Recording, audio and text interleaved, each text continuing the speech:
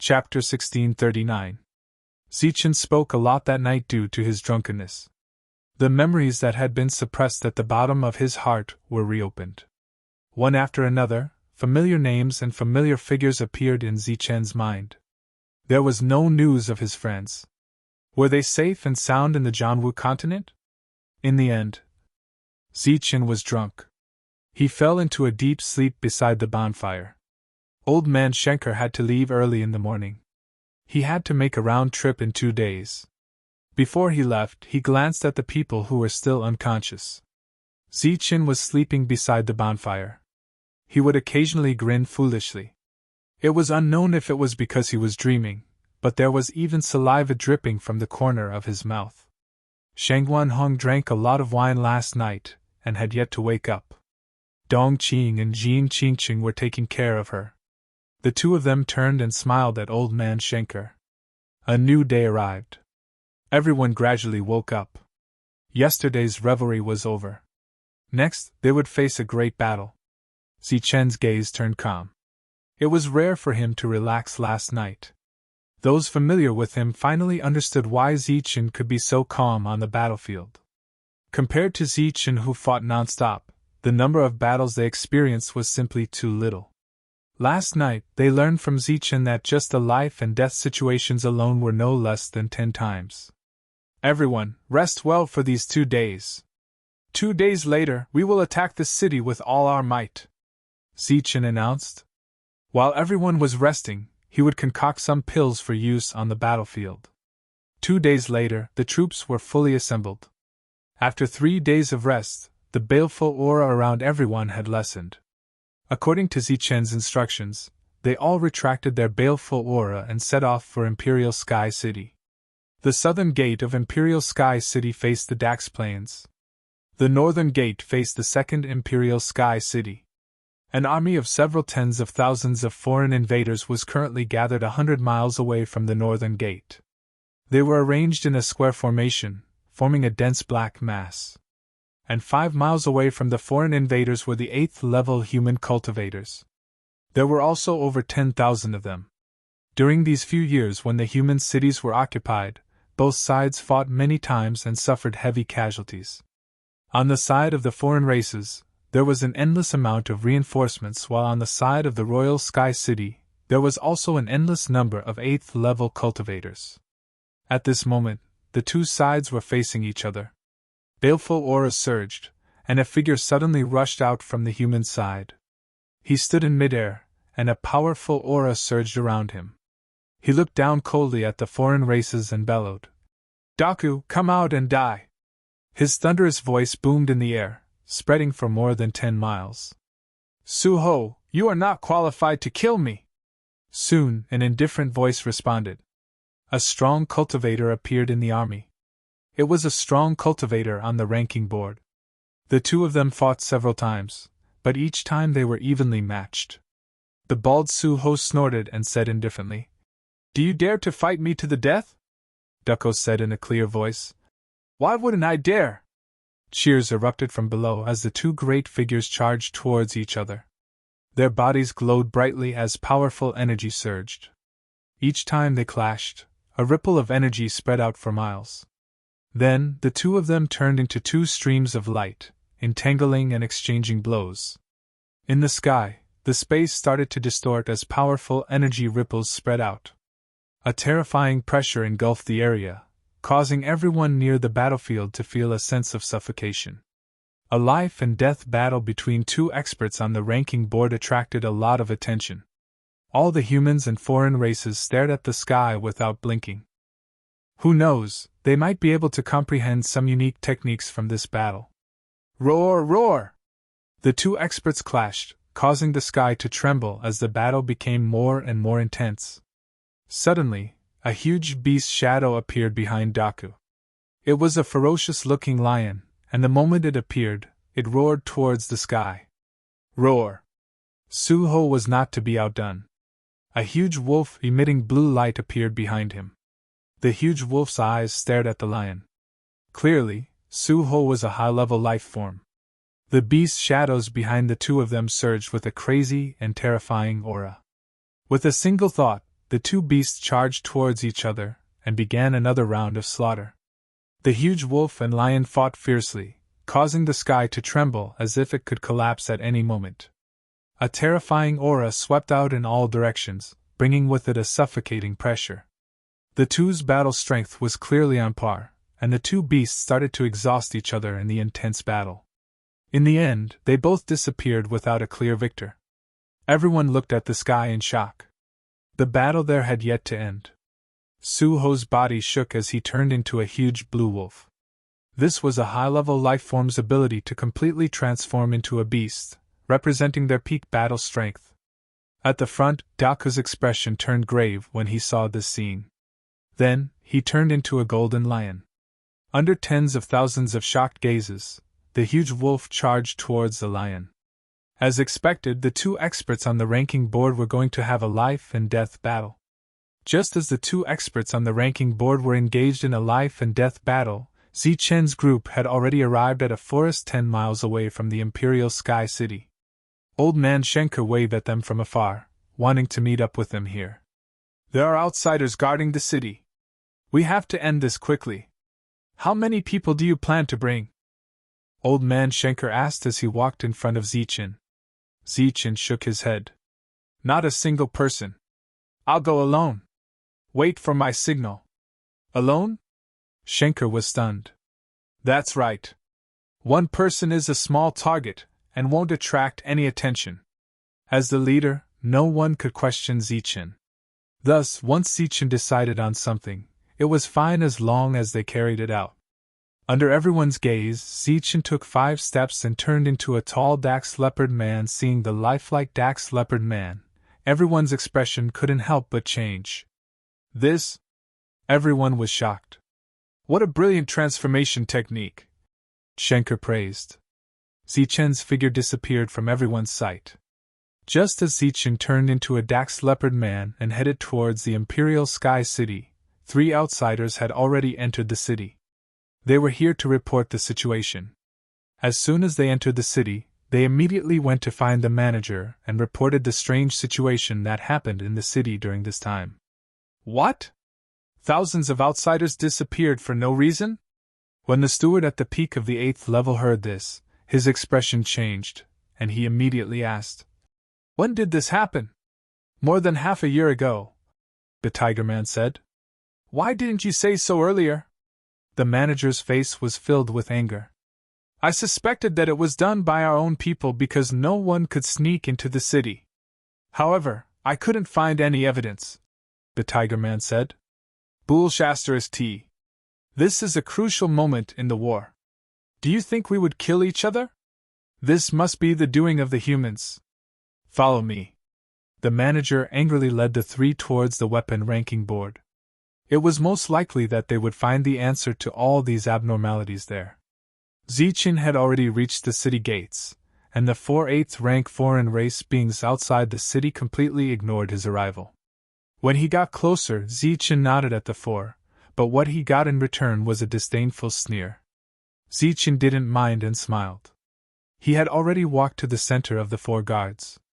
The 4 of them still didn't move. Zichen suddenly stopped. A sheathed saber appeared in his hand. His right hand gripped the hilt tightly, and he suddenly exerted force. Whoosh! A crisp but not loud sound of the saber being unsheathed rang out. 4 saber lights appeared in 4 directions around Zichen, heading straight for the 4 8th rank guards. Zichen's attack was too fast. The 4 guards didn't even have time to react. The saber lights flashed past and 4 heads flew high into the air. The 4 guards were beheaded before they could even react. Blood spurted out continuously. Sheathing the saber again, Zichen looked forward. There were other guards in the city passageway. They all stared fiercely at Zichen. One of the 8th rank guards said coldly, "Leopard Man, you dare to behave atrociously here. No matter which race you are from, you will be exterminated." Zichen didn't say anything. He tapped his foot lightly and rushed towards the city passageway. "Kill!" Several 8th rank guards shouted. Weapons appeared in their hands and they charged towards Zichen. Whoosh! Relying on his extreme speed, Zichen dodged the first 2 attacks. Once again, he reached the center of the four guards and unsheathed his saber again. The shining saber lights split into four and went straight for the necks of the four guards. Puff! Puff! Puff! Puff! Puff! Four heads flew high into the air. Blood spurted out. Zichen had already rushed into the depths of the passageway. The saber lights continued to flash. Another alien guard fell. Puff! Another head flew up into the air. This was the 10th non-humankind guard that had fallen. When Zichen walked out of the passageway and entered the city, there were already 18 corpses behind him. These 18 people were all 8th rank guards. Looking at the familiar city, Zichen took out a signal cylinder. As he injected energy, a beam of light shot into the sky. The signal exploded in the sky. Shuntian and the others rushed towards the city. During this time, Zichen had to guard the city gate and make sure it didn't close. Schenker said that as long as he guarded the gate and made sure it didn't close, the defensive formation wouldn't be able to activate. Zichen stood below the city gate. He heard the sound of air being torn apart and angry shouts. Sensing the abnormality, the aliens started to gather. There were already 15 of them charging towards Zichen. You dare to cause trouble? Die. Go to hell. Zichen didn't transform into a human. He was still in the form of a Dax leopard. So, in the eyes of the aliens, he was a troublemaker. In the history of the aliens, there was no lack of such existences. But most of them came for revenge. They were looking for a certain person or race. Attacking an entire city like this had never happened before. In their eyes, a leopard man who dared to attack all the aliens in a city was a man. Kill! 15 foreign races charged towards Zichen. Among them, only 2 were at the 8th tier, while the rest were all at the 7th tier. Their bodies flashed with all kinds of energy light, which emitted a powerful aura. Their eyes were filled with cold killing intent. Zichen gripped the scabbard tightly with his left hand and placed his right hand on the hilt of his saber. He stared coldly at the aliens. The distance between the two sides was getting closer and closer. The aliens all tapped their feet and flew into the air. Zichen's pupils constricted. At this moment, he unsheathed his saber. P.S. Writing isn't easy. If you feel that you can continue reading this book, please come to the main website to support middle-level Ma-Du and give me a VIP subscription. The book has been open for 680 days. It has been 22 months. Now it has 1 million words. A subscription is about 5 yuan a month. Chapter 1640. Whoosh! He unsheathed his saber and a resplendent saber light flashed. A saber light that was over 10 meters long swept forward with an indomitable momentum. The 15 foreign races who were in the air tried to defend themselves with their weapons. However, the blade was imbued with an immense amount of power, and it sliced through their bodies in an instant. 6 of them swayed and quickly retreated. As for the other 9, they lost all signs of life and fell to the ground. This was the power of a single saber. 9 were killed and 6 were forced back. Zichen sheathed his saber and a spear appeared in his hand. The spear flashed with a dazzling silver light. He took a step forward and left the city gate. His body was like a bolt of lightning as he shot forward. The dazzling silver light flashed among the remaining 6 outsiders. Zichen struck out 8 times with his spear. 2 clanging sounds rang out. The silver light dissipated. Zichen retreated back to his original position. Looking ahead, the remaining 6 outsiders were also standing in different positions. There was a bloody hole in each of their throats. Their eyes widened as they stared in disbelief at the Dacus leopard man, who was only at the middle stage of the 7th stage. The first group of 15 outsiders had died. The spear stabbed into the ground. Zichen stood beside Zichen. His left hand held the scabbard in front of him, while his right hand slowly rested on the hilt of his saber. Another group of outsiders flew over. When they saw the corpses on the ground, they couldn't help but be stunned. Then, their eyes filled with killing intent as they charged at Zichen. Behind Zichen was the tunnel. He couldn't take a single step back. Fortunately, he didn't retreat. Whoosh! The saber was unsheathed again. A bright saber light flashed past, and the 5 outsiders who had just leapt into the air were directly cut in half. Before the corpses fell from the sky, the saber was already back in its scabbard. Zichen grabbed the spear and swept it forward. A large amount of silver light scattered. The rest of the outsiders were all swept away. If they didn't die, they were heavily injured.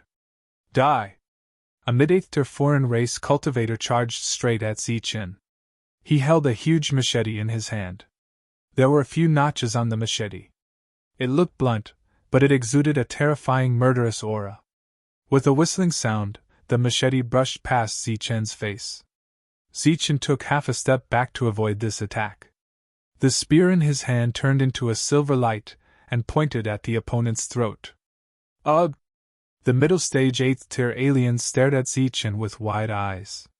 He simply couldn't believe that this leopard man, who was an entire realm lower than him, had dodged his sure-hit attack. Bang! The middle-stage level 8 alien's body shriveled up and fell backward. Zichen's consumed energy was replenished.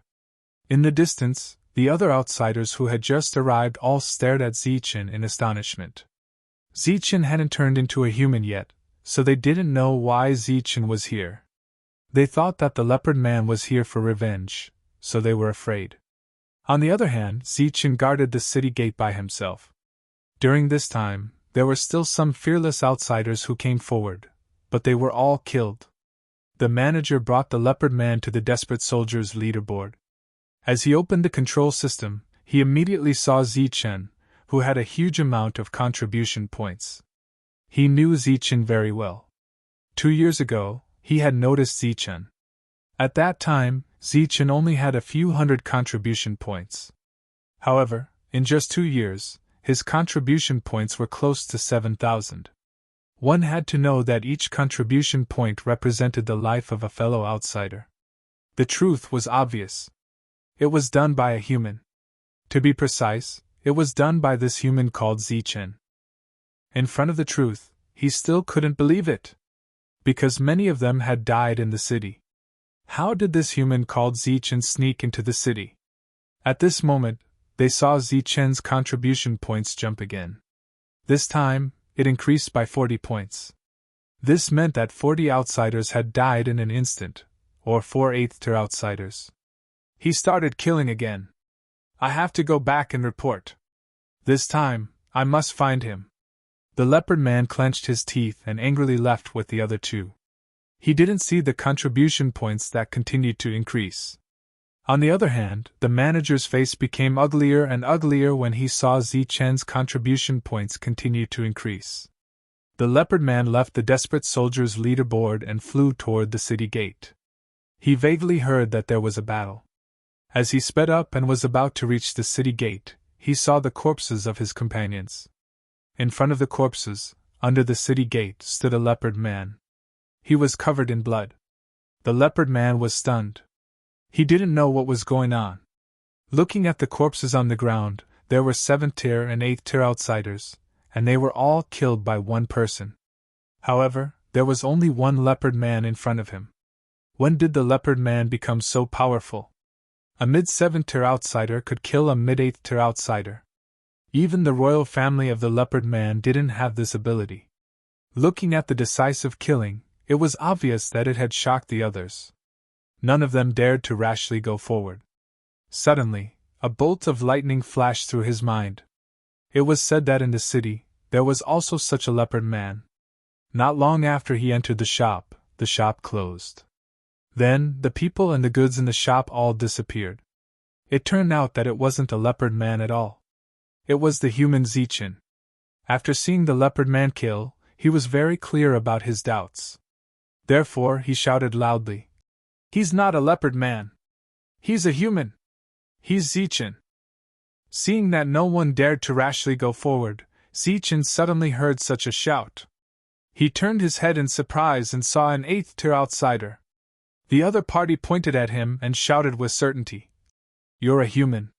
You're Zichen." Looking at the direction the other party came from, Zichen vaguely guessed why the other party called out his name. He smiled faintly and said, "Congratulations, you're right." Thus, under the watchful eyes of the leopard men, Zichen magically turned into a human. To them, this was indeed a miraculous scene. The other races came to their senses. Their eyes were filled with boundless killing intent as they charged toward Zichen. This was the difference. If Zichen was still a leopard man, they would be very frightened and not dare to rashly go forward. However, Zichen was a human. Both sides were already enemies. Even if this human was very strong, he still couldn't intimidate them. Kill. But soon, an even louder and more earth-shaking shout rang out. A group of humans suddenly rushed into the city. Almost 1,000 humans entered the city through the city gate. Then, they saw Zichen and the large number of corpses around Zichen. In just a short 10 miles, they killed so many of the other races. This shocked everyone. Seeing almost 1,000 humans, the expressions of the other races changed greatly. The humans didn't stop and directly charged toward the other races. As the armor-piercing weapons showed their might, the other races fell one after another. Even the 8th stage Tiger Man who saw through Zichen's identity was slashed in half by Manshur. There are humans attacking the city. Quickly send the signal. Quickly send the signal and call the experts back. The other races in the city shouted. Then, one signal after another was shot into the sky. Over 1,000 people came in. Zichen coldly said, "Quickly close the city gate." The city gate was slammed shut. Zichen led his people and charged into the city. The two experts on the rankings were still fighting. The cultivators on both sides couldn't take their eyes off the battle. They were extremely shocked by the strength of the experts on the rankings. Suddenly, from the direction of the Imperial Sky City, a bright light beam shot out and exploded in the sky. Then, more and more light beams rang out. This was the signal for help unique to the other races. It meant that something big had happened in the city. Daku frowned and said, "Send someone to take a look."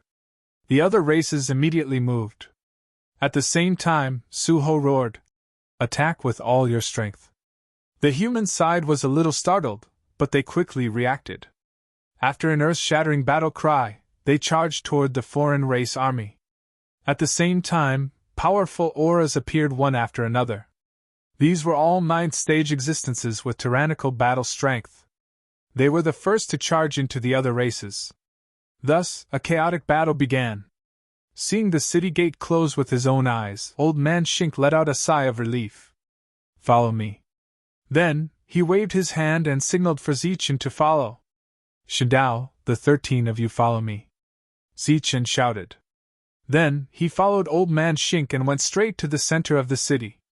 Shindao and the other 13 people were the ones who obtained the wood protector cultivation technique. They were all in the middle of the 7th stage and had tyrannical battle strength. Along the way, they killed all the cultivators of the other races they encountered. Including Zichen and Old Man Shink, this was a team of 15 people.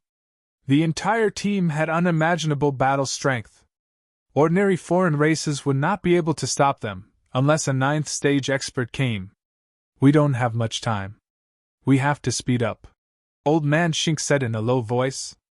The signal had been sent. For 9th stage experts, a mere 100 miles was nothing. The 9th stage of the other races could arrive at any time. Zichen walked in front, unsheathing the black saber in his hand. Groups of foreign races fell to the ground and died. The group flew toward the center of the city at extreme speed. Die! An 8th stage foreign race expert rushed out from the darkness. He roared and charged toward Zichen. Pfft! Zichen shook the long spear in his hand and directly used the power of space to dissolve the 8th stage attack. Then, he pointed the spear at the foreign race expert's chest. At the same time, Zichen pulled out the saber in his right hand and slashed to the side. Another 8th stage foreign race expert was beheaded. Manshur, who came next, also beheaded a foreign race expert who attacked Zichen from the side. There were not many foreign races in the city, but there were still some 8th stage guards. At this moment, they guessed the purpose of Zichen and the others and came to stop them. No one was idle. Shindao and the others were also killing non-stop. One foreign race expert after another fell in front of them. However, these foreign races were not afraid of death. They kept attacking the team of 15 people. After killing all the way, they finally reached the center of the city. Old Man Shink said excitedly, "Let's go in. The great city defense array is inside. Please don't let it be 9th stage." Zichen looked worried. "Don't worry. It hasn't been there until now. It's definitely." Old Man Shink was full of confidence. However, in the next moment, he seemed to be choked by someone and his words stopped.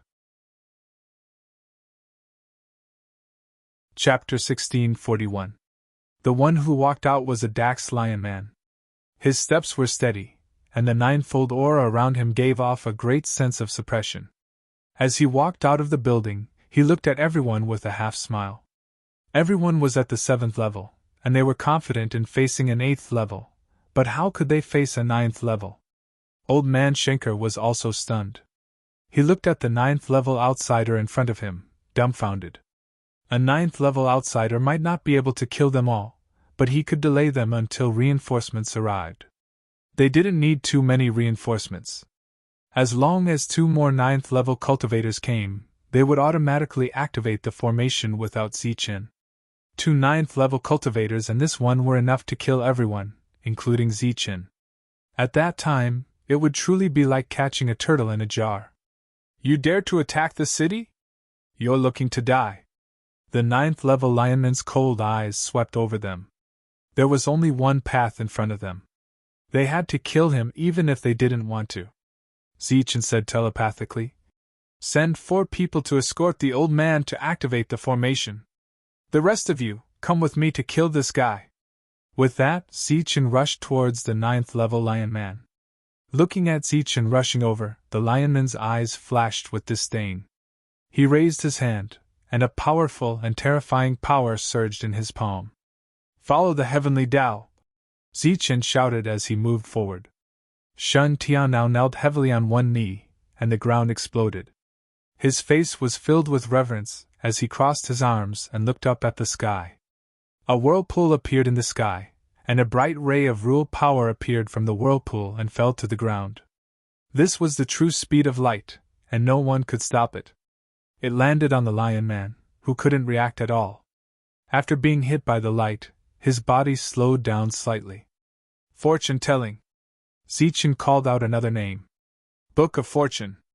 Immediately after, the voice of fortune telling rang out. A whirlpool appeared in the sky, and a thick book slowly appeared from the whirlpool. It was the Book of Fortune, but compared to the outside world, it was very blurry. As the fortune teller muttered to himself, the book in the sky opened a page, and a bright light exploded. Sleepy. This time, the Book of Destiny did not predict life and death. Instead, it allowed the Book of Destiny to emit a ray of light that could trap people. However, this so-called entrapment was only to slow down the ninefold lion man's speed. With the huge gap between their realms, it was impossible to truly trap it. Boom! The energy around Barbarian sure surged as he transformed into a steel giant. He lifted his leg and stomped towards the lion man. Beside him, the vertical pupil on Wu Xie's forehead opened, and a beam of death shot towards the lion man. Swoosh! Swoosh! Swoosh! Shang Guanhong raised his hand and released a large amount of green light. These green lights were like tree seeds. After landing on the ground, they drilled into the hard ground. In the next moment, they broke out of the ground and turned into vines. The vines wrapped around the feet of the ninefold lion beast man and spread upwards. During the process of extending, barbs grew out of the vines, but these barbs couldn't break through the ninefold lion man's defense. This was the difference between the battlefield of despair and the Zhanwu continent. In the Zhanwu continent, these trees could become towering ancient trees, but here, they were only vines. Even so, he still had to thank Shomu for teaching him a special cultivation method. The dark screen turned into a black cloud and shrouded the ninefold lion man. The hidden mist's body completely turned into a phantom as it rushed towards the ninefold lion man. In Dongqing's Sea of Consciousness, A bolt of lightning rushed out and went straight for the ninefold lion man. Just as everyone launched their attacks, a few people escorted Old Man Schenker and flew towards the building from another direction. Everyone's attacks were almost the same. It took a long time to describe, but in fact, it was almost instantaneous. The lion man's raised palm also fell in an instant. His target was Zichen. He was sure that this blow could kill this human. Boom! A huge palm print appeared on the ground, but there was no human figure in the print. With an instant burst of speed, Zichen had already flashed behind the lion man and unsheathed his saber. The saber slashed towards the lion man, but a layer of light appeared on the lion man's body as a conditioned reflex. However, this light didn't block Zichen's saber. With a slash, a wound appeared on the lion man's body. This was the armor-piercing effect of the saber. Right on the heels of that, Zichen's figure constantly flashed around the lion man as he slashed out again and again. Under such circumstances, only the saber's attacks were effective. Among Zichen's attacks, some could break through the lion man's defense, while others were repelled. As for whether they could break through the lion man's defense, it all depended on when the black saber's armor-piercing special effect was activated. Just as Zichen attacked, the others' attacks landed on the ninefold lion man, but they couldn't break through his defense. Roar! The ninefold lion man let out a deafening roar as a powerful force surged. Under this force, the energy restraints of heavenly Tao and destiny telling were instantly broken free. The two of them coughed out blood from the backlash. Manshur was sent flying by the lion man's punch. It was unknown if he was dead or alive. Strength surged as the vines wrapped around his body exploded one after another. The shattered vines shot out in all directions like hidden weapons, sending several people flying. The ninefold energy completely erupted. The nearby people were instantly sent flying by this energy, coughing out large mouthfuls of blood. Apart from Zichen, everyone was sent flying. The perfect body was completely stimulated as he barely managed to block the energy blast. The ninefold lion man was very powerful. No one could kill him. Due to the other party's keen perception, Chen had failed several times with Dragon Spike. And this time, if he were to be repelled again, the ninefold lion man would storm into the building and kill Old Man Schenker and the others. If that were to happen, their entire plan would fail. At that time, everyone would die. At that moment, Zichen had a chance in front of him. It was a chance that he could perish together with the ninefold lion man, but he could save everyone. Time didn't allow Zichen to consider. Therefore, he gritted his teeth and his body shimmered with resplendent golden light. The power in his body instantly erupted. He held Dragon Spike tightly in his hand and stabbed it at the ninefold lion man's back. When Dragon Spike stabbed forward, a vortex appeared outside the lion man's back. This vortex was the key to Dragon Spike ignoring defense. Once it successfully stabbed in, the ninefold lion man would be severely injured even if he didn't die. However, the key question was whether Zichen could successfully stab in. Because at that moment, the ninefold lion man keenly sensed danger. He didn't even have time to turn around. He clenched his fist and punched behind him. The power of this punch was indescribable. If Zichen was hit, his head might explode. However, if Zichen dodged, all of them would die here. In the distance, two figures appeared. Viper looked at the crazed Zichen and couldn't help but be moved. This is mutual destruction. He will die. Shomu nodded, but soon shook his head. No, he won't die. As soon as he finished speaking, Shomu raised his hand and pointed a finger. A beam of light shot out from his fingertip. Shomu, who was less than the first layer, had no effect on the ninefold lion man. But he was very confident that Zichen wouldn't die. That ray of light fell on the body of the ninefold lion beast man. The latter's figure suddenly swayed slightly, and that fist that contained 100% of its power and explosive speed suddenly stopped. It was just a moment, not even a tenth of a breath. But at this critical moment of life and death, a slight pause was enough to change the entire battle situation. Pfft! The dragon spike smoothly pierced through the spatial vortex, ignoring any defense. And Zichen, whose head should have exploded with a punch, immediately let go of the dragon's spike and tilted his head back because of the ninefold lion man's paws. The terrifying punch directly brushed past the tip of Zichen's nose. Zichen retreated again and again, dodging the attack. His pale face was filled with lingering fear. The others, who were in despair, immediately reacted and continued to besiege the ninefold lion man. Zichen gasped for breath. He felt a little strange in his heart. Why did the opponent's attack suddenly pause? The dragon's spear appeared in his hand in the next moment. Then, he sent it into the ninefold lion man's body with all his strength. After his heart was pierced, the ninefold lion man's strength was greatly reduced. The defense around his body was also reduced to the limit, so the dragon's spear easily broke through his defense. The dragon's spike just now had almost extracted 100% of Zichen's energy. Now, with the dragon's spear, Zichen's body had a little bit of strength again. Time seemed to have stopped. There were a total of 10 weapons stabbed into the ninefold lion man's body. He slowly lowered his head and looked at the strange weapon that had pierced his chest first. His eyes were filled with disbelief. One had to know that he was a ninefold lion man, a powerful ninefold lion man. He still had many powerful techniques that he had not used, such as summoning a totem beast shadow or complete beastification. He had never taken these humans seriously, but this strange weapon had somehow pierced through his body.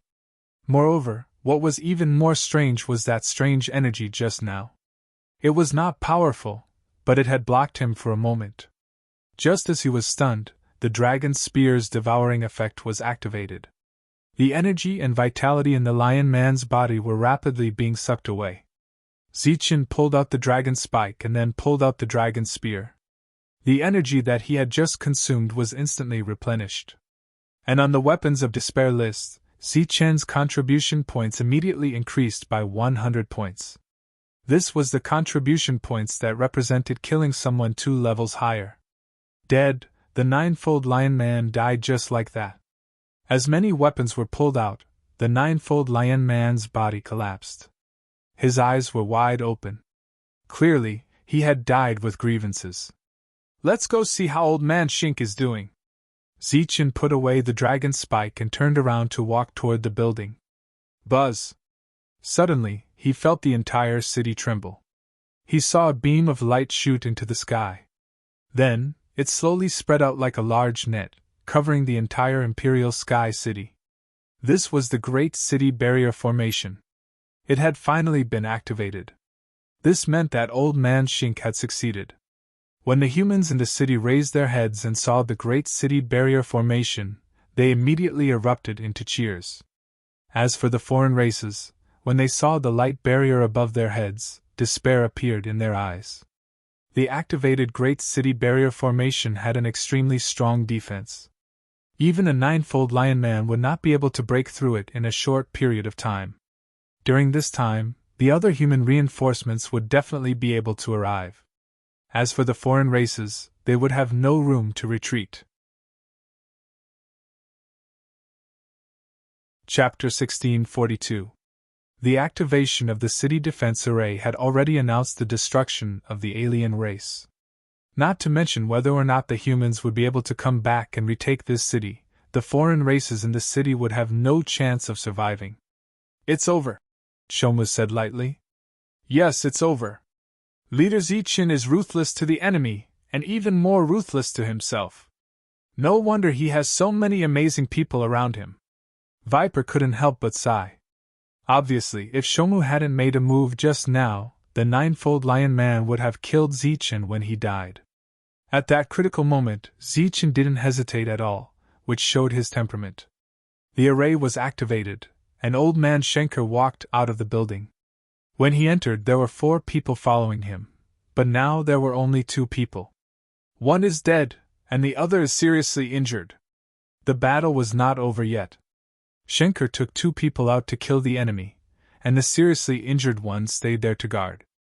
Zichen glanced around and saw the body of one of his companions, one of the 13 people.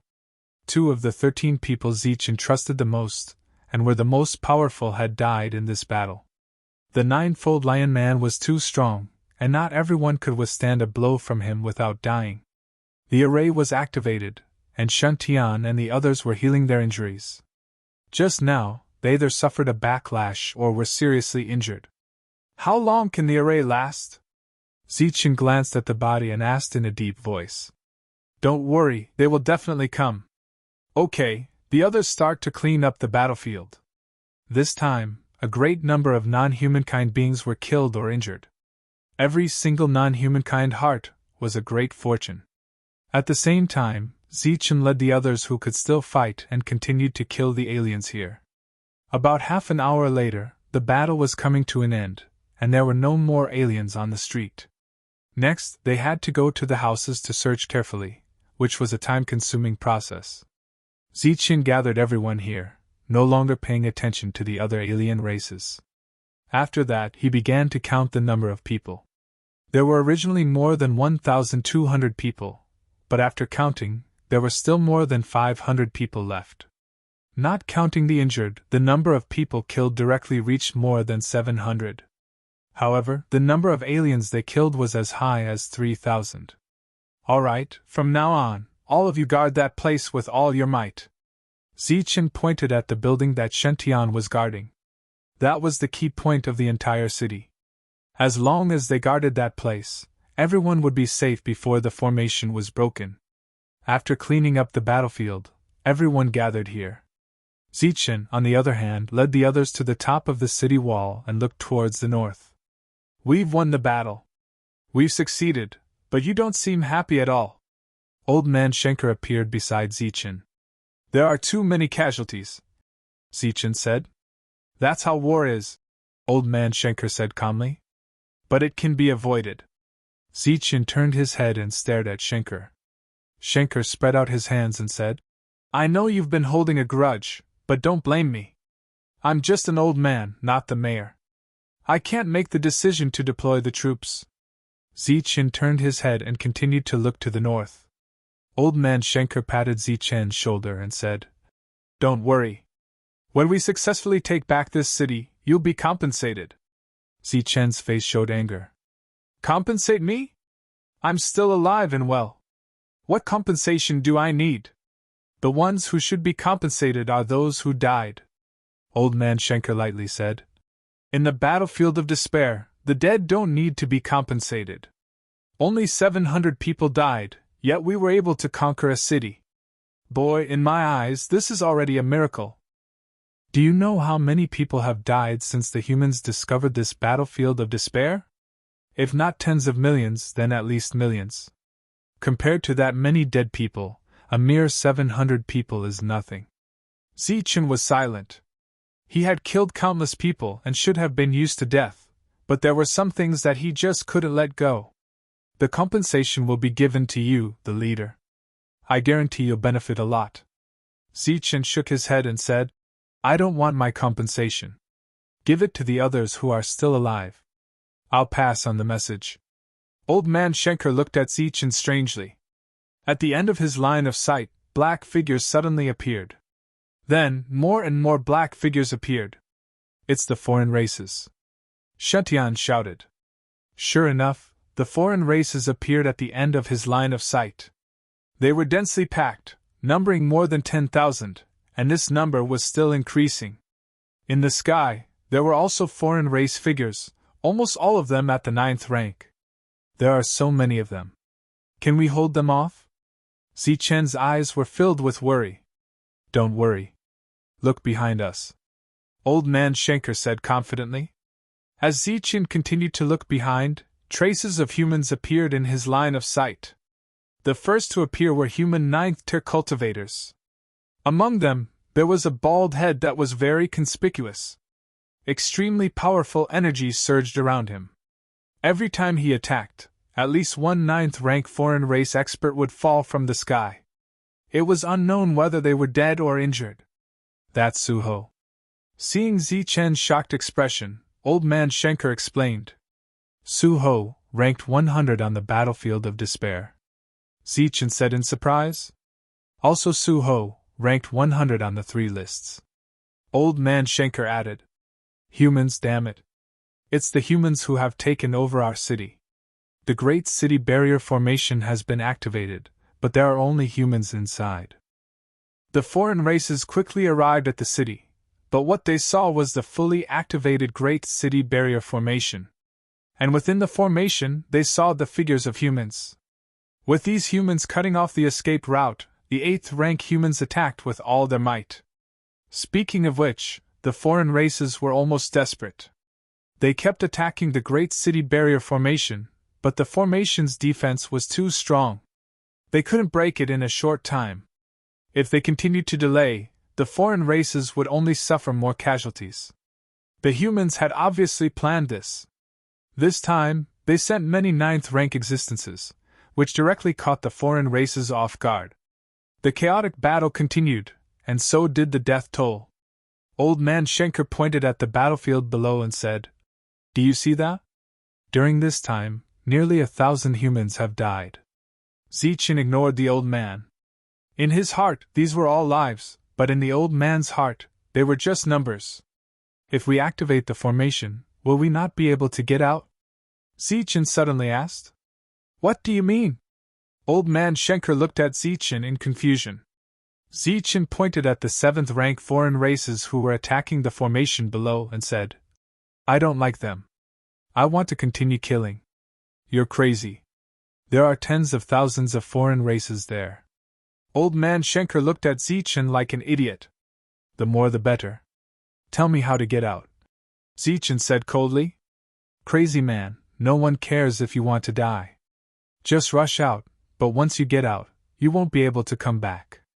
Zichen obviously didn't hear the latter part of the words. He had already jumped down the city wall. When the foreign races saw a person appear in the sky, they all attacked. In an instant, hundreds of attacks landed on Zichen.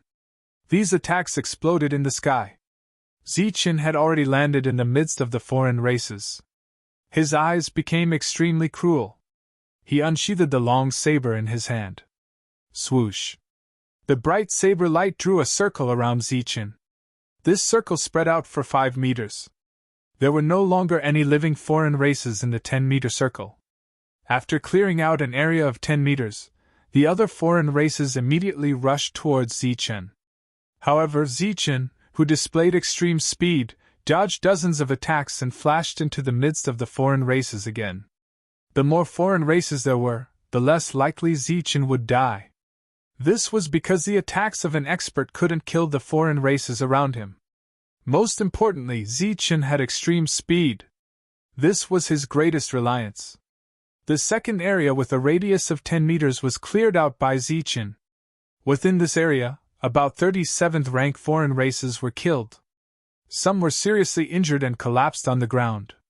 Spread out, spread out. An 8th rank foreign race shouted. Then, they rushed towards Zichen.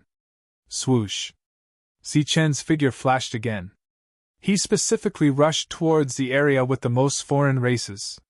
When he appeared, he unsheathed the saber while the surrounding people were unprepared. On the city wall, everyone could clearly see Zichen's attack. They were all amazed by Zichen's speed. Old Man Schenker was so shocked that he couldn't say a word. Speaking of which, he had never seen such a killing method before. Seeing that Zichen was using it so skillfully, it was obvious that this wasn't the first time he had done it. There were too many foreign races, but they couldn't do anything to Zichen. Their greatest advantage in numbers had become their greatest obstacle at this moment. The few people on the city wall felt their blood boil. Shuntiandio licked his lips and said, "It feels like we're back in the Nether Realm. I really missed that time. Speaking of which, my hands are itching."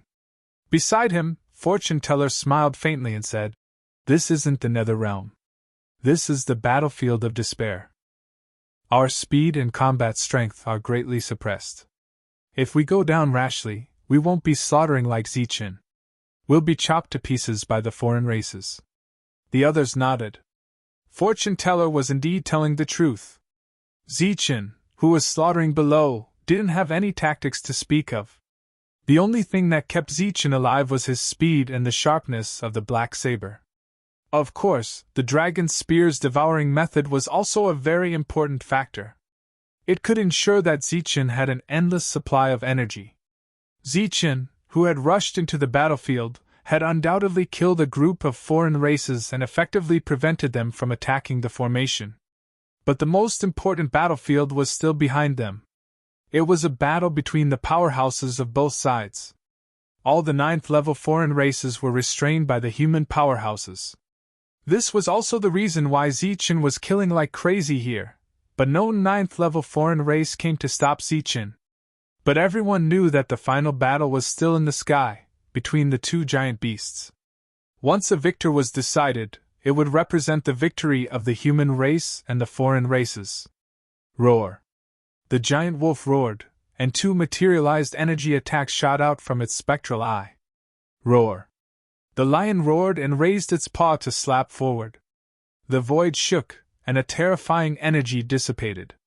The 2 beasts fought again, and blood rained down from the sky. This battle was very tragic. The giant wolf's abdomen had a deep wound, and blood spurted out from the wound. As for one of the lion's claws, it was cut off. The battlefield below was just as tragic as the battle in the sky. In the end, the lion was no match. With a wail, it fled with serious injuries. Roar! The giant blue wolf roared to the sky, looking down at the battlefield with the posture of a victor. The lion fled, and the foreign races below also lost their will to fight, and began to flee. In this battle, the humans had won a complete victory and took back their city. Chapter 1643. Due to Jean Shure's defeat and escape, the entire foreign race army had lost their morale and completely collapsed. They no longer tried to attack the great city barrier formation in vain and instead ran around the city towards the Dax Plains. During this period of time, the humans were still chasing after them. Because all of the 9 heavens were either tied down or focused on escaping, no one paid any attention to Zichen. Thus, during the chase, Zichen was like a fish in water, killing happily. His contribution points were rapidly increasing. Die! A cold shout rang out as the silver spear stabbed into the back of a foreign race's heart. Then, the spear began to devour and feed back energy. Zichen, who had expended a lot of energy, was instantly replenished. Seeing that the humans had expended a lot of energy, the other foreign races who were gradually gathering towards Zichen were all dumbfounded when they saw this scene and turned to run. Zichen smiled coldly and pulled out his saber, drawing another perfect saber-light circle. This time, they chased all the way to the Dax Plains. Along the way, the foreign race army had suffered heavy casualties. The humans swept away their previous grievances and killed to their heart's content. However, once they entered the foreign race's territory, the army stopped. However, there were still some humans who chased after them. The situation had already stabilized. If they continued to chase, they might be at a disadvantage. Su-ho brought his people back to Imperial Sky City. Old Man Shink received the news and closed the Great City Barrier Formation, allowing the army to enter the city. Right now, only the surviving humans were left in the city. They gathered together and witnessed the arrival of the human army. The leader Su-ho walked over. His gaze swept across everyone as he nodded and said, "Well done." Around Su-ho, there was an invisible pressure. This pressure fell on the 7 heavens, causing them to feel suffocated.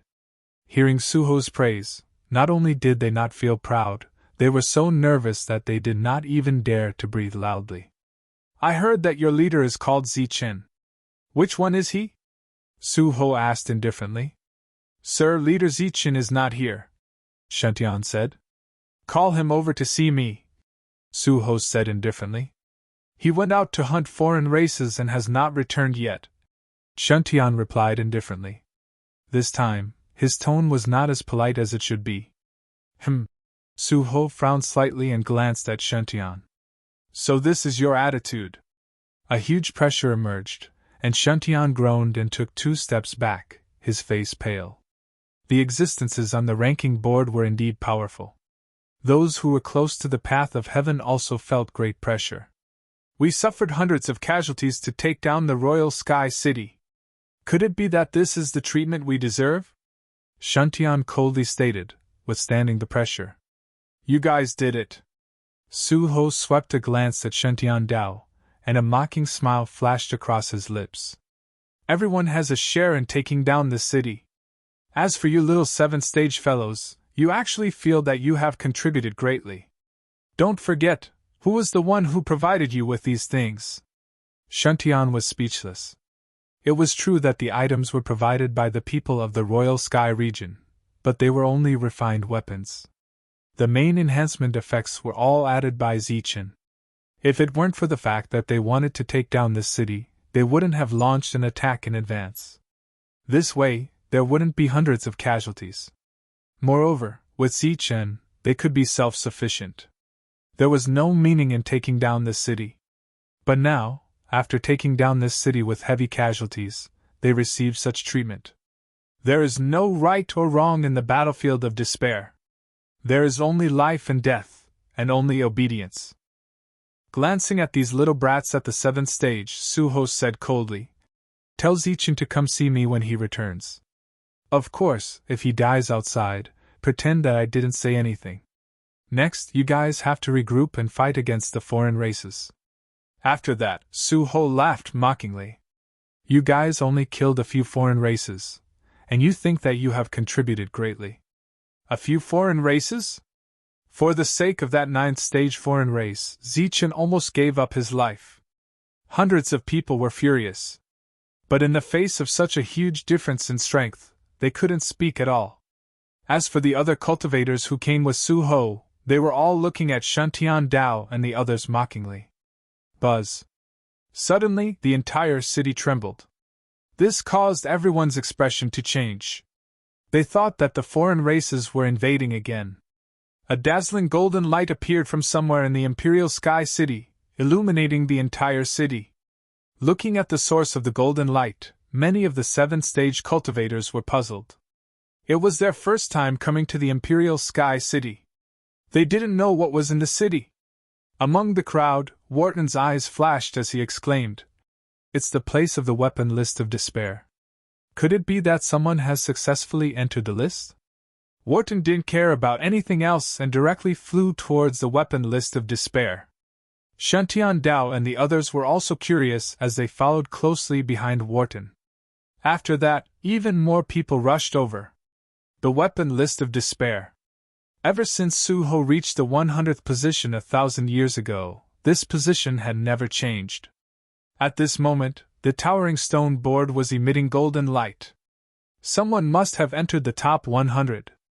And the most likely possibility was to squeeze into the 100th position, squeezing out Su-ho's name. Normally, those 8th or 9th stage cultivators wouldn't care. But now, killing a 7th stage cultivator wouldn't even increase their contribution points. Naturally, they wouldn't care about a mere 7th stage cultivator's ranking.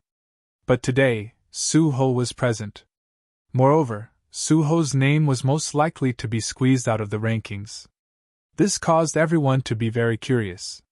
Hence, they all flew towards the weapon list of despair. The towering weapon list could be seen from afar. Usually, this was a pitch-black list with only the words on it being golden. But today, the entire list was emitting a dazzling golden light. Within the golden light, there were names representing powerful existences. The first name was Long Fei, and the golden words were resplendent. After that, the names were listed one by one. At the 100th position, Su-ho's name was Su-ho. Su-ho's current contribution points were 7,501. His name was still at the 100th position, not dropping at all. Looking at the weapon list of despair that didn't change, everyone was puzzled. Since the rankings didn't change, why was the board emitting golden light? Su-ho stood afar with a gloomy expression. He knew that it wasn't that the rankings didn't change, but that the time wasn't right. It should be him. After closing the grand array, Old Man Schenker rushed over, looking at the board with anticipation. The weapon list of despair trembled again, and the golden light on the list became even more dazzling. But this time, the 99 names on the list were all restrained. Only Su-ho's name was still shining with golden light. Su-ho's 2 words were resplendent and dazzling. This represented the glory of the past. Even if it was about to fade, it was still shining with a dazzling golden light, telling people of the past glory. But Su-ho didn't think so. He felt that it was a kind of humiliation. Under the dazzling golden light, Su-ho's name faded, and the golden light also converged until it disappeared. The next moment, the golden light rose again. It went from dim to bright, and finally became dazzling, representing another shining star. A new name appeared in the golden light, Zichen. In front was Zichen's 2 words, followed by 7,502 contribution points. He was only 1 point away from Su-ho. Look, it's Zichen. Leader Zichen. Leader Zichen has entered the weapon list of despair. The crowd burst into waves of cheers.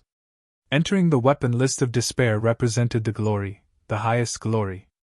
Some people deliberately raised their cheers after knowing that the name that was squeezed out was the Lord just now. Haha, who said that Leader Zichen is dead? Isn't he alive and well? He even entered the top 100 of the weapon list. Manshur laughed wantonly. At the same time, he glanced at Su-ho, whose face was somewhat ugly. A new generation replacing the old. Haha, a rising star. Mist-hidden Shadow laughed. Beside Su-ho, a rank 9 martial artist snorted. It's just a little contribution point. At most, we can say that this little guy is lucky. That's right, he's just a lucky little guy. The others nodded, and Su-ho's ugly face gradually eased.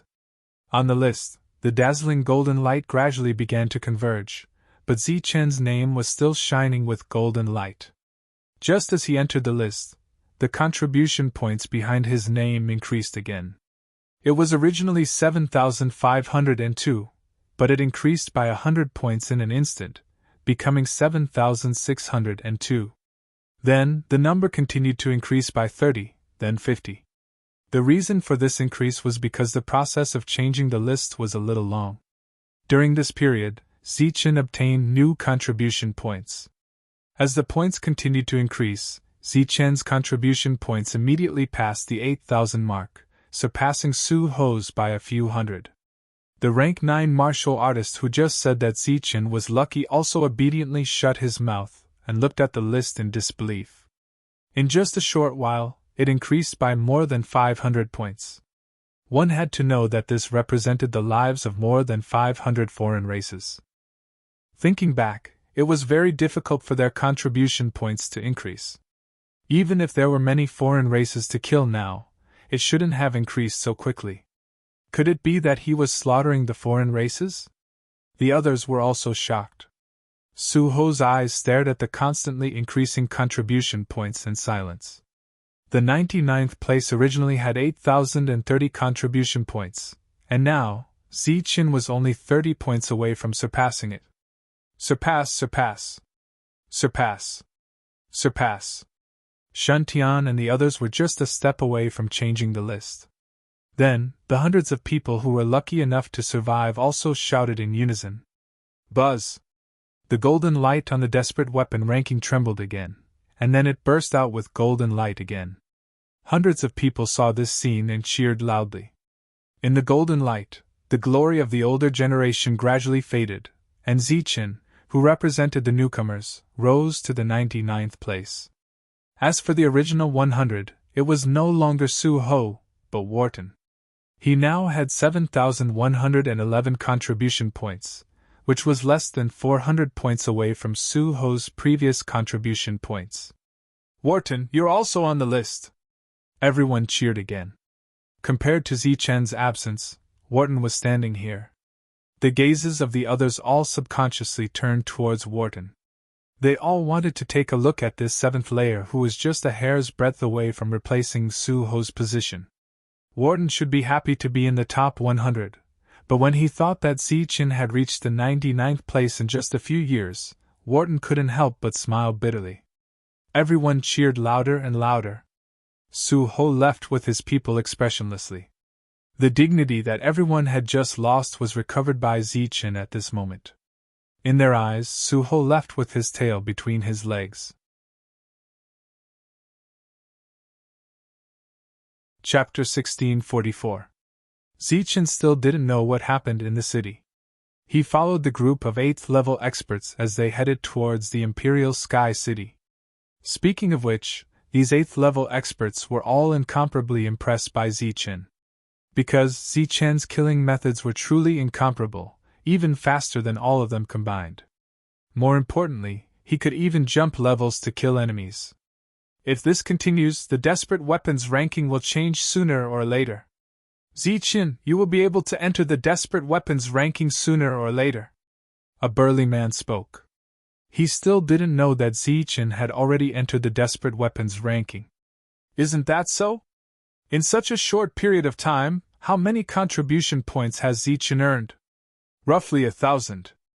Everyone chatted as they entered the Imperial Sky City. Zichen also extended an invitation. Everyone, we will hold a celebratory banquet tonight. Come and drink with us at that time. Just as they entered the city, the entire city was discussing the matter of Zichen entering the desperate weapons ranking. I've entered the desperate weapons ranking? Zichen had a look of astonishment on his face as he hurried towards the desperate weapons ranking. As expected, Zichen saw his name on the desperate weapons ranking. He didn't expect that he would be ranked 99, with Wharton at the 100th place. I guessed that you would come here. A voice rang out. Zichen didn't even turn his head as he replied. Your words will cause the hearts of many to turn cold. The person who came was a fortune teller. He could only calculate and not guess. Arriving in front of Zichen, the fortune teller spoke in a low voice. There might be trouble. What trouble? Zichen froze, not understanding what was going on. Since the battle had ended, it should be time to reward everyone. How could there be trouble? And even if there was trouble, it wasn't something they should be worried about. Those 9th level experts should be the ones to take care of it. They were only in charge of occupying the city.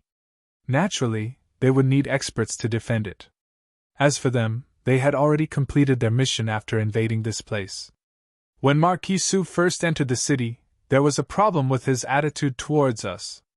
During that time, both sides had some disagreements. He seemed to be prejudiced against us.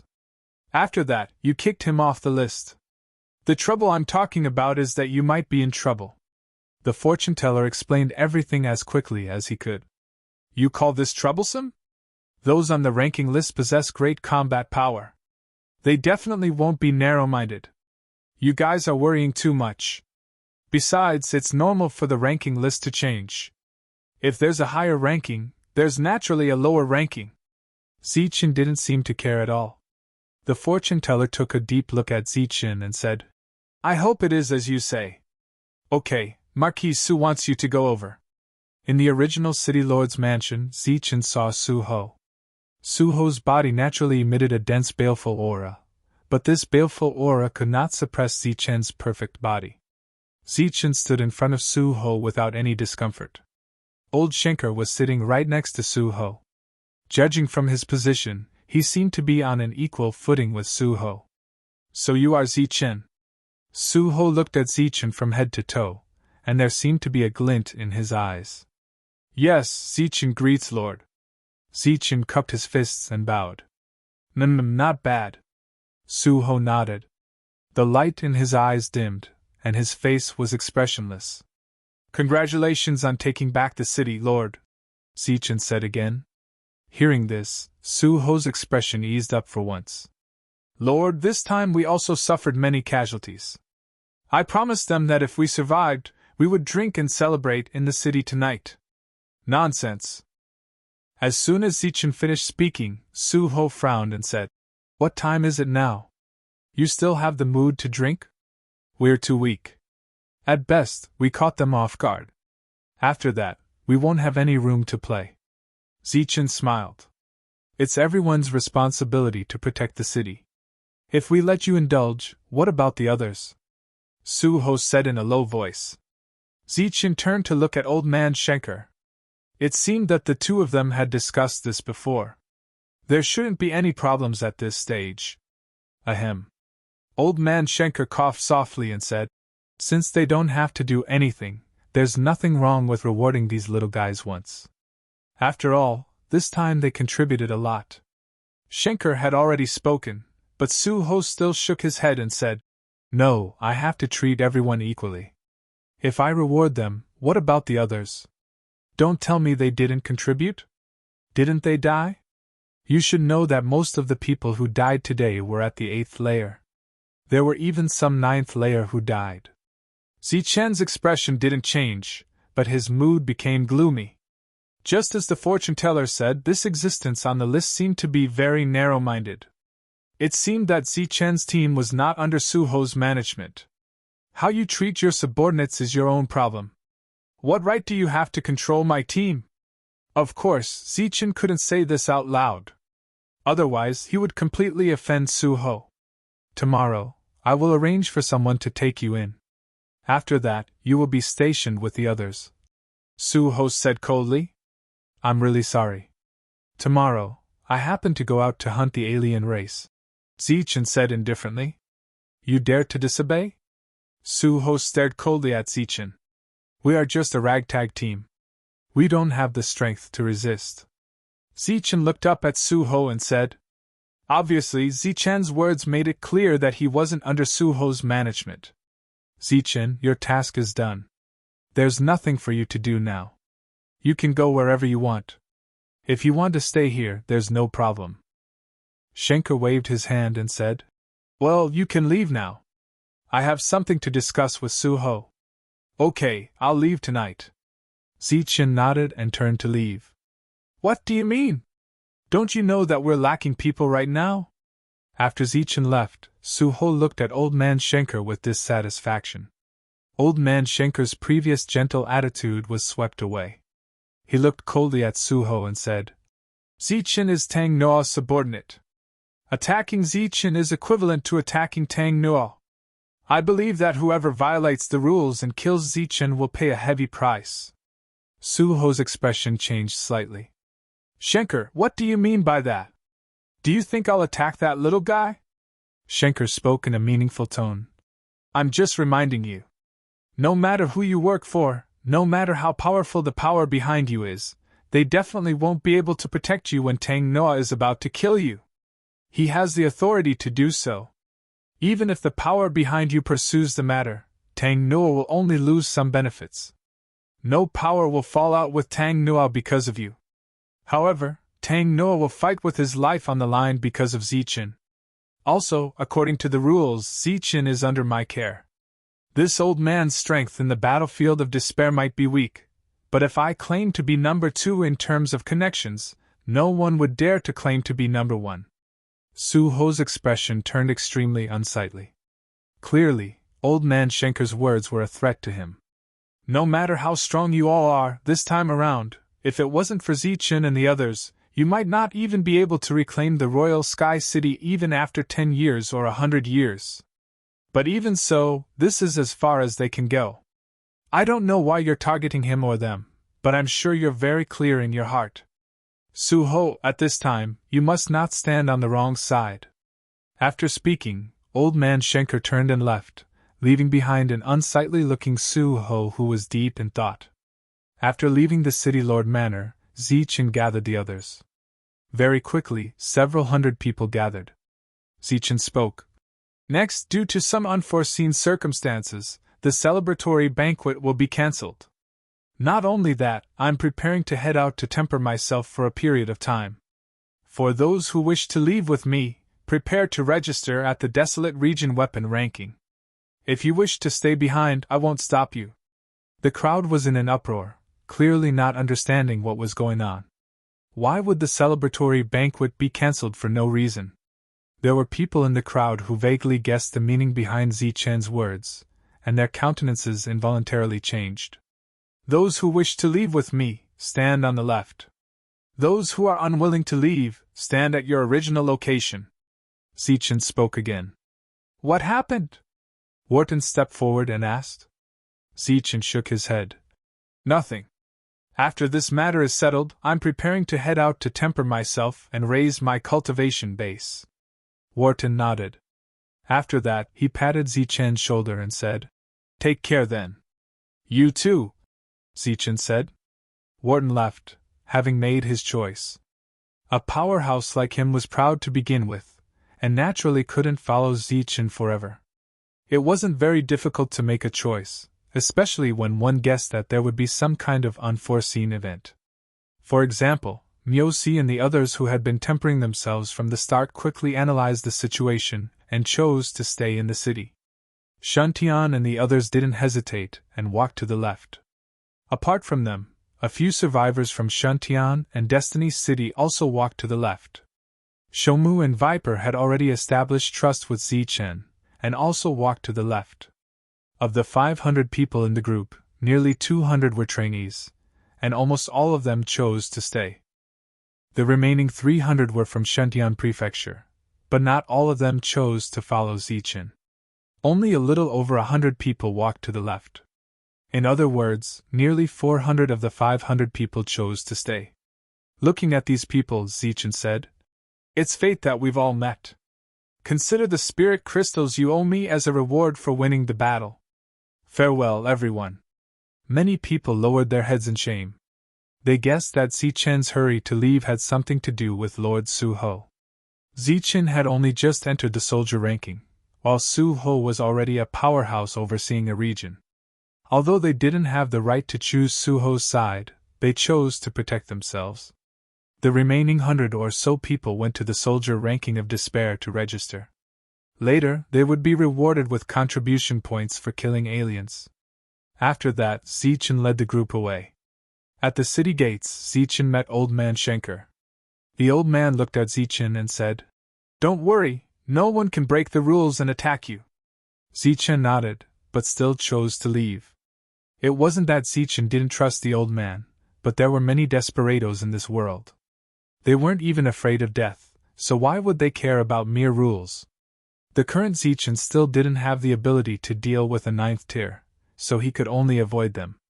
After leaving the Imperial Sky City, Zichen led the group directly to the Blackstone Mountains. They would be resting there for a period of time.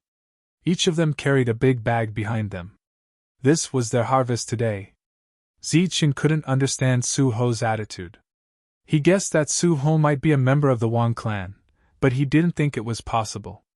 After all, no matter how powerful the Wang clan was, how could they bribe an expert on the soldier ranking?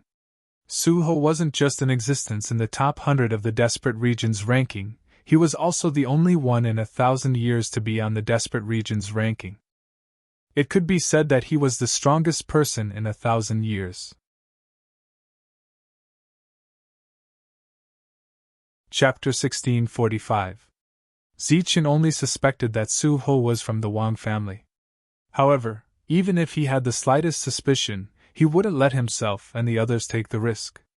Although he had never directly interacted with the Wang family, Zichen already knew that the Wang family didn't get along with the Shantian prefecture. Zichen could accept that the Wang family wanted to kill him because of the dragon spike. Killing people for treasures wasn't a big deal. It was very normal. However, Shantian, Fortune Teller, and the others didn't have any enmity with the Wang family. Yet, when they entered, they unexpectedly encountered the Wang family. What did that mean? It meant that the Wang family wanted to kill them. It couldn't be because of him, because the Wang family wouldn't be so senseless. The only possibility was that they had a grudge with the Shantian prefecture and hoped that all the geniuses who came would die inside, greatly weakening the Shantian prefecture's combat power. When they arrived at the Blackstone Mountain range, everyone began to recuperate. After today's battle, everyone was exhausted. Some were even injured. However, they had continuously traveled for several hours. This made Zichen feel somewhat apologetic. Zichen began to collect the alien hearts in everyone's hands. While everyone was resting and recuperating, he wanted to condense a new batch of lot ships for them to use. As for the spirit crystals and elixirs used by everyone, they were given to Shomu to condense. Cauldron Spirit had once said that Shomu could condense a spirit crystal with a drop of tree sap. This wasn't false at all. Zichen had seen it with his own eyes. Moreover, the spirit crystals condensed by Shomu weren't any weaker than ordinary spirit crystals. In fact, the quality was even better. This was because Shomu had extracted a lot of natural energy and injected it. While Dan Ding was condensing the lot ships, Zichen was refining the alien hearts at the side. In today's battle, other than entering the ranking, Zichen had also gained a lot. During the battle, he had obtained a few extra storage pouches. He had even filled these pouches with alien hearts. His perfect body had been completely stimulated. However, Zichen's physical body and the thickness of his energy were still far from reaching his current limit. Next, Zichen still needed to use the Devouring God's seal to refine the alien hearts and strive to reach his limit. As for the others, they couldn't stay here forever. He only needed to wait until Su Ho and the others left. Zichen believed that it was impossible for a ranker like Su Ho to stay in the Royal Sky City forever. Half a year, at most half a year, as long as the situation was stabilized, Su Ho would withdraw. That night, Dan Ding finished refining everyone's harvest. After Zichen traded with everyone for a very low price, they headed straight for the Dax Plains. Strength growth could not be achieved through cultivation alone. Combat was also a major factor in promoting strength growth. Now that the non-humankind army had all retreated to Dax Plain, this place was bustling with activity again. Increasing his strength was one of the reasons. Another reason was that Zichen didn't want Su Ho to live too comfortably during this period. Since old Schenker had promised that no one would break the rules and kill him, Zichen would have to put some pressure on those with ulterior motives. Right now, he was ranked 99th, and his contribution points were as high as 8,000. He was only 3,000 points away from the first place on the list, Long Fei.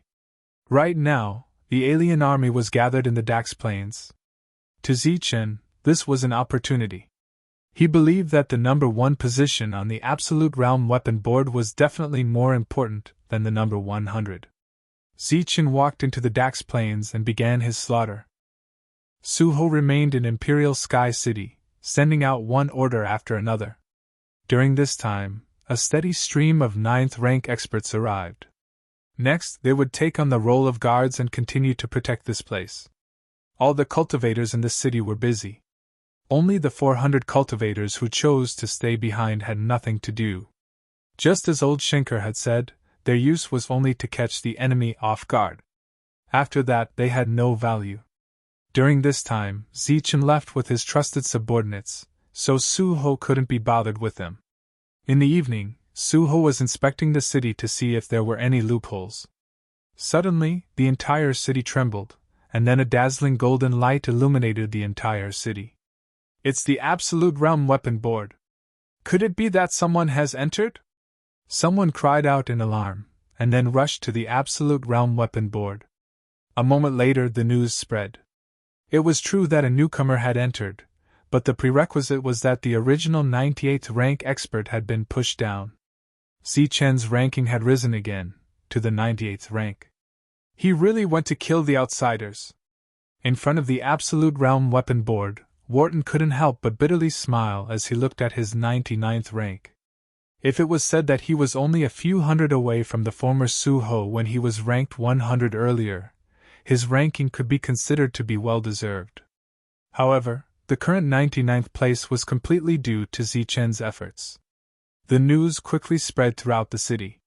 Su Ho, who was still patrolling, turned back to the city lord manor with an unnatural expression. On this day, the outsiders didn't attack the city. The next day, the alarm sounded. The scouts found the outsiders gathering 10 li away, seemingly preparing to attack the city.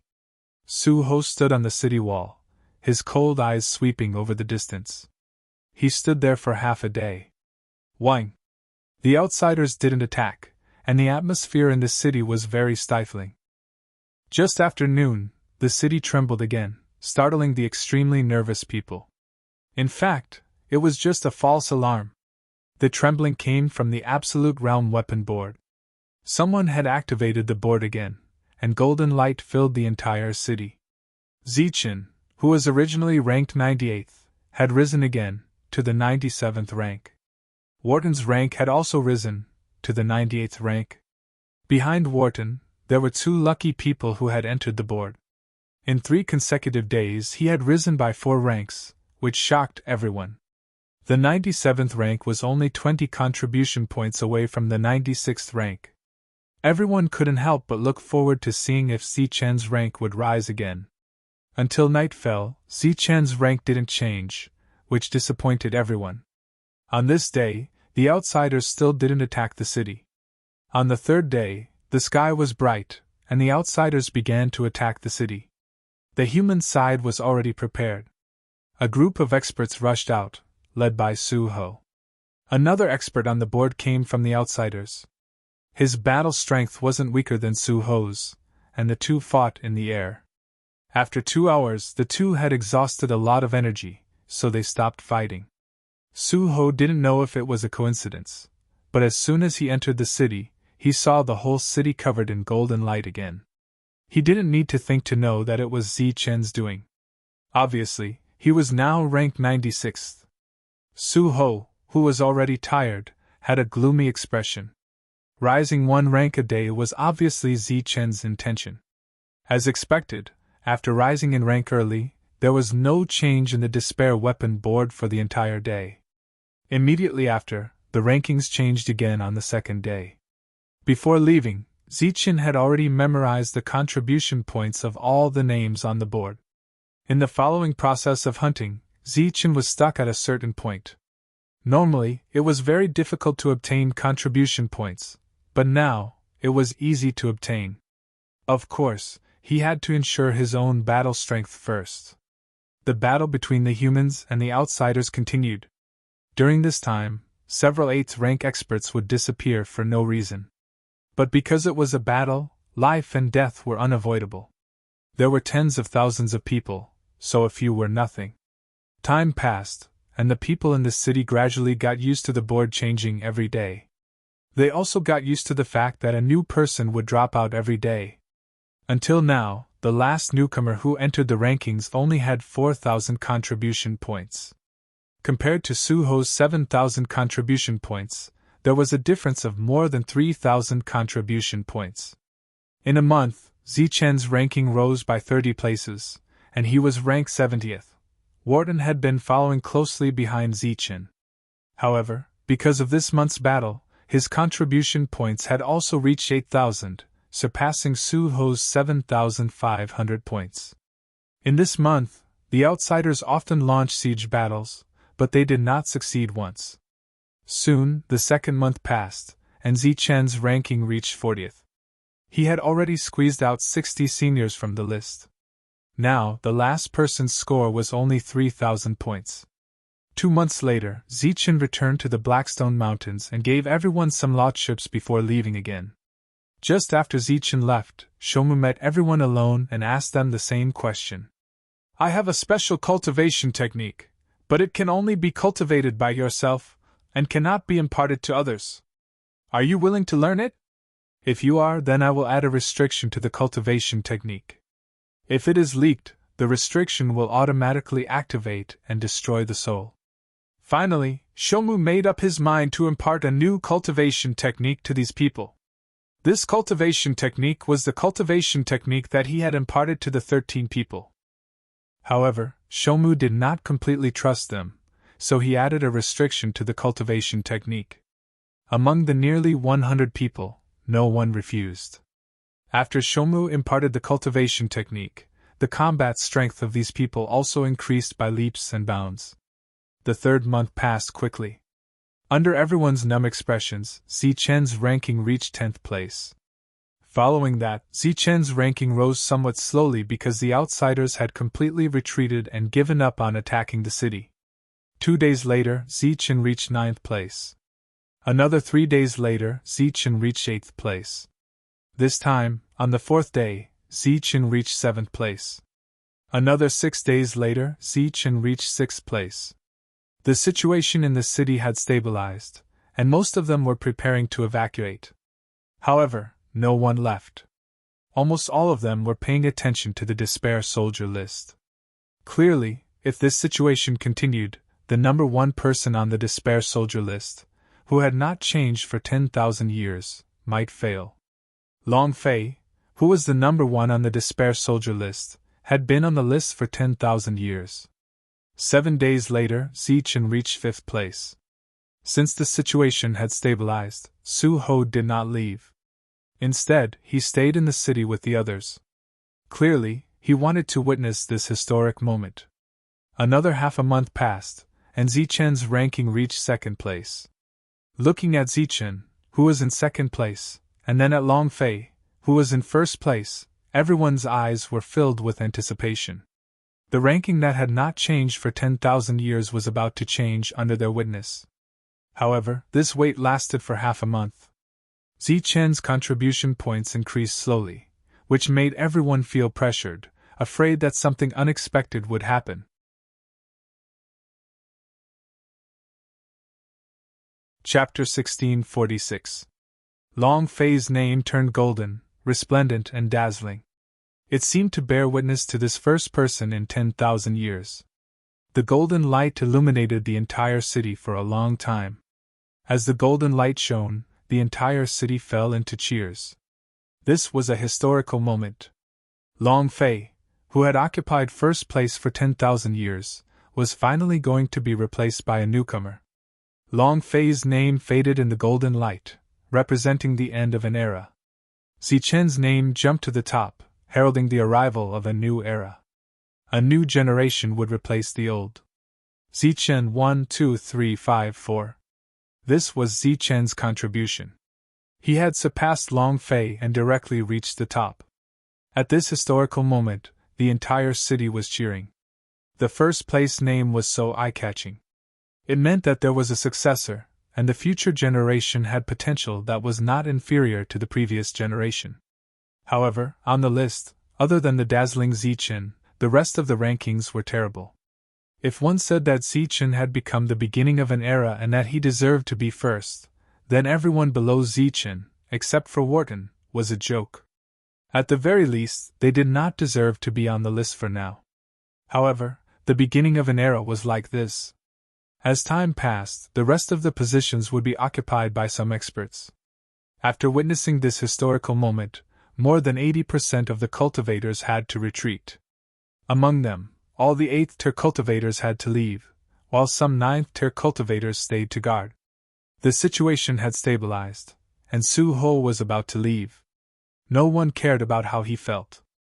At this moment, everyone was talking about Zichen. After creating a historical beginning, everyone was looking forward to Zichen's future development. In the Dax plane, Zichen welcomed another breakthrough. With the help of the Divine Seal, he finally raised his battle strength to the peak. Now, his Thunder King physique had reached 7 stars, and his knife-drawing technique could be transformed into 79. He broke through to the late 7th tier. It took him an entire day to break through. After calculating that his contribution points were as high as first place, he gave up on the idea of going deeper and turned to walk to the periphery. At the periphery, Zichen saw Shuntian and the others. During the war, they often hunted other races. After gathering, they walked toward the Blackstone Mountains. In the past few months, the battle prowess of the rest of the people who had obtained special cultivation techniques had increased exponentially.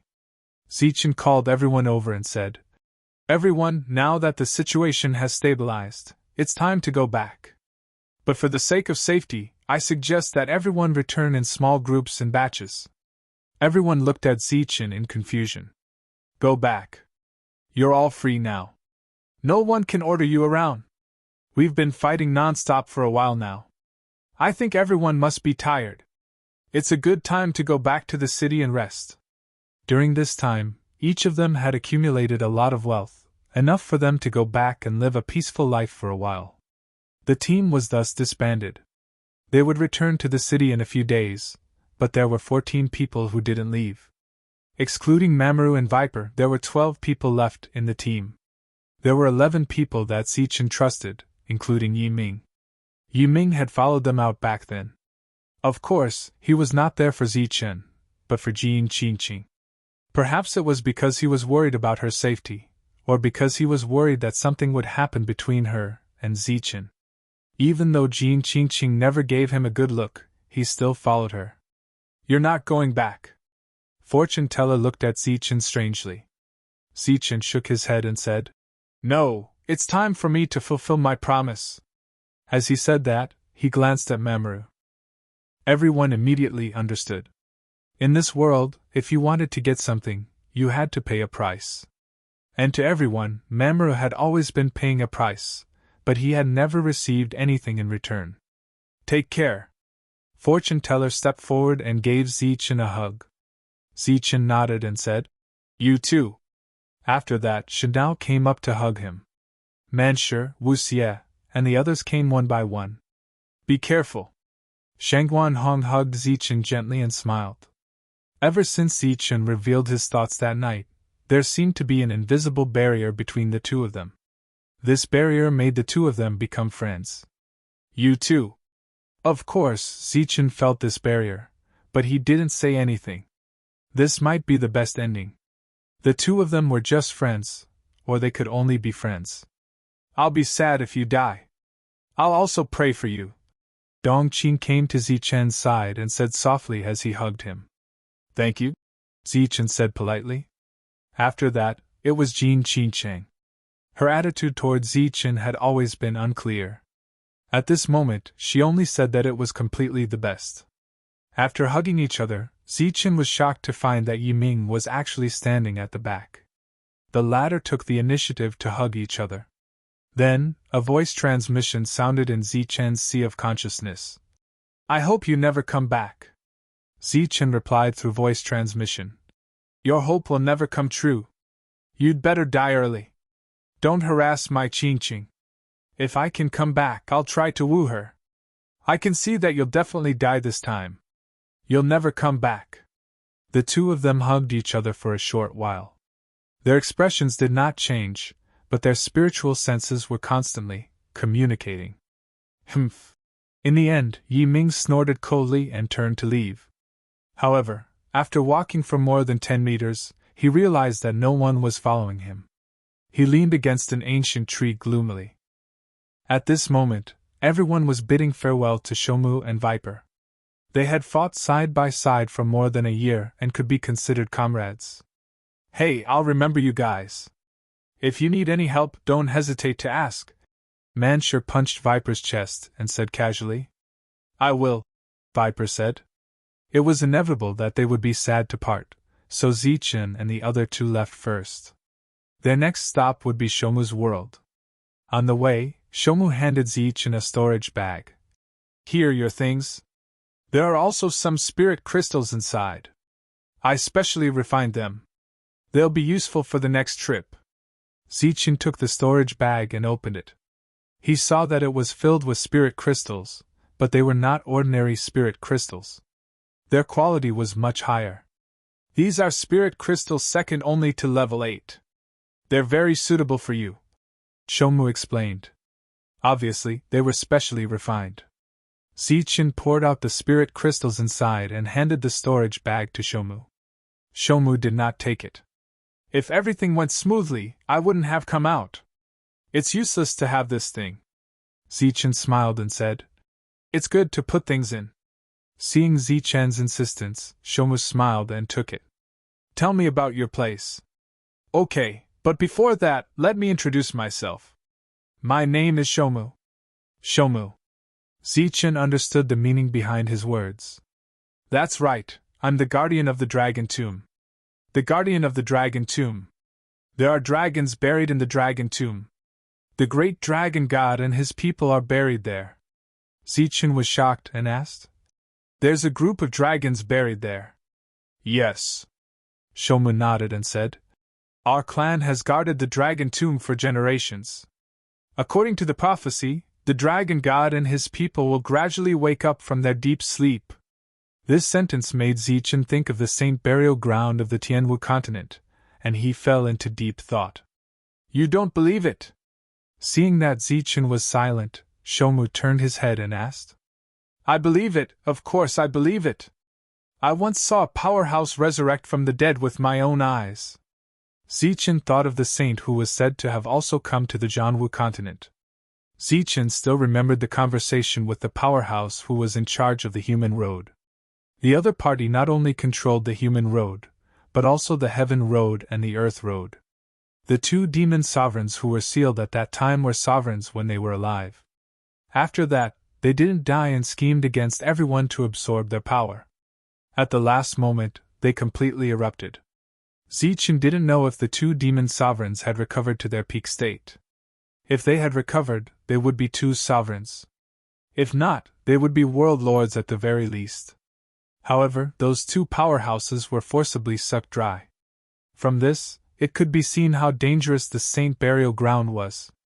Since the dragon god mentioned by Shomu also had the possibility of awakening, it was obvious that this dragon tomb was equivalent to another Saint Burial Ground. The degree of danger was simply indescribable. "What do you need me to do?" Seeing that this wasn't a simple matter, Zichen asked in a deep voice. "I don't know what happened in the dragon tomb. The dragon's soul suddenly leaked out and turned into a new kind of creature. Our clan encountered trouble, and I had to leave that small world to find a way to help our clan. That method is related to the dragon's spear. Yes, those creatures are immortal. The dragon's soul can't be extinguished. However many are killed, they can be reborn. I saw that your dragon spear had a devouring method. Perhaps it can deal with those creatures. Just kill those creatures. It's that simple." Shomu nodded, indicating that the matter was indeed very simple. As long as they didn't enter the dragon tomb, it would be easy. The danger outside would be much lower. Walking into the depths of the Blackstone Mountain range, Shomu began to carve and draw on the ground. These were all Tao runes that could connect to the laws of heaven and earth. "This is a teleportation array?" Zichen asked, puzzled. "Yes. If we had to walk, we might not be able to reach the small world in 10 years, Shomu said without raising his head. Viper was beside him helping. 10 years? How long have you been out? About 1,000 years. During this time, we have already crossed 3 domains. This time, it was Viper who answered. 1,000 years have passed. Don't you think it's too late to go back now? We used a treasure to lock the time there. 100 years in the outside world is only a year there. Now, only 10 years have passed. It's not too late.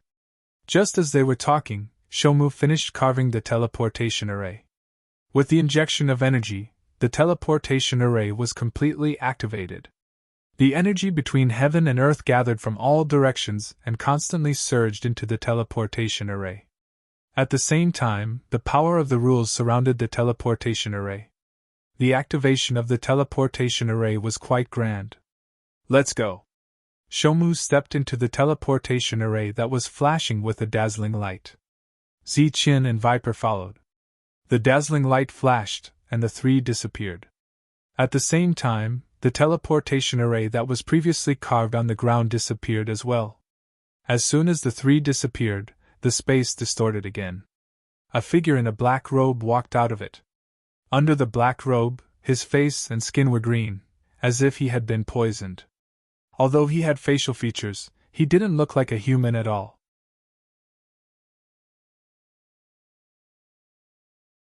Chapter 1647. When they reappeared, the 3 were already far away from the Imperial Sky region. Walking out of the tunnel, the 3 landed on the ground. As soon as they steadied themselves, Viper and Tombkeeper turned around and looked at the spatial tunnel behind them cautiously. What's wrong? Is there danger? Zichen looked at the 2 in confusion. There's a race that can sense the movement of teleportation portals through spatial fluctuations. They can also sense our presence. They can even sense our specific location through the tunnel and follow us. However, we teleported very far this time. They might not be able to track us, Tombkeeper said in a low voice. There's a race like that? Zichen was very surprised. They're like the Dax race. They belong to another race that likes to devour souls. Tombkeeper's tone was clearly filled with hatred. Even after the traces of the tunnel disappeared, they still didn't see the Soul Eater race. Tombkeeper and Viper let out a huge sigh of relief. That race is very scary. Seeing the 2 so nervous that they broke out in cold sweat, Zichen couldn't help but ask. To them, our souls are treasures that can increase their strength. They're even more useful than the spirit crystals you need to survive, Viper said. While the 2 were talking, Tombkeeper's gaze was fixed in front of him. His body was releasing light from inside out. This light was a strange power that Zichen had never sensed before. It should be the power of the natives. Tombkeeper slowly extended his right hand and pressed forward with his palm. The mysterious power flowed forward through his palm. Strands of energy spread out in all directions with his palm as the center. Under this power, the formless space seemed to become tangible. A towering wall of space appeared in front of them, reaching all the way to the sky. On the towering spatial wall, where Tombkeeper's palm pressed down, a rectangular door slowly appeared. A mysterious power came out of the door. This power merged with the power around Tombkeeper. Then, the door shone brightly and caved in. A crack appeared on the door. The door to the small world opened. A brand new world appeared in front of Zichen. "Let's go." Tombkeeper stepped in. Viper pulled Zichen and followed closely behind. The door to the small world slowly closed. The light on the door gradually dimmed. It merged with the spatial wall and disappeared. The surroundings returned to normal. Zichen and the other two were nowhere to be seen. When the three of them arrived at the small world that the Tombkeeper had mentioned, they all had the same expression on their faces. Their mouths were wide open, and their faces were filled with shock. Behemoths flew across the sky one after another. The smallest one was more than 10 meters long, while the largest was more than 100 meters long. They had wings like large birds, but there were no feathers on their wings. Instead, they had palm-sized scales. Apart from this, their entire bodies were also covered in scales. There were 2 claws under their abdomens that shone with cold light. The most shocking thing was that the aura they emitted actually contained the might of a dragon. "These are all dragons," Zichen said as he looked at the strange creatures flying and crying in the sky. "It is formed from a dragon's soul. It is a type of dragon. We call it the Western Giant Dragon." Tombkeeper looked at the Western Giant Dragons in the sky and said in a daze. "That's what you're talking about," Zichen said in a trembling voice. This was because in the sky, there was a black mass of Western dragons, almost to the point of blocking out the sun. Every one of them had a formless draconic aura spreading out. With so many draconic auras gathered together, Zichen felt extremely pressured. "This seems like something has happened." Tombkeeper was also very surprised. "You originally wanted me to take a dragon spear and kill all the giant dragons here." Zichen looked back at Tombkeeper. "There weren't so many at first, at most a few hundred. But now, it seems that there are more than 10,000. Tombkeeper was a little embarrassed. Just as they were talking, a giant dragon flying at low altitude suddenly noticed Zichen and the other two. In its eyes, humans were too weak, like ants. A cold light flashed in the giant dragon's large eyes. It swooped down like a meteor, heading straight for Zichen. "Not good, we've been discovered," Viper exclaimed. A hurricane swept out first, and the surrounding space began to distort. A powerful force came down, blowing the clothes of the 3 people. This giant dragon was not a mere Tier 7, nor was it an ordinary Tier 8. Its strength was almost at the peak of Tier 8. The fierce aura and the might of a dragon greatly affected the 3 people. Zichen's body surged with golden light, and the blood in his body flowed faster. His heart was beating vigorously, and a powerful force was transmitted to every part of his body through his blood. Dazzling golden light escaped from Zichen's body. At the same time, 7 dazzling Xingqian stars appeared on Zichen's chest. After activating the Thunder King physique, the discomfort from before dissipated. Zichen's eyes focused. Silver light flashed in his hand, and the dragon's spear appeared. "Ah!" A sharp sound rang out, and the giant dragon rushed towards Zichen with a terrifying might. It opened its mouth, revealing teeth that were as cold as blades. "Ha!" Zichen shouted. With a tap of his foot, his body soared into the air. He used the dragon's spear as a long staff, holding it tightly, and smashed it towards the giant dragon's head. Dazzling golden light emitted from the long spear. The fierce aura was like a huge wave that soared into the sky, but it was split into 2 by Zichen's staff. The long staff rode the wind and broke through the waves. It broke through the pressure of the energy and smashed into the giant dragon's head. Bang! A dull sound rang out, and a ripple of energy appeared from the point of impact, spreading in all directions. Zichen was shocked, and his body flew back more than 10 meters before he stabilized himself. The giant dragon, on the other hand, flew back more than 10 meters. Its body swayed in the sky as if it was drunk. Obviously, it was almost hit by Zichen's attack. 5 pieces of broken dragon scales fell from the sky. This was the result of Zichen's all-out attack. Seeing this result, no matter how strong Zichen's willpower was, he could not help but change his expression. That attack just now was almost an all-out attack, but it only managed to shatter a few of his opponent's dragon scales. If every giant dragon had such a defense, Zichen would be daydreaming if he wanted to kill all the giant dragons with the dragon spear. He might even be torn apart by these giant dragons. Zichen's all-out attack did not cause any substantial damage to the giant dragon, but it infuriated it. It roared angrily, opened its huge mouth, and a ball of red light appeared. Then, the red light turned into flames and swept towards Zichen. The scorching heat caused the space to distort. This was the dragon flame, and it was very powerful. Buzz! Facing the dragon flame, the tomb keeper's body erupted with light again. He slowly stretched out his right hand. Before the dragon flame arrived, a bright light screen appeared in front of the 3 of them. The dragon flame fell on the light screen and crackled, but the terrifying dragon flame could not destroy the light screen. The light screen blocked the dragon flame. Viper! Resisting the dragon flame's attack, the tomb keeper shouted. Zichen turned around and happened to see a ferocious aura erupting from Viper's body. With a shake of its body, it turned into a huge python. The giant python was 20 meters long and as thick as a water bucket. The dense scales all over its body reflected a cold light. Its pair of cold and cruel snake eyes stared unblinkingly at the giant dragon that was spewing dragon flames in the sky. Hiss! With a hiss, the wind blew again. The python that Viper had transformed into crossed the dragon flame and rushed towards the giant dragon. The giant dragon opened its mouth again, and another dragon flame rushed towards the python. The python in the air was very agile. With a twist of its body, it dodged the dragon flame's attack. The giant dragon and the python began to fight at low altitude. For a moment, all kinds of crazy energy surged. Looking at the python that Viper had transformed into, Zichen asked worriedly, "Can Viper do it?" The tomb keeper said confidently, "Viper will win in a one-on-one battle." Zichen nodded and said no more. He needed to take a good look at the giant dragon's attack methods.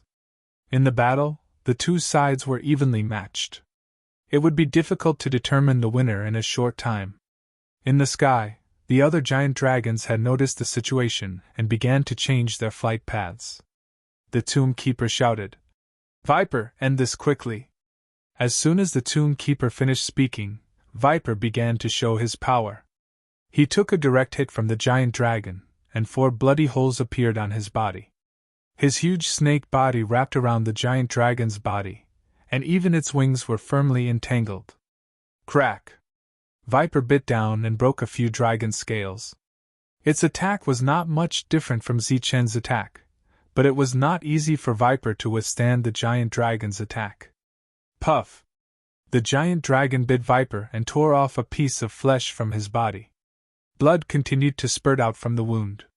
Viper let out a hiss, and a murderous aura suddenly surged from his body. He opened his mouth and bit the giant dragon's neck. Then, Viper's body began to glow, and a terrifying aura surged. Viper's sharp teeth seemed to have turned into divine weapons at this moment. With a crack, the giant dragon's head was cut off. After that attack, the giant python seemed to have used up all his strength and crashed to the ground with the giant dragon. Boom! Smoke and dust flew in all directions. The 2 behemoths fell together, and blood instantly stained the ground. Zichen looked worriedly at the python that Viper had transformed into. Although Viper had won in the end, he must have paid a heavy price for it. The tomb keeper seemed to have expected this, and he remained expressionless. Viper's body trembled slightly, and then he raised his head shakily. Then, his body flashed and he turned into a human again. Viper, who had turned into a human, had many wounds on his body, and his face was almost devoid of color. Viper had paid a heavy price to kill a giant dragon, and it was obvious that he could only deal with one giant dragon. If there was one more, he would die without a doubt.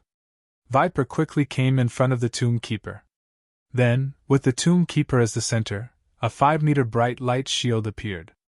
The light shield protected the three of them, and the giant dragon swooping down from the sky seemed to have lost its target, and once again spiraled up into the sky. Killing a giant dragon will only give you the dragon crystal, but the dragon's soul is indestructible.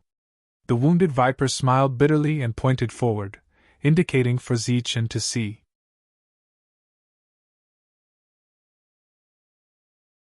Chapter 1648. That's the direction of the dragon tomb. The dragon's soul will float to the dragon tomb and revive after a while. Seeing Zichen's puzzled look, Tombkeeper explained. Zichen, this is the dragon crystal. Come and take a look. Viper handed the dragon crystal to Zichen. The dragon crystal was the size of a fist and contained a huge amount of energy. He tried to absorb it, and found that he could absorb the energy. The energy was very pure, even purer than the heart of a mutated being. Seeing Zichen's surprised expression, Tombkeeper smiled bitterly. This dragon crystal is good stuff. Even the Western dragons are treasures, but it's useless to us. How can it be useless? Zichen was confused. A dead dragon's defense is greatly reduced. It can't compare to a living dragon at all. So, even if we use the dragon's body to forge weapons and armor, it won't be useful for dragon slaying.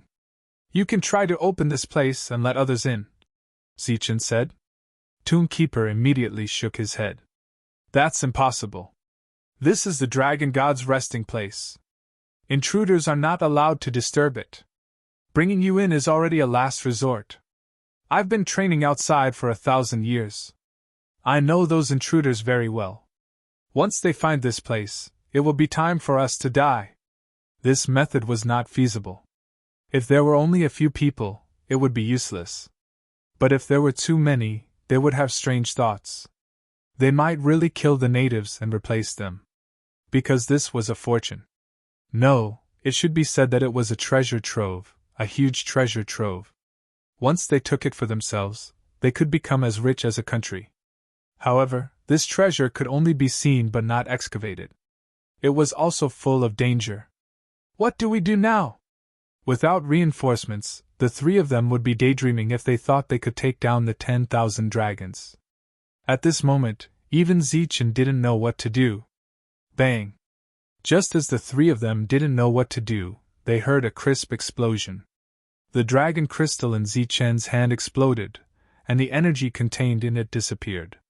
Zichen was stunned. Master, this contains a very pure power.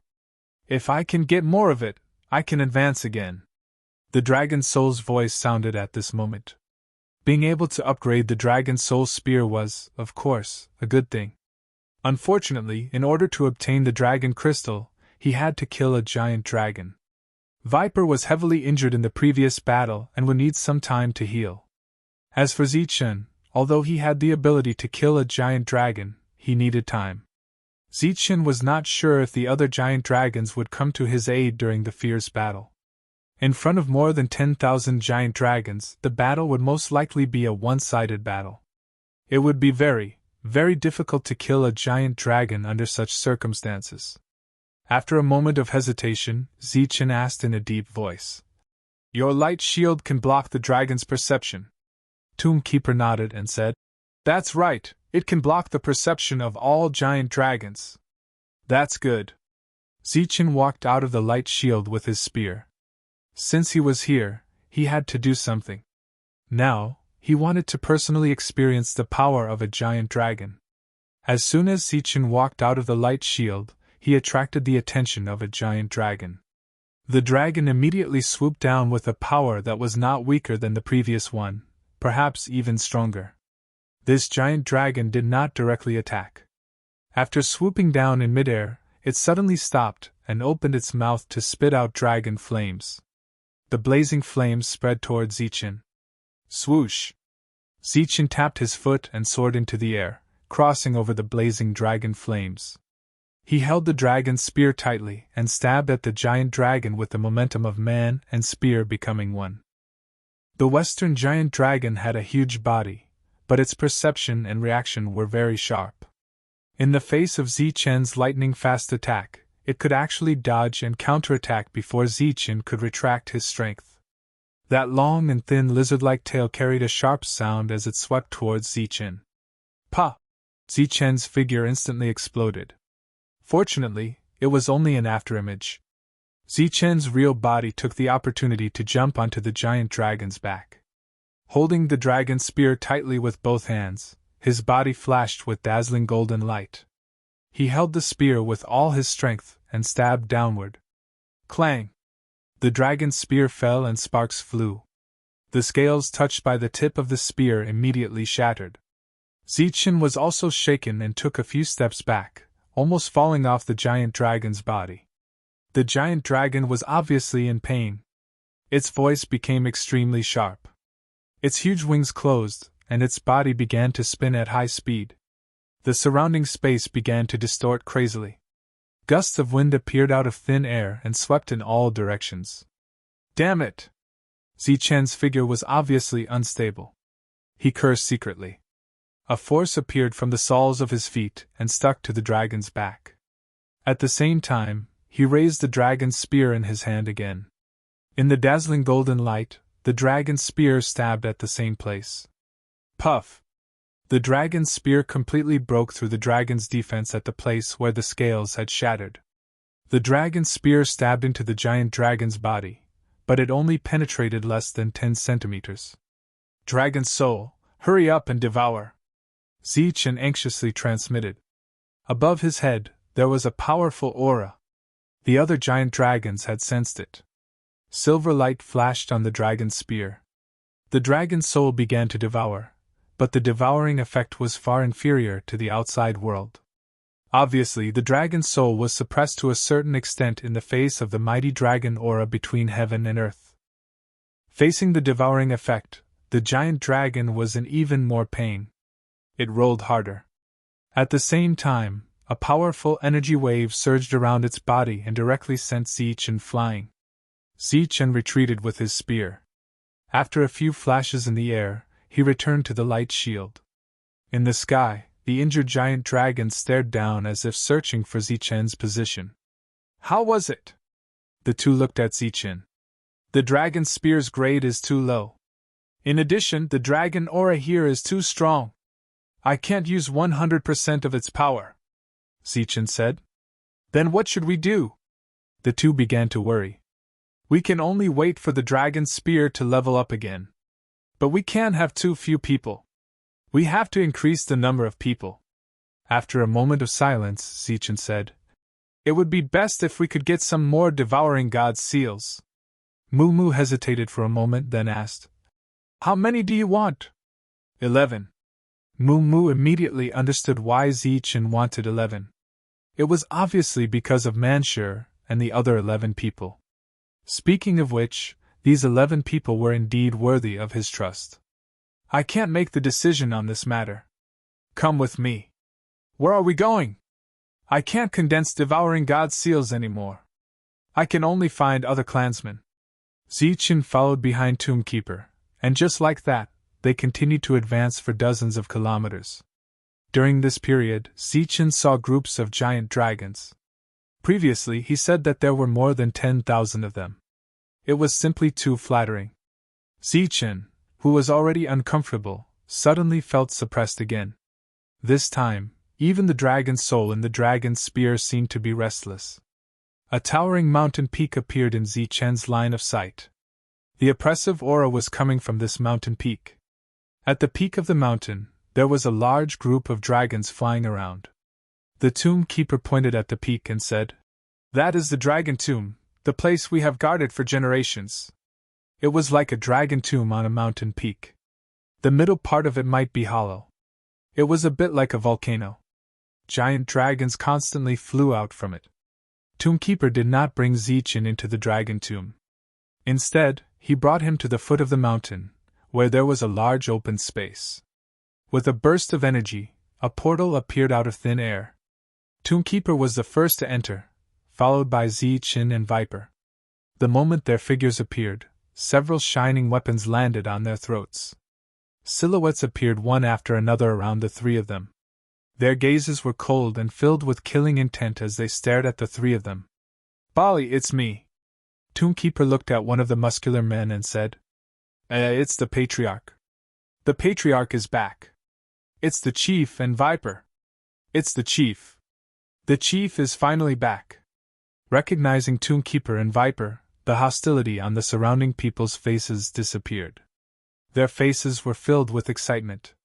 But there were still a few people who looked at Zichen cautiously. "Young Chief, he should be an intruder." In the group, an old native stared at Zichen and said. The words, "intruder," made the others' faces change instantly. They raised the weapons they just put down, but this time, they were all pointed at Zichen.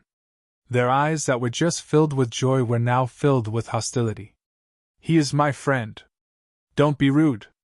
Tombkeeper stepped forward and stared at the crowd. Although it was the first time they entered the land of despair, the crowd did not dare to meet Tombkeeper's eyes. They lowered their heads and put down their weapons. "Where is Uncle Wang?" Tombkeeper asked. "Elder Wang is in the meeting hall." "Follow me, Chief," the muscular man from before Bali said. "Zichen, follow me." Tombkeeper gestured for Zichen to follow, while Viper walked behind subconsciously. Obviously, he was guarding against the others. The crowd watched the three people leave with puzzled expressions. They did not understand why the young chief would bring back an intruder. When the three figures completely disappeared, one of them said, "The young chief's cultivation seems to have decreased." "Is it?" "Yes, it seems that he has just entered the domain realm." "It seems so. I also felt a little strange just now. Why would the young chief's cultivation suddenly drop? Could it be that the young chief is injured?" Hearing the discussion around him, the old man from before seemed to have thought of something and whispered, "Soul Guard." "What do you mean?" The crowd heard the whisper and turned to look at the old man in confusion. "The young chief's cultivation level would not drop for no reason. There is only one reason for this. The intruder has extremely high potential and thus obtained a Devouring God's seal," the old man said. "Devouring God's seal? What is that?" It was the first time many people had heard of it. "A seal refined with a special secret method that can break the curse on the intruder. It is a real treasure for the intruder." Then the old man sneered and said, "However, the intruder would never expect that as long as he refined the Devouring God's seal, he would become a soul guard."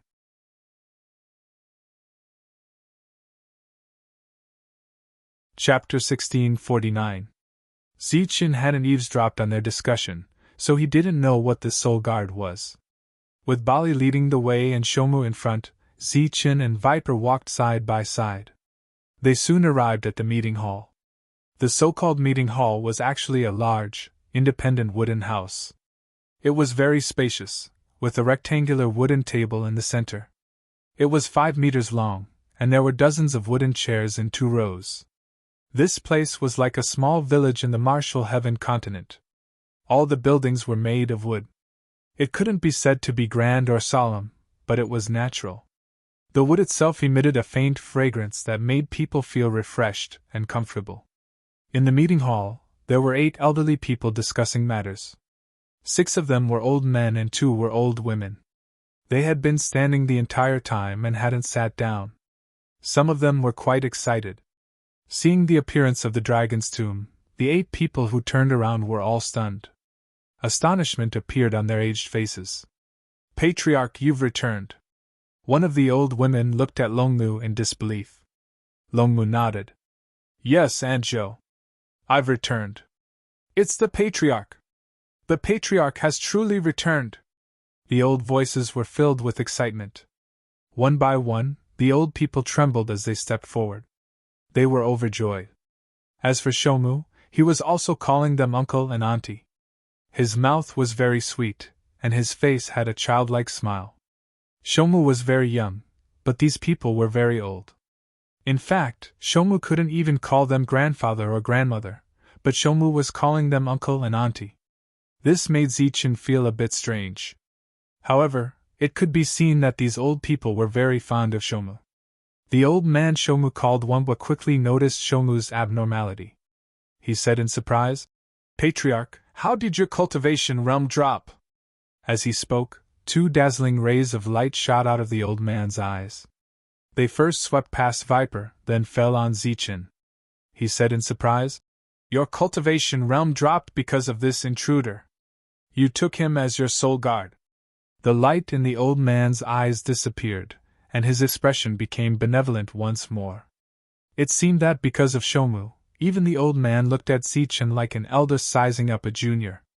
The other elders were also sizing up Zichen, their eyes full of kindness. At this moment, Zichen couldn't help but frown when he heard the word soul guard. "That's not right. Even if it's a soul guardian, it shouldn't have fallen to the 7th level. This should be one of the soul guardians.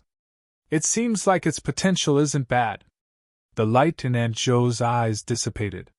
"Little guy, what's your name?" Uncle Wan looked at Zichen and asked kindly. "Zichen," Zichen said slowly.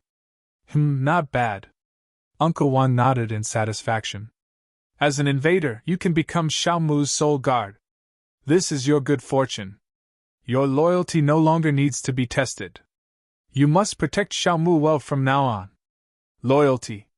Test. Protection." Zichen frowned, then turned to look at Gradekeeper in surprise.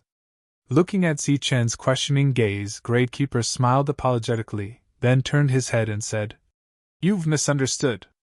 His name is Zichen. He's my friend, not a soul guardian." As his words fell, the eyes of the previously amiable and benevolent old men all burst with a sharp light. Originally, they all looked like they were about to die, but now, their bodies were surging with powerful auras, as if they were awakened ferocious beasts. Cold, murderous intent flashed in the eyes of one of the elders. He said bluntly, "Xiaomu, do you remember the ancestral teachings?" Gradekeeper smiled bitterly and said, "Uncle Lu, listen to me." The elder shook his head stubbornly and said indifferently, "There's no need to explain. The ancestral teachings are the ancestral teachings. Invaders who come here either die or be enslaved. He refined the devouring god seal, so we can use this opportunity to enslave him." The elder nodded and said, "That's right. If we join forces now, we can still enslave him. Invaders are not qualified to come here. This is the ancestral teachings and also the rule." Hearing the indignant voices of the elders, hearing the words, enslave and kill, Zichen did not do anything extreme. He just rolled his eyes. That's right, he rolled his eyes. Because the auras surging around these elders were only at LV8. They were not at the peak of LV8, nor were they at the middle or late stage of LV8. They had just entered LV8 and barely managed to stabilize their LV8. Even if there were 18 or 28 of them, Zichen would still roll his eyes, let alone 8 of them. Zichen did not feel the slightest bit of pressure when faced with these cold gazes. In fact, he even casually observed his surroundings. Uncle Wang stared at Zichen and said coldly, "Kid, make your choice at this moment of life and death." Zichen glanced at the old man and then looked at the tomb keeper. The latter spread his hands, indicating that he was helpless. Zichen nodded, indicating that he understood. Then, he spread his hands and said to the old man, "It doesn't matter." Uncle Wang was enraged. The other 7 people were also enraged. Light flashed in their eyes. One of the old men shouted, "Bali, take him." Zichen thought that the other party was going to make a move directly. Who would have thought that he would shout first? This made him stunned. Bali was guarding outside. When he heard the shout, he rushed in. The wooden house, which was not strong, began to shake under the surge of Bali's violent aura. "Die!" Bali shouted and chopped at Zichen with his axe. The axe flashed and the wooden house shook. The old man from before wanted to say something but stopped. He had intended to let Bali restrain the other party, not kill him. However, the two of them were at the same level.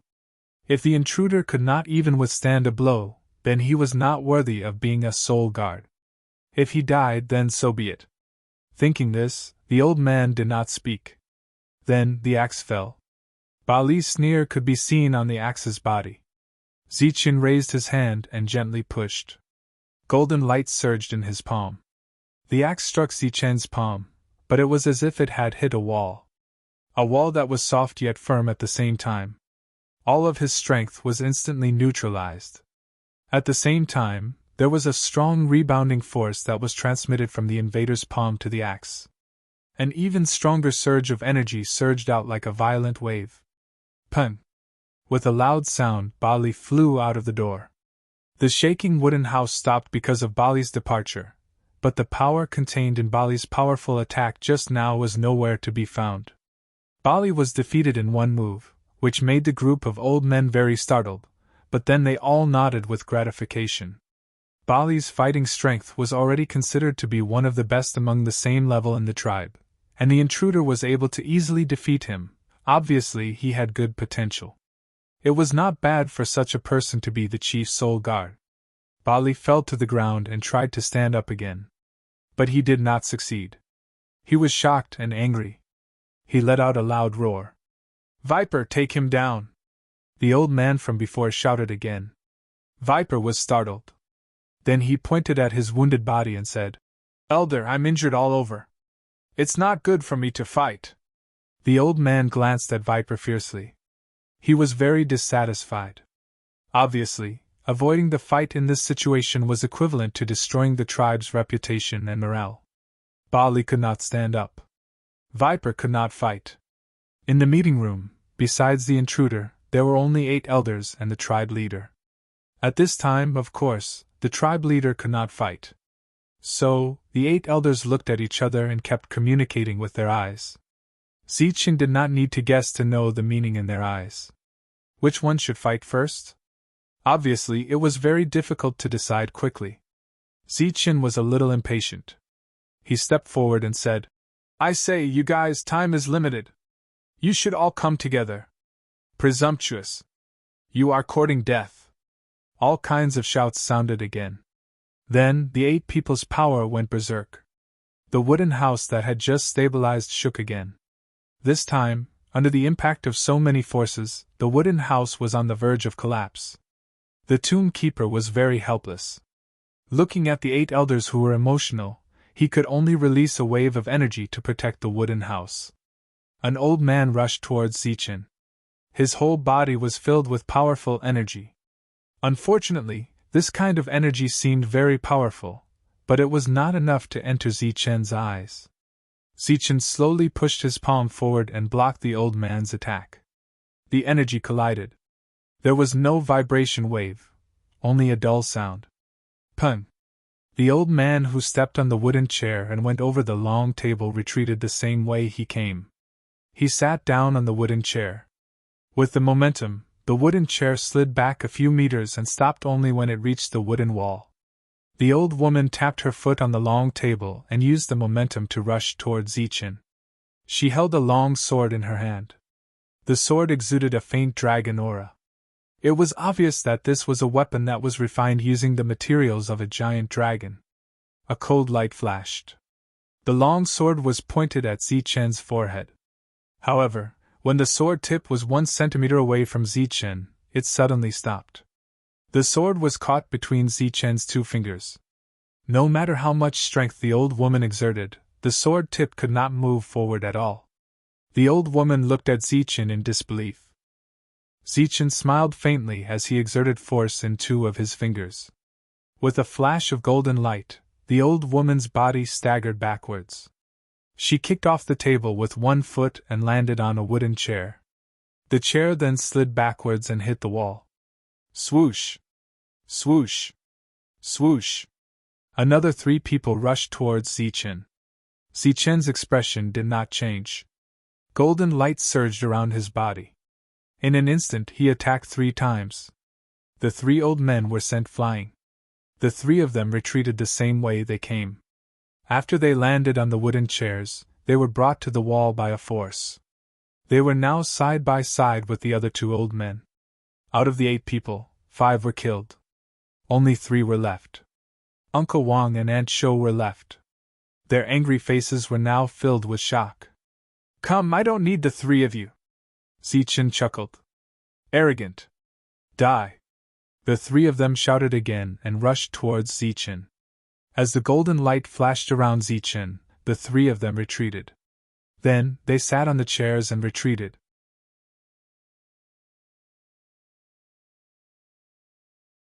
Chapter 1650. The 8 shocked elders' expressions kept changing when they heard Zichen's words.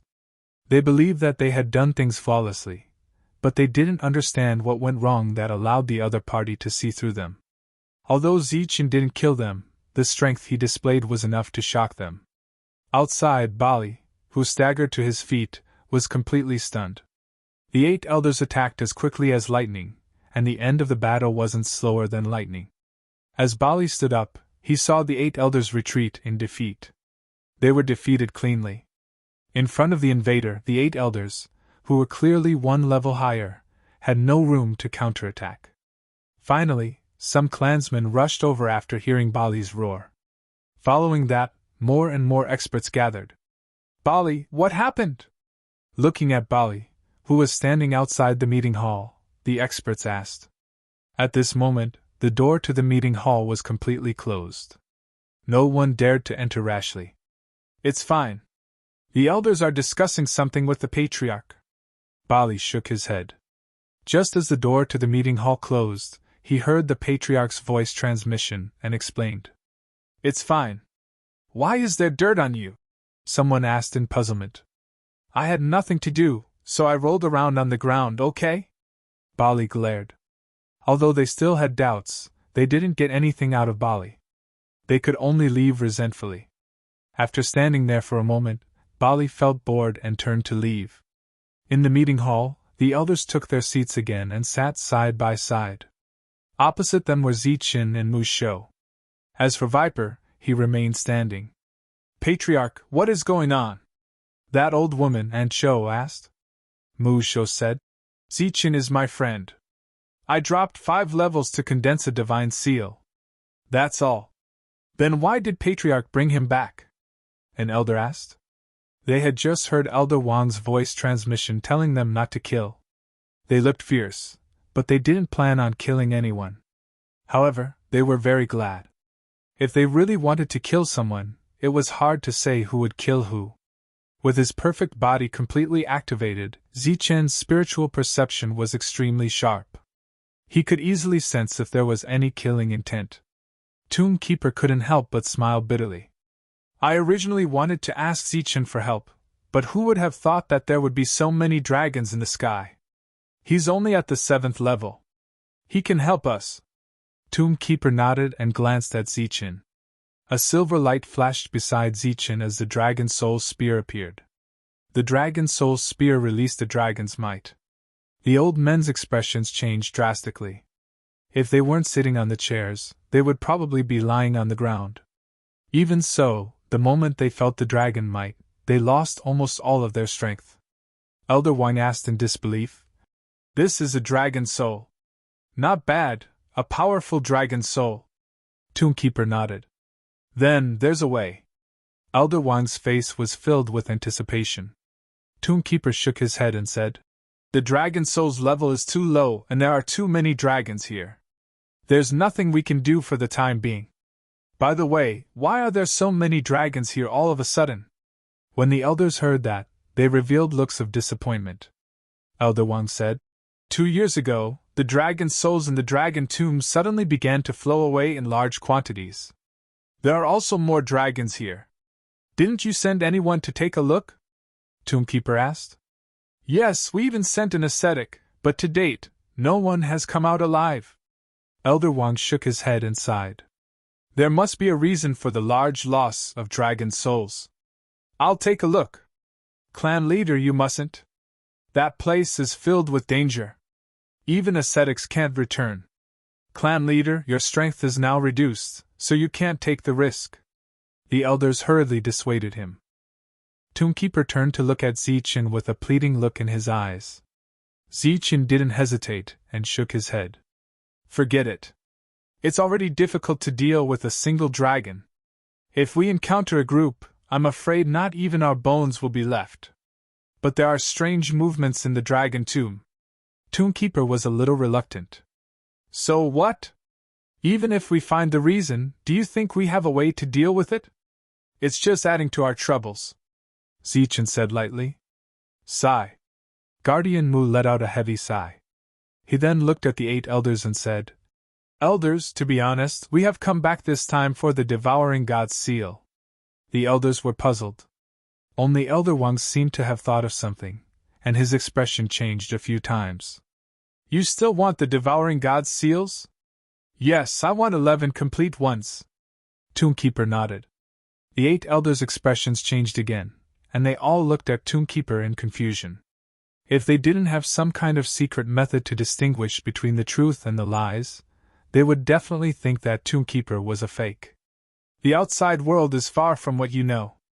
I have great use for the 11 devouring god seals, and I know those 11 people. They are very trustworthy, just like Zichen. Although Tombkeeper explained it clearly, it was still difficult to accept. The 8 elders didn't give an answer in person, and the meeting ended unhappily. Bali arranged a small independent courtyard for Zichen, and Viper went to treat his injuries first. As for Tombkeeper, as the clan leader, he naturally had his own residence. Zichen didn't ask why this room was so far away from the clan leader's residence, because he knew the reason very well. If he guessed correctly, at least 4 of the 8 elders were guarding the tomb at this moment. In fact, Zichen was wrong. It wasn't 4 but all 8. Obviously, there were some questions that couldn't be asked in front of Zichen, the intruder. Looking at the 8 elders in disbelief, Tombkeeper couldn't help but think of himself when he left this place. At that time, he was so high-spirited and full of confidence. But in the end, after being away for 1,000 years, he and Viper gradually lost their spirit and fighting spirit. In the end, they were even in despair and muddled through. Thinking of what he had felt and seen for 1,000 years, and thinking of his downfall, he couldn't help but smile bitterly. After a while he said, The intruders are far from as simple as we thought. They are not the stupid existences recorded in the books. They are very smart, very cautious, and very cunning. It is as difficult as ascending to heaven to trick them. The 8 elders listened quietly. It was said that in their lives this was the first time they had seen an intruder. The first time, I fell by 2 realms and condensed the divine seal. Not only did I fail to resist the intruders, but I was also almost killed. I paid a huge price of falling by 1 realm before Viper and I were able to escape. In the following 1,000 years, we constantly dealt with the intruders. Now, among the intruders, only the ones from the Zhanwu continent can still maintain a trace of kindness to us. As for the others, they can only fight to the death when they see us. Tombkeeper paused and said, There is also a race among them called the Soul-Eater clan. They are our natural nemesis. In the past 1,000 years I have found at least 3 small worlds that were destroyed by the Soul-Eater clan. In history there were some records of the Soul-Eater clan. Although they were not comprehensive, they mentioned that the Soul-Eater clan was very, very dangerous. They didn't expect that such a race really existed in the outside world. The elders' expressions changed. I am very lucky to have met Zichen because he values friendship and promises. When I made up my mind to give him the 2nd divine seal of devouring, it was a gamble. But I won the gamble. The dragon soul in Zichen's hand is very complete and very powerful. It is of great use to us. It can get rid of the giant dragons here, but I didn't expect that when I returned this time, there would be so many of them, and so many powerful ones.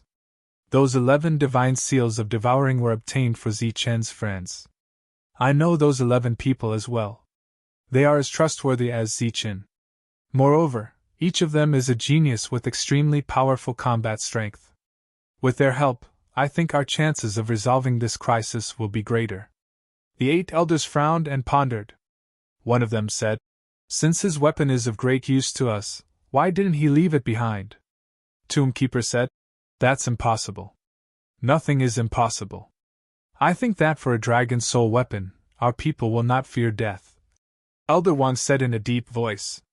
For the peace of the dragon's tomb, I also believe that our people are not afraid of death.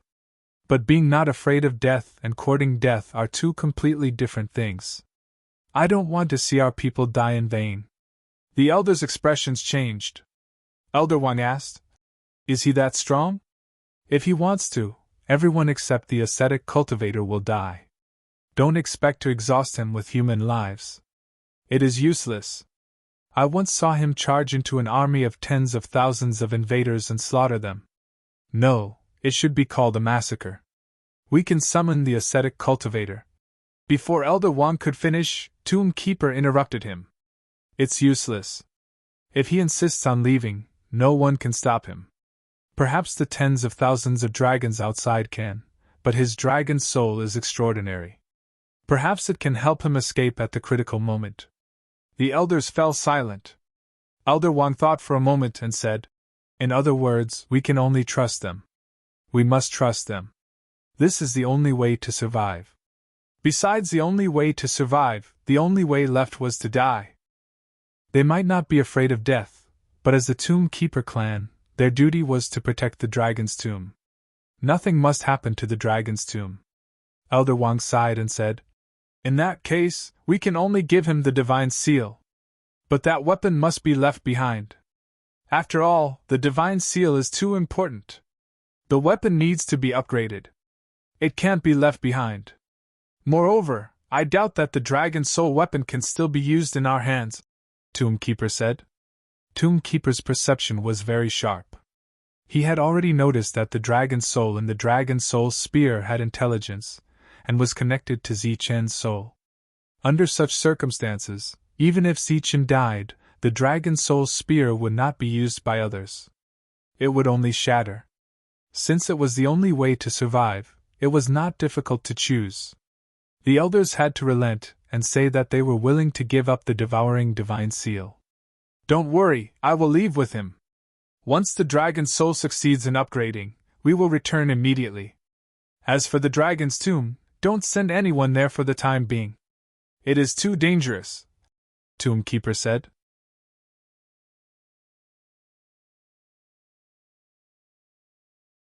Chapter 1651. The wait was relatively long. Viper had yet to recover from his injuries and was still recuperating. Tombkeeper brought Zichen on a tour of the area. The Tombkeeper clan's residence was completely protected by restrictions. Dragons were very sensitive to the aura of the Tombkeeper clan. If they were not hidden, the entire Tombkeeper clan would be wiped out. During this time, the two arrived at the center of the restrictions. A large golden bell floated in the air. Mysterious runes appeared on the surface of the bell. The runes flickered with light, and a mysterious power spread out in all directions. The golden bell was very extraordinary. The mysterious power within seemed to be suppressing something. Tombkeeper looked at the golden bell and said, That is the supreme treasure that can stop the flow of time in the world.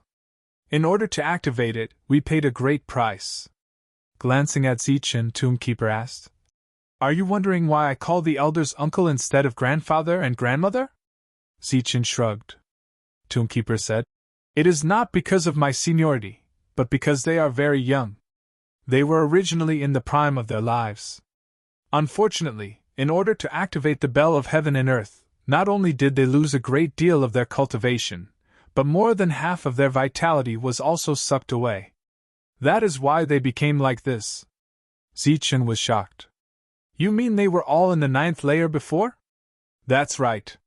They were all in the 9th layer, and at the peak of the 9th layer. They were extremely powerful, but for the sake of the Tombkeeper clan, they sacrificed their talents. Half of their vitality was sucked away, and they no longer had the possibility of reaching the peak. Zichen was shocked. He was also very surprised by the elders. Then, Zichen thought of a question and asked, Then what about you? Could it be? Tombkeeper said sadly. That's right. I was also in the 9th layer, but considering my status, I only controlled the bell of heaven and earth. The loss was not great, and I only dropped a level. You do not see any 9th layer here. It is not that my clan does not have them, but that all of them have either dropped a level or died. All the powerhouses had dedicated their entire lives to the cause. Zichen had undoubtedly seen a united race, and he was very impressed. When Zichen saw the 8 old men again, they looked even older. Their cultivation levels had dropped again, almost to the initial stage of the domain realm. This time, they were no longer a threat. They looked like they were in their twilight years. Some of them even had age spots on their faces. It was reasonable to say that the lifespan of a domain realm expert was almost endless. However, they had suffered a severe drop in their cultivation, and their vitality had been severely damaged. They could be considered to have reached the end of their lives. Seeing them trembling as they handed over the devouring god seals one after another, Zichen suddenly felt a sense of guilt. At the same time, he also felt a sense of responsibility. Zichen, the Patriarch believes in you. We also believe in you. We hope that you can succeed. The one who spoke was Uncle Wang. His back was bent, and his spirit was extremely weak. The old Zichen did not recognize him at first glance. Zichen, our Tomb Keeper clan is completely in your hands. That Aunt Zhou bowed deeply to Zichen. The others did the same. Zichen did not reply. Instead, he turned around and did not accept such a big bow. Zichen, who was as tough as iron, actually had tears in his eyes at this moment. Seniors, don't worry. As long as I am still alive, I will definitely think of a way to exterminate these giant dragons. Zichen's tone was calm, and he did not even turn his head as he spoke.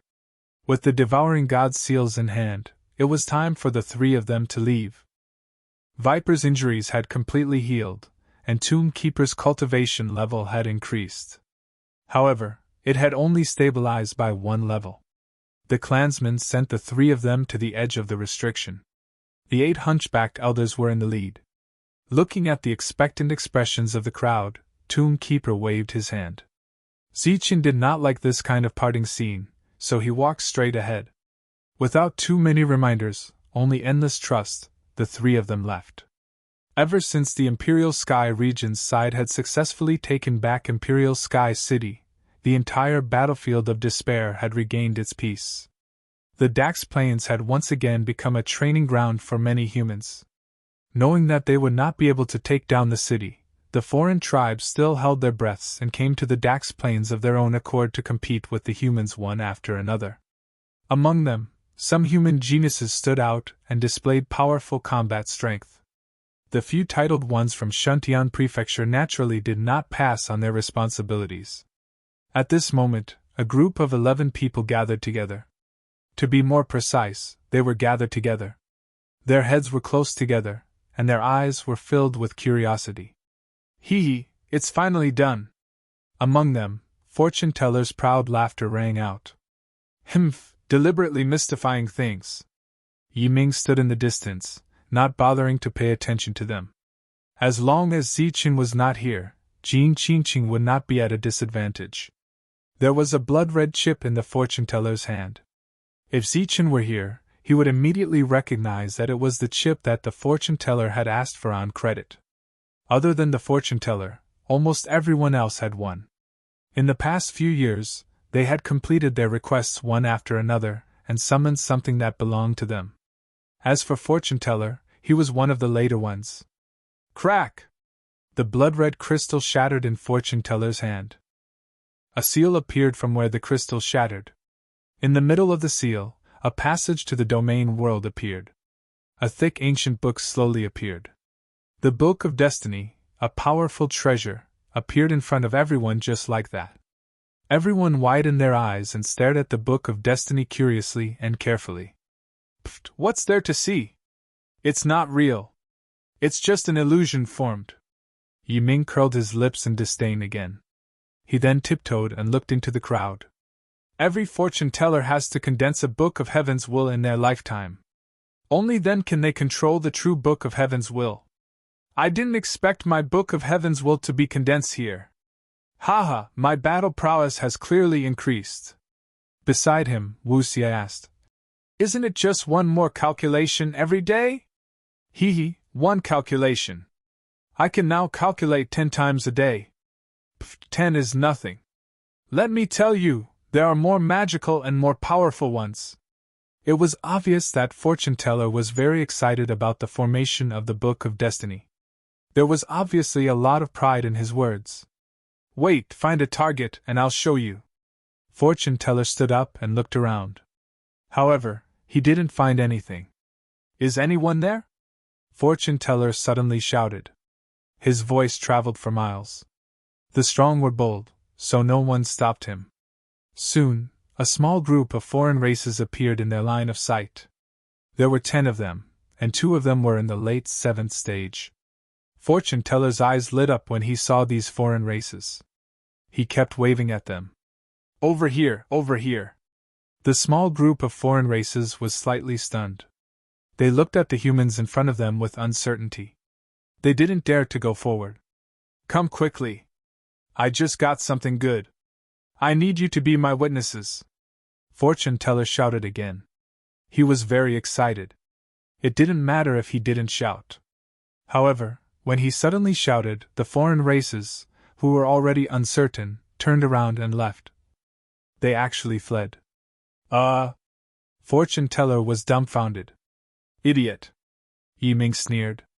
The others also stared blankly at the fleeing foreign races. It seemed like it was the first time they saw foreign races flee without a fight. Moreover, they were fleeing in a group. Fortune Teller, who was holding the Book of Destiny, said unwillingly, Let's wait a little longer. There will definitely be others coming. What exactly is it? Manshur asked. You'll find out soon. Fortune Teller smiled mysteriously. The foreign races didn't disappoint him. They didn't flee. Instead, they went to find reinforcements. Soon, 2 more small groups of foreign races appeared. There were more than 20 of them, and 4 of them were in the late 7th stage. It's them. The 7th stage foreign race from before pointed at Fortune Teller and the others. Hee hee, they're here. Fortune Teller quickly smiled and waved. Come quickly. The group of foreign races looked at Fortune Teller as if he was an idiot. Soon, they surrounded the group. Fortune Teller didn't care about this. He smiled faintly and said, I just got something good. I hope you can be my witnesses. Is it a supreme treasure? One of the late 7th stage foreign races sneered. It's this. Fortune Teller raised the Book of Destiny in his hand. A book. The group of foreign races was stunned. Then, they lost interest. Among the beasts, other than the priests, who would be bored enough to read a book? Now that they were here, it was time for the demonstration. The Book of Destiny in Fortune Teller's hand slowly flew up. Open! Along with a shout, the Book of Heavens will opened. The pages flipped, and 8 pages appeared. A dazzling light erupted from the Book of Heaven's will, attracting everyone's attention. A golden light appeared from the Book of Destiny. When it landed, the golden light turned into a person. Seeing this person, everyone's eyes widened. Zichun, it's you. What are you doing here? What's going on? Looking at Zichun, who was bathed in golden light, everyone was stunned. Then, they immediately exclaimed. Unfortunately, the figure in the golden light didn't answer. His expression was cold, but his eyes were dull. He looked like a body without a soul. It's that demon. When the group of foreign races saw Zichun in the golden light, their faces changed. Even though a few years had passed, they still had a deep impression of Zichun. No, it's just a clone. Kill. They're with the demon. Hurry up and kill them. The group of foreign races shouted, their auras exploding. Kill. Fortune Teller gave the order coldly. However, he couldn't hide the pride on his face. Swoosh. Zichun turned into a golden light and rushed forward. He was fighting without fear of death. His body dodged 2 attacks and rushed to the front of a late 7th stage foreign race. He clenched his fist and punched. The dazzling golden light was filled with a powerful aura. With an unstoppable force, it broke through the defense of the late 7th stage foreign race and hit the opponent's head. Bang! The late 7th stage foreign race's head exploded.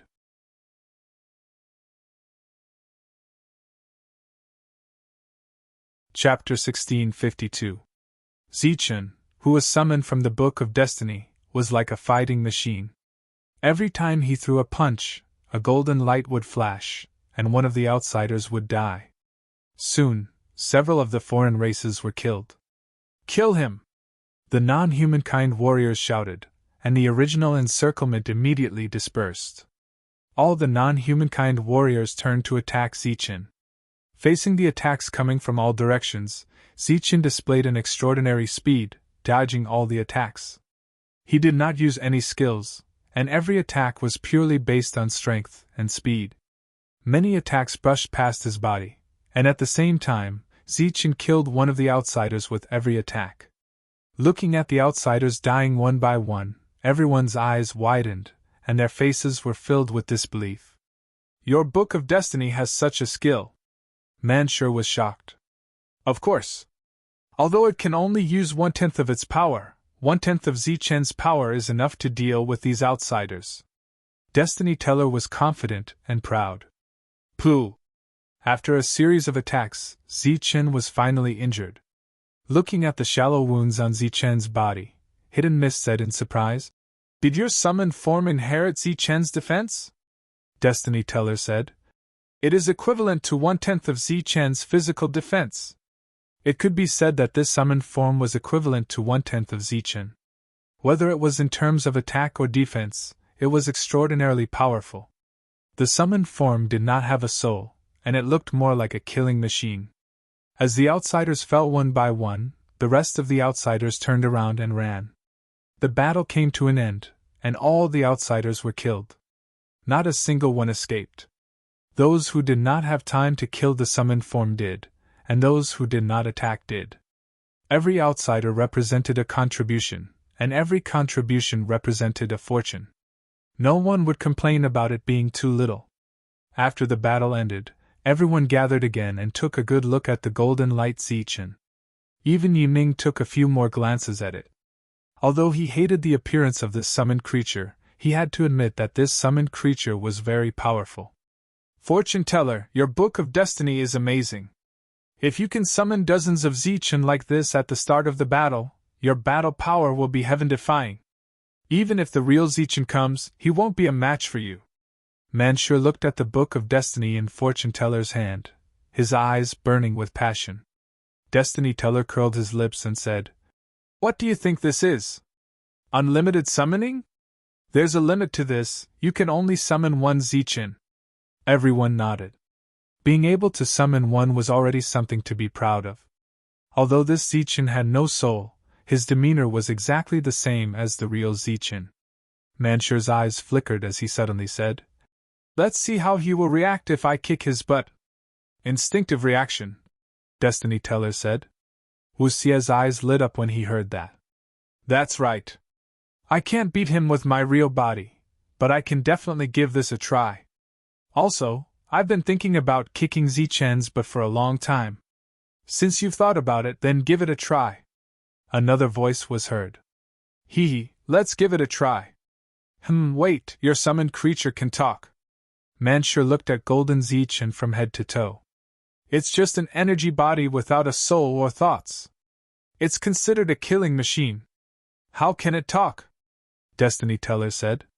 "But I just heard Zichen's voice," Manshur said seriously. "Impossible." Everyone did not believe him. "I heard it too," Wuxia said. Seeing that the two of them did not seem to be joking, everyone was confused. "Maybe the two of you are hiding something." The voice was heard again. This time, everyone heard it. They immediately turned around and saw 3 people standing behind them. The one in the lead was Zichen. Beside him were Viper and Tomb Keeper. Looking at Zichen's half-smile, everyone was stunned at first. Then, they burst into cheers. Of course, there were a few people who could not cheer. Manshur scratched his head in his trademark way and smiled foolishly. Wuxia looked away. Destiny Teller quietly put away Golden Zichen. "That thing of yours is quite extraordinary. I actually felt the same aura." Zichen looked at Destiny Teller and said, Hee, it is quite extraordinary. Destiny Teller laughed. Besides looks, it seems to have some other connection with me, Zichen said. Destiny Teller raised a little finger and said, Just a little bit. What connection? Zichen asked. It's because I picked up some of your blood on the battlefield that I was able to condense it. But don't worry, I can guarantee that it won't harm you. It will only increase my combat strength. Seeing the smile on Zichen's face, Destiny Teller laughed. Only now did he know that Zichen was joking with him. He did not mind. What were you doing? You were gone for so long. Was it long? It's only been a month. A month? It's been 100 months. Zichen, are you stupid? Zichen was stunned but soon understood. It was the flow of time. Come, let's return to the city first. Since Zichen is back, let's have a good gathering today, Shantian said. After cleaning up the battlefield, everyone started to return. How's the situation in Imperial Sky City? On the way back, Zichen asked. It's already on the right track. Don't worry, no one dared to antagonize us during this period of time. However, you have to be careful because in these few years, there would always be people trying to find news about you, Shantian said. Zichen nodded. He knew who it was without thinking. It was just that he didn't expect that the Wang clan still wouldn't give up. However, it was clear that the Wang clan had paid a great price for this. Now, unless one was at the 9th level, no one could kill him. Is old man Schenker still doing well? That old man is doing very well. Oh right, he often talks about you, saying that he owes you a compensation. Compensation? Zichen recalled the promise the old man made. As long as they could conquer Imperial Sky City, they would give Zichen a reward.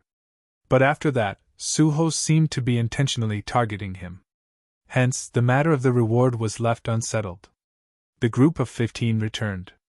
During this time, Yi Ming's gaze towards Zichen was somewhat lovey-dovey. Because of Zichen's return, the smile on Jing Qingqing's face also increased. Zichen directly headed to Schenker's store. Firstly, he could buy anything here. Secondly, Zichen also wanted to see old man Schenker. All this time, the old man had been taking care of him very well. The two of them could be considered friends, but the old man could also be considered an elder. Upon seeing Zichen, old man Schenker was very surprised. He then said, I haven't heard from you for a few years. I thought you had died. Zichen laughed. You haven't died yet, how can I die? Old man, Zichen is back. Let's have a good gathering tonight. Prepare some wine, don't be stingy, it must be the best. Naturally, the bill will be on Zichen's head. Manshur slammed the table and said in a forthright manner, No problem. The old man nodded with a smile. Old man Schenker was very efficient. Not long after, everything was prepared. More than a dozen people sat in the backyard and began to drink. The old man sat next to Zichen and said, Boy, do you still remember the reward last time? Zichen said lightly. It's been so long. Didn't I say that I would give it to others? That place is different. I can't let hundreds of people go, but I can also make the decision to let more of you go. But this is the limit. It's a small world that belongs to the natives. I think you should go and have a look. The old man patted Zichen on the shoulder and said, You only have one chance. If you want to go in again, you will need more contribution points to exchange for the qualification. Zichen nodded and did not refuse this time. That place is also very dangerous. Be careful after you go in. The old man kindly reminded him. Zichen suddenly thought of something. He clapped his hands and said, Just in time. This time, I brought a gift for each of you. It's a very valuable gift. Everyone looked at Zichen with curiosity. Manshur immediately said, What is it? Take it out and let us see. Zichen stretched out his hand and 11 devouring god seals appeared in his hand. There were 5 strokes in the devouring god seals. His body emitted light, and the surrounding energy of heaven and earth became unstable at this moment. Seeing the devouring god seals, old man Schenker's eyes flashed. He first glanced at Zichen, then his eyes fell on Shomu. This thing is very important. Be careful when refining it. Zichen reminded and then handed the 11 devouring god seals to the 11 people.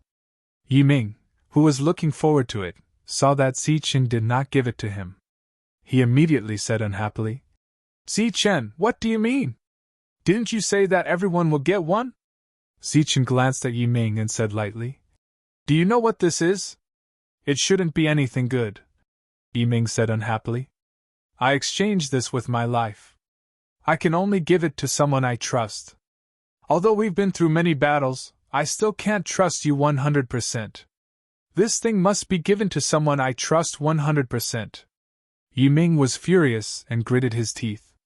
Meanwhile, the people who were originally curious now had extremely serious expressions. One by one, they carefully put away the devouring god's seals.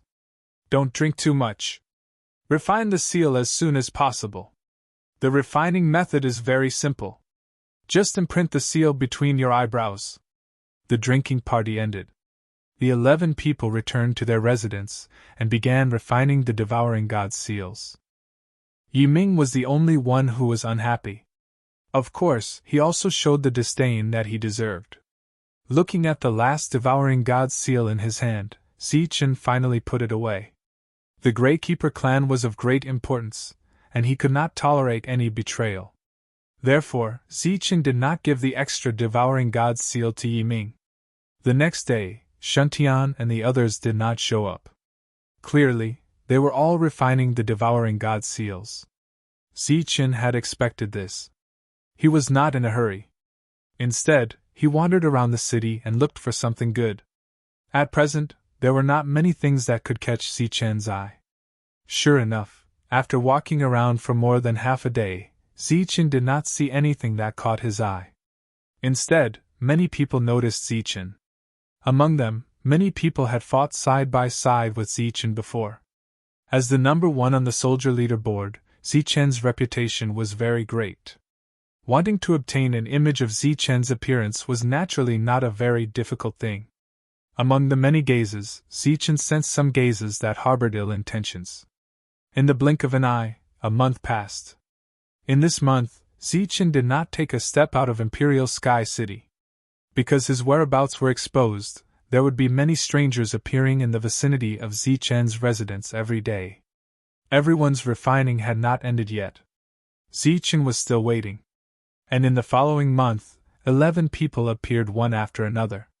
After refining the devouring god's seals, their faces were clearly filled with excitement and gratitude.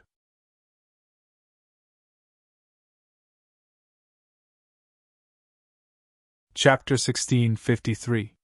The divine seal allowed everyone to clearly sense their own inadequacies, and thus, they understood the true value of the divine seal. For all the humans who entered the battlefield of despair, the devouring divine seal was a supreme treasure that was tailor-made for them. Due to the different refining speed, everyone came out of seclusion one after another a month. Old Man Schenker had arranged everything.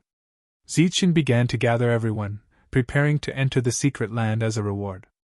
Including Yiming, a group of 15 people arrived at Schenker's store early in the morning. Yiming, who had been in seclusion for nearly 2 months, was a little worried. But when he saw that there was almost no change in their combat strength, he was greatly relieved. In his heart, he despised Zichen for being deliberately mysterious.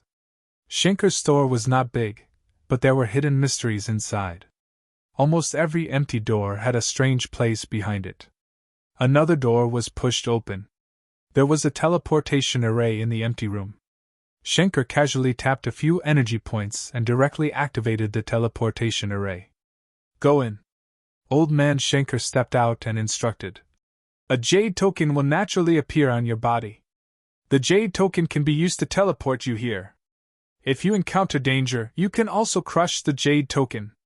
It was a protective talisman. Everyone nodded and stepped into the teleportation array. After coming out of the teleportation array, everyone arrived at the secret land. Above their heads was the blue sky, with no clouds for thousands of miles. Below their feet was the boundless green grass. Before they came, they knew nothing about this world. Now that they were looking at the prairie, they naturally could not get any useful information. Only a jade token condensed in the air and slowly fell. Everyone raised their hands and caught one each. But there were only 13 jade tokens, not 15. Musho and Viper did not have any. For a moment, except for Zichen, everyone's eyes fell on the two of them. Their eyes were filled with doubt, confusion, solemnity, and contemplation. The two of them did not care about everyone's gazes. Musho looked back in one direction and gradually frowned. Zichen, who turned around, noticed the two of them. He directly threw the jade token in his hand, but it was returned by Musho. He shook his head and said, "We don't need it." The group obviously did not understand this world, and they did not know where to go. There were no obvious signs to guide the way in such a large grassland, and there were no strange creatures. Seeing that everyone was at a loss, Toonkeeper said, "Maybe I know which direction to go." Everyone's gaze once again fell on Shoma's face. They saw calmness and confidence. Then, they all looked at Zichen, waiting for Zichen to make a decision. "Let's go," Zichen said calmly. Toonkeeper pointed to the east and said, "Go that way. Keep walking. I can sense that there should be something good in that direction." Everyone began to move forward according to Toonkeeper's instructions. Zichen noticed that the Toonkeeper was not calm, so he asked, "You've been here before?" Toonkeeper shook his head. Zichen said again, "But your mood changes a lot. How should I put it? You seem to be in a state of sadness and despair." After a moment of silence, Toonkeeper sighed and said, "I feel a familiar presence in this world, but it is gone. This world is dead." A familiar presence. Zichen did not understand. The original world was a whole, and the Toonkeepers were a big clan. Before the world was destroyed, the experts of the clan moved the dragon tomb to this small world to protect the dragon's soul. The invaders were very powerful, and there was a special clan among them. The experts of the clan were afraid that they could not protect the dragon's soul, so they moved the dragon tomb away. Hearing this, Zichen understood what Toonkeeper was trying to say. He was shocked. "So, there is also a dragon tomb here, and there is also a Toonkeeper clan here." Toonkeeper nodded and said, "There used to be, but it should be gone now. This world is destroyed. The dragon tomb and the Toonkeepers are all dead." Toonkeeper was sad. Naturally, he was reminded of the scene. If the coordinates of the small world he was in were leaked, it would become the next ruined and dead world.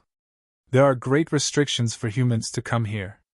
It is impossible to mobilize an army. What kind of force could destroy this world and the dragon tomb? Zichen did not understand. Our natural nemesis, the soul-devouring clan. Toonkeeper said indifferently, "They can devour all souls, including the dragon's soul. Only they have the means to destroy a world." Everyone walked in front, unintentionally eavesdropping on the conversation between the two. Something suddenly jumped out of the green space in front of them. It was a pangolin with a body length of only 2 meters. It came out from the ground and went straight for Jin Qingqing. However, its movement was too big and it did not know how to hide its explosive power. As soon as it appeared, it was hit by Manshur, who was beside it, and was sent flying. Seeing the prey, Manshur shouted excitedly and rushed up. He clenched his fist and punched again. Peng! The pangolin was sent flying again, and it coughed up blood. Manshur shouted and rushed up again. "What did you see?" Looking at the battle ahead, Toonkeeper asked. "Its defense is very strong. Manshur has not broken its defense yet. Moreover, this is not a true pangolin," Zichen said in a deep voice. "It is a low-level dragon, formed from the remnant dragon soul. It is called the burrowing dragon." Toonkeeper said, "This world is broken, and the dragon soul swimming in it is not strong. It is very suitable for the growth of your dragon spear." "Oh." Zichen's eyes lit up. With the dragon spear in his hand, he shook it hard and the dragon spear flew out. Bang! Manshur's third attack made the burrowing dragon roll on the ground 3 times. However, after 3 rounds, the dragon's body suddenly flashed and disappeared. Damn it, come out! Manshur stomped on the ground with his right foot, and a powerful force surged. However, it was useless. After the dragon entered the ground, he did not know where it ran to. Manshur was annoyed after losing the first battle. At this moment, a silver light whizzed past in front of Manshur. It advanced for 300 meters, and the dragon's soul spear fell straight down. Faintly, there seemed to be a dragon's roar. Puff! The dragon's spear went straight into the ground, and a painful roar came from the ground. Manshur widened his eyes and looked at the small part of the spear in disbelief. After a full 10 breaths of time, there was an explosion from underground. Grass and dirt flew everywhere as the dragon's soul spear turned into a silver light and shot towards Zichen. Zichen used his spiritual sense to sense that the dragon's soul's aura was stronger. Devouring that burrowing dragon is no less than absorbing a dragon crystal. Zichen took the dragon's spear and said. Tomb Keeper nodded, and there was a rare look of joy on his face. It seems that we came to the right place. The dragon's spear can advance quickly here. Zichen and Tomb Keeper were still talking about some things when Manshur quickly ran up. With the devouring god's seal, he also wanted to grow quickly. After going up, he was dumbfounded when he saw the hole in the ground. There was only a shriveled beast corpse there, and he could not devour it. Looking at Manshur's depressed look, Shuntian went up and patted him on the shoulder. Don't worry, there will be a second one. There was still no end to the grassland. More burrowing dragons appeared one after another. Although they were called dragons, they had almost no intelligence, and only knew how to charge forward. However, when they knew that they were no match for them, they would still choose to run. After suffering once, no one would make the same mistake again. Next, 2 people worked together to kill the burrowing dragons. After killing them, the person who attacked would devour all of their vitality. Yiming, who did not feel anything at first, slowly widened his eyes, and his eyes were filled with shock. Sensing the obvious increase in everyone's aura, he finally understood the value of the devouring god's seal. At that moment, his emotions became extremely complicated. No one cared about Yiming's feelings at that moment. At that moment, everyone was thinking about increasing their strength. For a moment, everyone spread out in groups of 2 and began to search for prey on their own. This could not be helped because the dragon soul spear had a strong suppressive effect on those burrowing dragons. It was almost a one-hit kill. If they stayed too close to Zichen, they would not be able to get anything. Everyone had to spread out. Mu Shou and Viper did not care. They did not come here to try to break through. The 2 of them just followed Zichen. As for Yiming, he had been mercilessly abandoned. This was because among the 11 people in the team, the fortune teller, and the golden Zichen that he had summoned were enough to defend one side. As for the other 10 people, they formed 5 teams. As a result, Yiming seemed a little redundant. Now that he knew the use of the devouring god's seal, he seemed very depressed. Obviously, without the devouring god's seal, his combat strength would be greater than the others. Following behind, he kept sizing up the 3 people while thinking about many questions in his heart. As if he had figured out the key to the problem, his gaze finally fixed on Mu Shou. The group was still moving forward, but there were clearly not enough burrowing dragons here. It was not enough to make the bloodthirsty people excited. Manshur roared in dissatisfaction, wanting to attract more burrowing dragons. However, it did not matter if he did not roar. After he roared, the number of burrowing dragons decreased. In the end, the group walked for more than 10 miles and did not find a single one. Just as everyone was vexed, they suddenly saw a black line on the horizon. The appearance of the black line was very sudden and immediately attracted everyone's attention. Then, everyone rushed forward, wanting to see the black line clearly. However, when they saw the black line clearly, everyone's expression changed. Those black lines were unknown black exotic beasts that were more than 3 meters in size. It's dragon beasts. There are so many of them. Mu Shou's expression changed when he saw those black exotic beasts. The black mass of dragon beasts numbered more than 10,000. They were lined up neatly like a well-trained army. An oppressive aura came from the other side. It seemed that the auras of these dragon beasts had all gathered together. The few people who had been complaining that there were too few exotic beasts were now looking at the front with extremely serious eyes. Be careful. These dragon beasts might be controlled by someone, Long Moose said with a serious expression. Controlled by someone.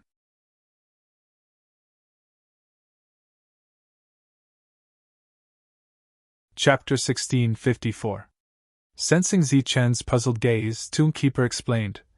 The Soul Eater clan is born with a keen perception, one for space and the other for souls. In any world, they can quickly familiarize themselves with it and comprehend the power of space rules. To them, the natives of the world they belong to have the purest souls. By devouring the souls of the natives, their realm can quickly improve. It's just like how you need law fragments and spirit crystals to break through. After a pause, Toonkeeper continued. In this battlefield of despair, Viper and I are natives, but in your Jianwu continent, you are natives. Zichen's heart skipped a beat. He suddenly began to understand why the ancestors kept sending people to the battlefield of despair. By placing the battlefield here, the human side, who was suppressed by the rules, would not have any advantage and would suffer heavy losses. However, it was better than placing the battlefield in the Jianwu continent, which would cause great suffering. Looking at the orderly army of dragons in front, Zichen raised his eyebrows and said, In that case, he has already sensed your and Viper's existence. As soon as Viper and I appeared, he should have sensed it. Their comprehension of space is much stronger than ours, so I can't sense his specific location. Toonkeeper shook his head and said, Zichen said, You just said that there is a dragon beast king among the dragons. Toonkeeper nodded and said, Yes, although the Soul Eater clan is powerful, they don't have the ability to control a group of dragons. He only controls the Dragon Beast King and gives orders through it. Zichen asked again. Can you sense the location of the Dragon Beast King? Toonkeeper seemed to have guessed what Zichen was going to say and said in surprise, That's possible. What are you going to do? Charge into the army of dragons. Their individual strength is already stronger than the drilling dragons. At this moment, their auras are condensed together like an iron plate. Zichen said in a deep voice. I know they are very strong, but if we don't disperse them and kill the Dragon Beast King, everyone will die here. Don't tell me that these things can't fly. We just need to fly over. Mu Shou smiled bitterly. Dragon beasts can't fly, but wherever they spread their aura, it will form an invisible no-fly zone. This kind of zone isn't strong, but it's absolute. If it's the 9th layer, it can be ignored. But if it's the 8th layer, it won't work, even if it's the peak of the 8th layer. The orderly formation of the dragon beasts did not attack, but everyone felt a heavy pressure in their hearts. Defend! Zichen growled. The 11 vigilant people in front retreated and formed a circle with Zichen in the center. Zichen and the other 3 were in the circle. From the start of the battle, focus on defense. You guys can attack after I kill the Dragon Beast King. Zichen used a commanding tone, not allowing anyone to question him. Everyone immediately nodded. Right at this moment, a voice rang out from behind the group of dragon beasts. Human, my target is only those 2 natives. Hurry up and leave. I won't make things difficult for you. Aboriginal. The 12 of them, including Yiming, had surprise in their eyes. They looked at the Toonkeeper and Viper at the same time. Both of them looked straight ahead, their expressions unchanged. I know you guys are from the Jianwu continent, but I don't want to be your enemy. I only want those 2 natives. Not only will you not lose anything if you hand over the natives, you'll even gain Kuwang's friendship. Clearly, the Soul Eater's name was Kuwang. I'll say this in advance. I just don't want to be your enemy. I'm not afraid of you. On the contrary, I have the ability to kill all of you. By then, the natives will still fall into my hands. I'll only give you 10 breaths to think about it. What's there to think about? No one can escape from the Dragon Beast army. Instead of that, it's better to hand them over and gain that guy's friendship. That way, our next journey will be much smoother, Yiming said without hesitation. There was silence all around. Nobody responded.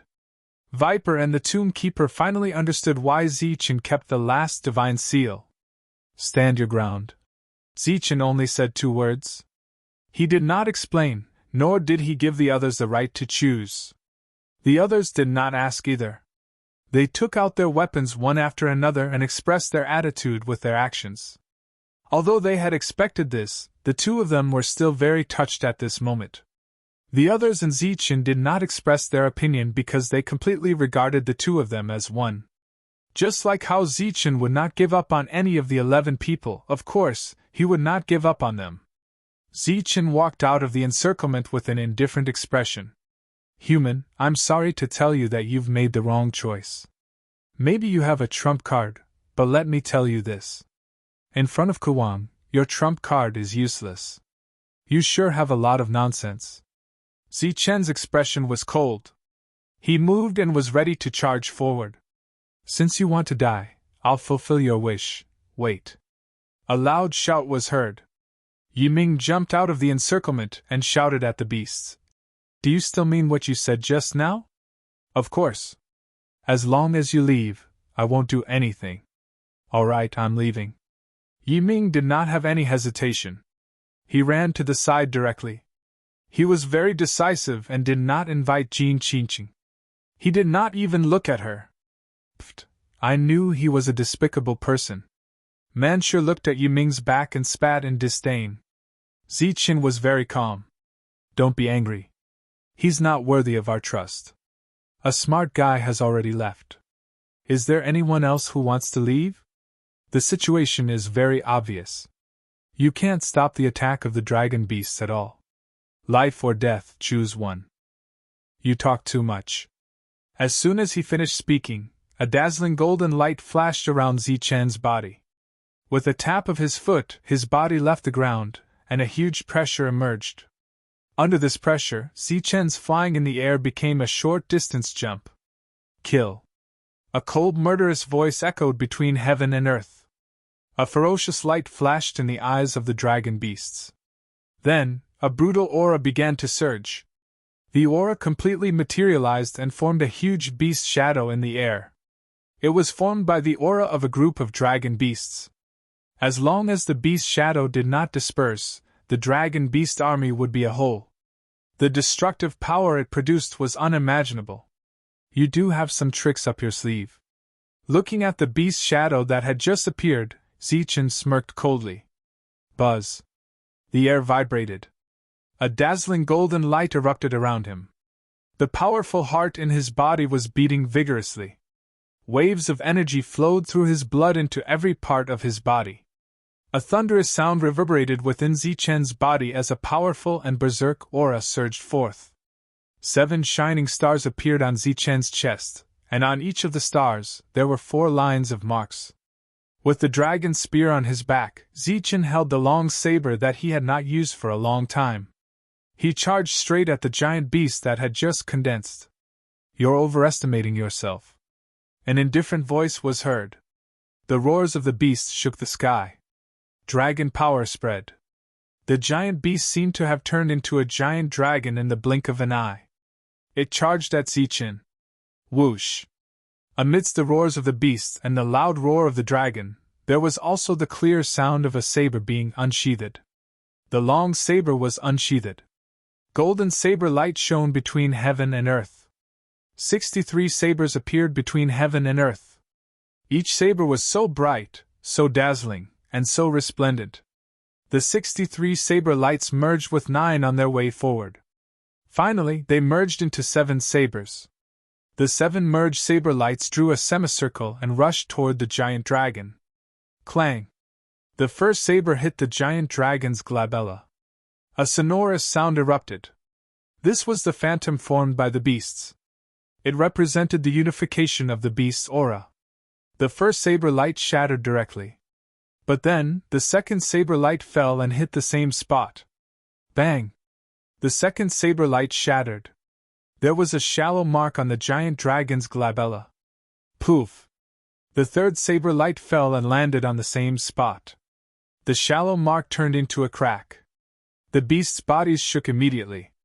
Pooh! Ka! Ka! The fourth, fifth, and sixth saber light fell on the same spot one after another. The crack on the giant dragon's glabella began to spread and spread. Bang! The last saber light fell. The giant dragon's head exploded. The condensed dragon phantom dissipated. The bodies of all the dragons below trembled. Rays of light fell from heaven and earth and returned to their bodies. The dragons' auras were scattered. They were like a group of stragglers. Damn it! Kill them! An exasperated roar sounded. The dragons charged forward. They were heavily injured, but their steps were no longer uniform. They were originally an army. Now they were a group of stragglers. The danger was greatly reduced. Zichen sheathed his saber. His body shone with a thick golden light.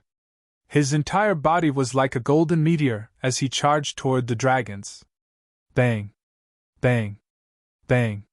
The moment the two sides collided, a powerful energy burst out. One by one, the dragon beasts were sent flying in all directions by Zichen.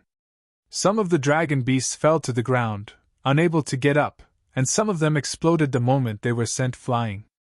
All kinds of dragons flew backward. Zichen, who was in the golden light, pressed forward. But if one looked closely, they would find that the golden light surging around Zichen was dissipating rapidly. During this period, Zichen had to endure a huge rebound force every time they came into contact. Boom! The golden light gradually dissipated. Just as the momentum was exhausted, the void behind Zichen broke open. A shining silver fist light appeared. Thunder King's meteor punch. The fist light, which looked like Xing Chen's, carried the violent power of thunder and rushed forward. With a thunderous boom, the fist light opened up a safe passage for Zichen that was more than 10 meters long. Buzz! With this gap, the dissipating golden light around Zichen solidified again. Then, he charged forward in a straight line. This time, after charging for more than 20 meters, Zichen could no longer endure the powerful rebound force. He began to cough up blood. His blood was no longer red. It was golden. When it fell to the ground, it looked like a golden pearl, shining brightly. It's useless. You can't make it. Kawang's voice sounded. Zichen did not bother to wipe the blood from the corner of his mouth. He just smiled coldly and held the dragon's spear on his back tightly in his hand. The silver light on the dragon's spear was like a surging thunder snake. A loud dragon roar resounded through heaven and earth. Vast dragon power spread. Feeling the dragon power of a superior, the advancing dragons were immediately frightened. Some of them even collapsed to the ground. In an instant, under the cover of the dragon's might, the dragon beast continued to roll around. Its imposing aura was also greatly reduced.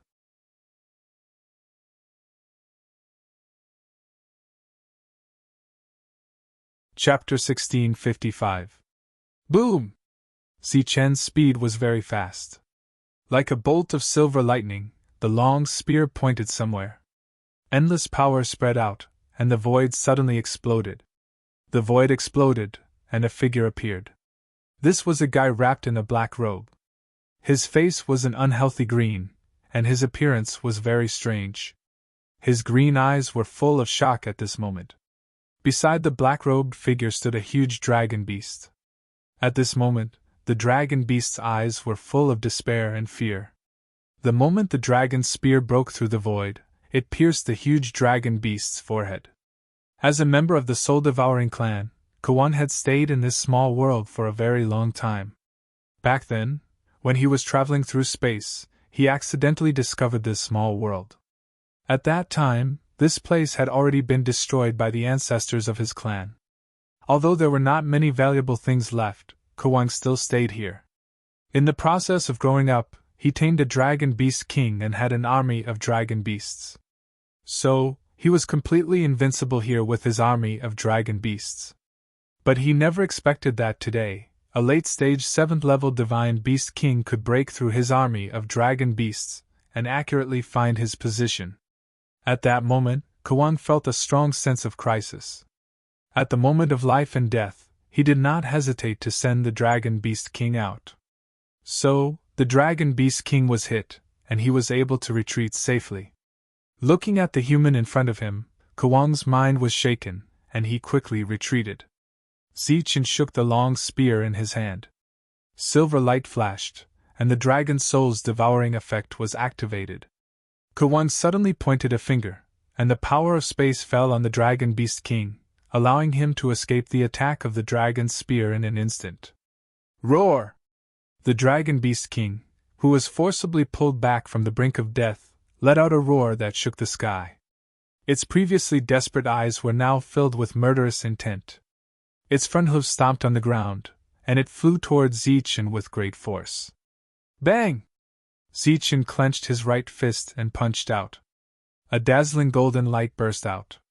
The fist hit the Dragon Beast King's head, and a ripple of energy instantly exploded, dissipating in all directions. Zichen's body swayed slightly, and all the impact was neutralized. Looking at the Dragon Beast King, it was sent flying by Zichen's punch. Kwang's original intention was to let the Dragon Beast King hold on for a while he took the opportunity to use the soul-devouring technique. However, he did not expect this human to be so powerful that he could knock down the Dragon Beast King with one punch. His expression changed, and he retreated again. His hands formed a seal in midair, and he pointed at the Dragon Beast King again. The Dragon Beast King, whose aura was weak, suddenly erupted with a berserk power. This was the result of activating its potential and vitality. When the berserk state ended, even if the Dragon Beast King did not die, it would only be left with half of its life. Its eyes turned crimson red, and it lost all reason. It became crazy and charged towards Zichen again with a violent aura. Boom! The sky trembled under this momentum, and the terrible power caused the space to distort. At this moment, the Dragon Beast King was like a meteorite from outer space, with an unimaginable power. Zichen's black hair fluttered in the wind. His eyes were fixed on the Dragon Beast King that was coming at him at an extremely fast speed. The long spear in his hand became even more powerful. The Dragon Beast King rushed over and went straight for Zichen, its four hooves roaring like thunder. The dragon spear in Zichen's hand flashed with a silver light, and there seemed to be a dragon shadow vaguely appearing. He held the spear and stabbed forward, and the body of the spear burst with silver light. Poof! The dragon's spear pierced into the Dragon Beast King's body. Zichen instantly retracted his power, and his feet moved, and his body dodged to the side. The Dragon Beast King with the Dragon Soul's spear whistled past Zichen, and the powerful aura made Zichen's robe flutter. After rushing forward for 100 meters, the Dragon Beast King's body suddenly fell down, and then it slid back for dozens of meters, plowing a deep gully in the ground. Its body twitched a few times, and the Dragon Beast King stopped moving, and its huge body became dry and shriveled. Zichen glanced at Kwang indifferently, and he did not see horror in his eyes, but madness. Die! He shouted, and the last seal in his hand fell. His body instantly turned into a huge green monster, and he rushed towards Zichen. Zichen slashed with his sword, but he cut empty air, as if he had cut a shadow. After that, the green monster rushed to Zichen, and entered Zichen's body through Zichen's forehead. Since it was a soul-devouring, it naturally targeted the soul. The green monster entered Zichen's sea of consciousness. In Zichen's sea of consciousness, a golden figure stood. He was like a mountain, looking down at the incoming green monster. This is your soul. Seeing Zichen's golden soul, the green monster was very surprised, and then he laughed. What a pure soul, even purer than the aboriginals. Once I devour you, I will definitely be able to advance again. As he spoke, he rushed towards Zichen's tall figure. Bang! However, in the next moment, a golden fist appeared in the green monster's eyes. The golden fist fell directly, and a large amount of golden light scattered, and the green monster was sent flying. Impossible! How can you still fight back? The green monster that was sent flying was shocked. However, this time, the response was a golden footprint. The golden footprint fell from the sky, and like a huge mountain, it pressed down on the green monster's body. Impossible! Under my soul-devouring domain, You should not have any power to fight back. Under the footprint, the green monster kept struggling. Your soul-devouring domain is indeed a little strange. Under normal circumstances, you would have died long ago, but when my attack fell on you, it weakened by 50%. The tall golden figure said. Impossible, this is impossible. The green monster was still shouting, and it seemed to have completely exploded. The footprint that stepped on it directly exploded. But before Kawan could fight back, he saw a large amount of golden blade light appear in the sky. This blade light was very similar to the move that broke the aura of the beasts just now in the outside world. Kawan still remembered how powerful that move was. If it was really such a move, not to mention 50%, even if it was 80% weaker, he might not be able to block it. Bang! The fused blade light fell one after another. Kawan could only block 3 blades, and his body directly exploded, turning into green light that filled the sky. The green light that had lost its soul became pure soul power, exuding a strong soul aura, and automatically went to Zichen's soul. The soul-devouring clan specialized in devouring souls to grow, and they could devour the souls of all things. But at the same time, after they died, they would leave behind pure soul power, which was very useful to all things. Kawan was dead, but he did not know what was going on. Why was this human soul stronger than his? Why was it able to suppress him? Kawan's soul was very strong, equivalent to a human beast master. In the land of despair, beast masters were suppressed by the rules, and their souls were inferior to those of the soul-devouring clan.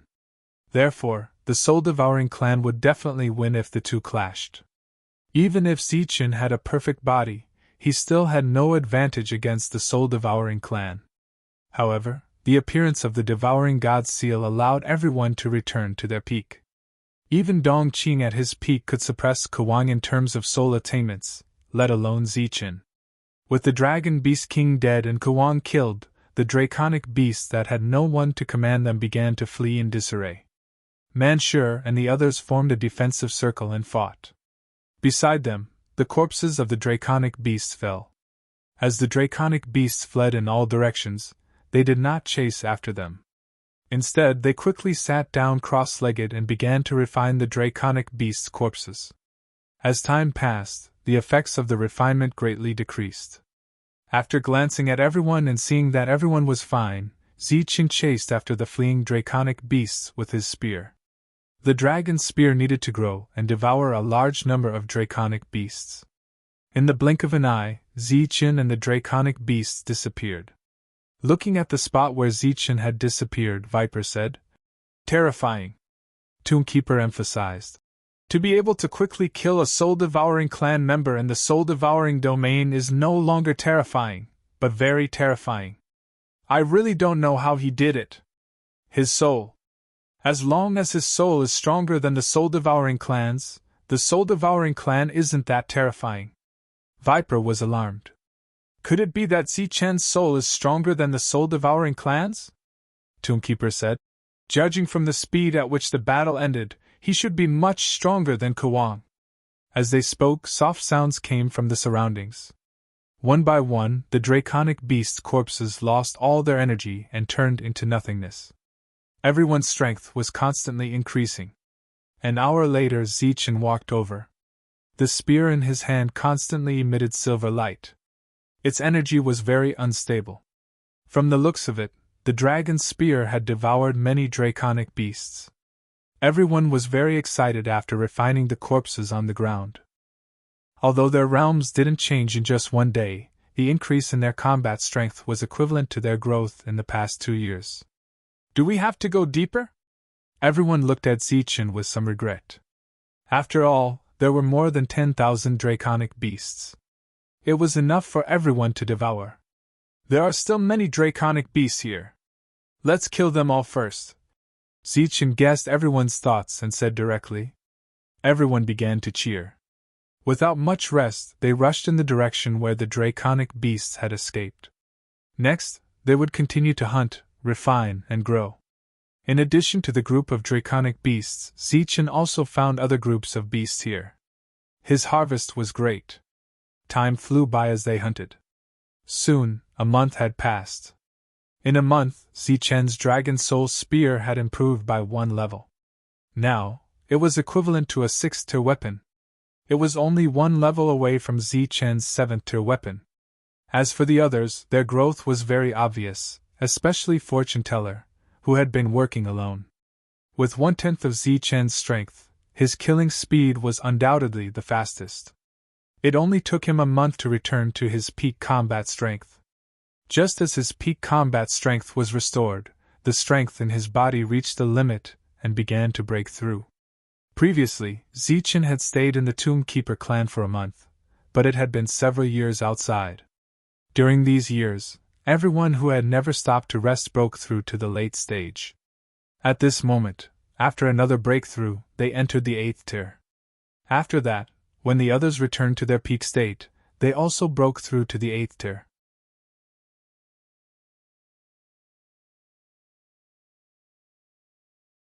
Chapter 1656. Under the sunlight, 5 black-robed men were moving swiftly. The 4 of them were guarding the 4 directions, protecting the middle-aged man. As they moved forward, strange beasts with some dragon soul bloodline would jump out from time to time. Every time a strange beast jumped out, the nearest black-robed man would turn into a black shadow and rush toward that strange beast. The black shadow would flash through the strange beast's body and quickly rush back to its original position. That strange beast had already lost its soul and collapsed with a loud bang. That's right, the 5 of them were all from the soul-devouring clan and were much stronger than Kuwang. Puli, are you sure this world still has value? Along the way, a cold voice sounded. It was the black-robed man in the middle. He had not attacked during this time. The soul-devouring clan member named Puli bowed slightly and said, "Don't worry, my lord. I can guarantee that there is a remnant of the dragon origin here. Once my lord refines it, your realm will definitely advance by leaps and bounds." The black-robed man in the middle nodded with satisfaction. Suddenly, he frowned slightly and said, I didn't expect to find 2 aboriginals in this world." 2 aboriginals. The 4 of them were startled and hesitated. Each aboriginal was equivalent to a huge fortune. Once they encountered one, they had to capture and investigate. Just as the 4 of them were hesitating, the one in the middle waved his hand and said, "It's fine, let's find the dragon origin first." The 5 of them moved forward for more than 10 miles and then turned around. Shuntian Dao's group of 11 broke through to the 8th layer in this secret land. Although they had just entered the 8th layer, they had completely stimulated their potential and were not suppressed by the rules. Their combat strength would far surpass their peers. During this process, they followed the Tomb Keeper's guidance. "Change direction, go there." The Tomb Keeper suddenly pointed in another direction. "No, we're not going deeper." Everyone was startled. "No, there should be a dragon origin there. Let's try our luck," the Tomb Keeper said. "Dragon origin, what is that?" Everyone was puzzled. "It's a kind of energy that can improve one's cultivation." Everyone immediately became excited when they heard this. Speaking of which, there was nothing more pleasurable than improving one's cultivation here. The group changed direction and headed straight for the dragon origin. After traveling for dozens of miles, Zichen saw a huge volcano crater. Because he had been to the Tomb Keeper clan, Zichen knew that it was not a volcano crater but a real dragon tomb. Seeing the dragon tomb, the Tomb Keeper's expression became unnatural. "Let's go. The dragon source should be inside." Tomb Keeper quickly calmed down and led his men to the dragon tomb. During this time, the group traveled another 5 kilometers and arrived at the dragon tomb. There was no dragon soul or giant dragon, and this place looked like an abandoned volcano. There was nothing special about it. When they arrived at the foot of the mountain, they did not climb the mountain. Instead, they followed the Tomb Keeper and circled around the foot of the mountain. "What are you looking for?" Zichen asked. "Find a safe passage," the tomb guard said. "If we enter from above, we might be in trouble. There is a dragon origin here, so there should be 1 or 2 powerful existences still alive. Usually, they are in deep sleep, and ordinary people will not wake them up. If they come for the dragon origin, they will definitely wake up. The truth was just as the tomb keeper said. The 5 black-robed men jumped into the dragon tomb. Then, one of them used some kind of secret technique to open a huge door from the dragon tomb. As the 5 of them walked in, the door closed, and they could vaguely hear an angry dragon roar. After another hour of searching, the tomb keeper finally found the mechanism. His eyes lit up as he pointed at a protruding stone and said, "This is the entrance to the safe passage. However, even if ordinary people knew about it, they would not be able to activate it." As he spoke, a mysterious power surged out from the tomb keeper's body. This power was injected into the stone, and the stone began to glow. Crack! Beside it, sand and stones rolled, and a 2-meter-wide door opened. "Come in." The tomb keeper was the first to walk in, and Zichin and the others followed behind. As the last person entered, the stone door behind him closed, and everyone's eyes were pitch black. Suddenly, balls of flames appeared out of thin air, illuminating the entire passage. Looking at the familiar flames, the tomb keeper said excitedly, "The dragon fire is still burning. It proves that the dragon fire really exists." At this moment, the tomb keeper was very excited because with the dragon source, the dragon soul spear would be able to break through by a large margin. At that time, they would be able to return. Everyone went deeper into the passage, and balls of dragon fire appeared one after another. The temperature of the dragon fire was not high, just like the flames released by an ordinary torch. However, the tomb keeper knew very well that the power produced by the dragon fire was definitely more terrifying than the dragon fire of a giant dragon. Once it exploded, everyone would die an unnatural death. After repeatedly reminding everyone not to touch the dragon fire, as they continued to dive and turn, another door appeared in front of them. "Be careful, there should be a big guy behind this door." The tomb keeper waved his hand and said.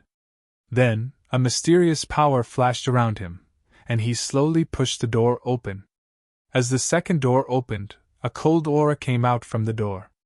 Everyone could not help but shiver, as if there was a ferocious creature behind the door. The tomb keeper was the first to walk in, followed by Viper, and then Zichin and the others.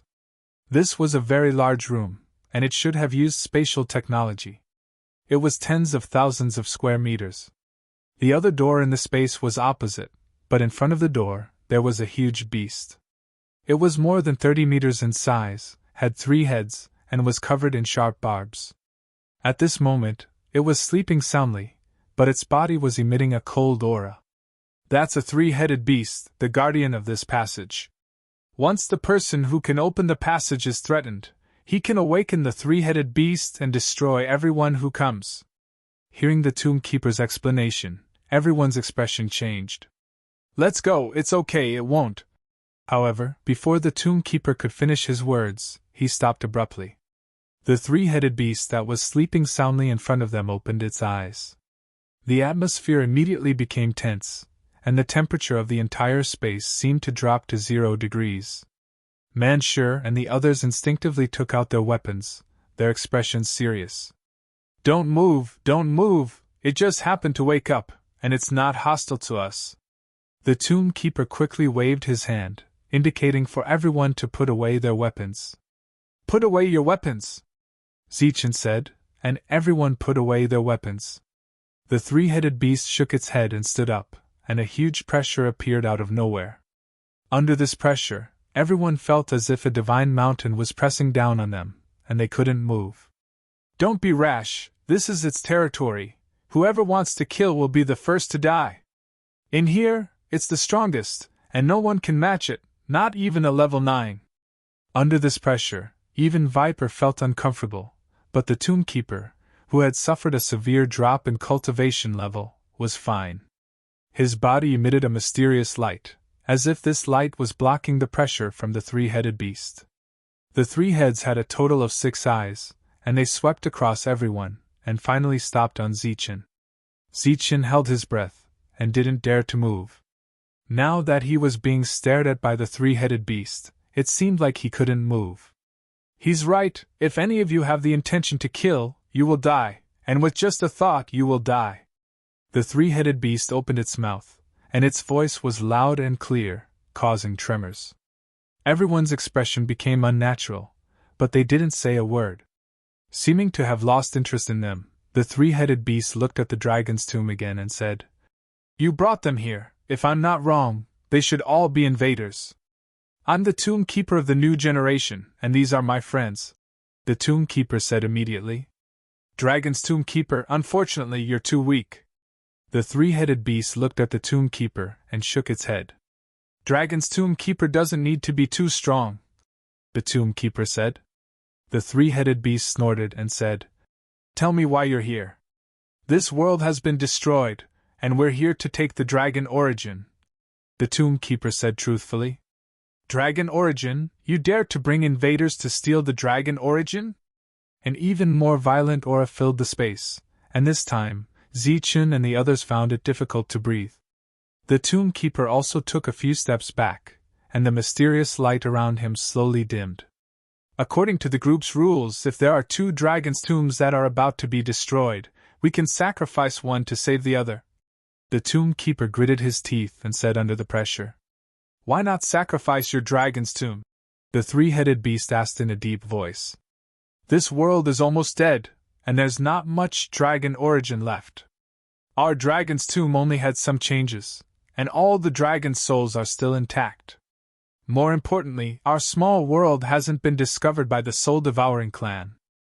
As he spoke, a ball of light flew out from the tomb keeper's hand and was reflected in the three-headed beast's mind. There was a long silence, but everyone felt more and more depressed. This feeling of not being in control of their own life and death was really uncomfortable. "So that's how it is." The three-headed beast sighed and said, "In that case, you can take the dragon origin, but something has happened here, and under normal circumstances, it's very difficult for you to enter, so I'll lend you a hand." The tomb keeper was overjoyed when he heard this, and he cupped his fists and said, "Thank you." The three-headed beast withdrew its powerful aura, and a brilliant light shot out from its body, enveloping the 14 people. Then, the 14 of them seemed to have stepped into a teleportation array, and their figures disappeared into the space. "I'll use my remaining vitality to fill the dragon origin, and I hope that the dragon origin can help you. The soul-devouring clan is our biggest enemy, but their souls are also very useful to us. If we inject their souls into a weapon, we can condense a soul-devouring weapon, and this weapon will completely inherit the soul-devouring superpower of the soul-devouring clan." The three-headed beast's voice was transmitted into the sea of consciousness of Zichun and the others. In that space, the three-headed beast, whose body had shrunk significantly, turned into thousands of light spots in the next moment, and there seemed to be little dragons flashing in the light spots. These little dragons were not the Western dragons, but the real Eastern divine dragons. The many divine dragon shadows circled the sky once, then rushed out of the space and returned to the dragon origin.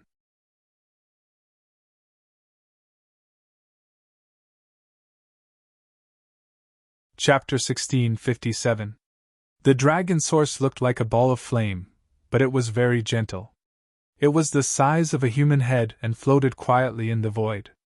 In the flame, a dragon shadow could be vaguely seen circling in it. This is the dragon source and also the flame of life. The dragon source is the reason why the dragon's soul is immortal. Unfortunately, this world is dead and the flame of life has lost its foundation. The dragon soul has no chance of revival. Looking at the dragon source, Mu Shou could not help but sigh.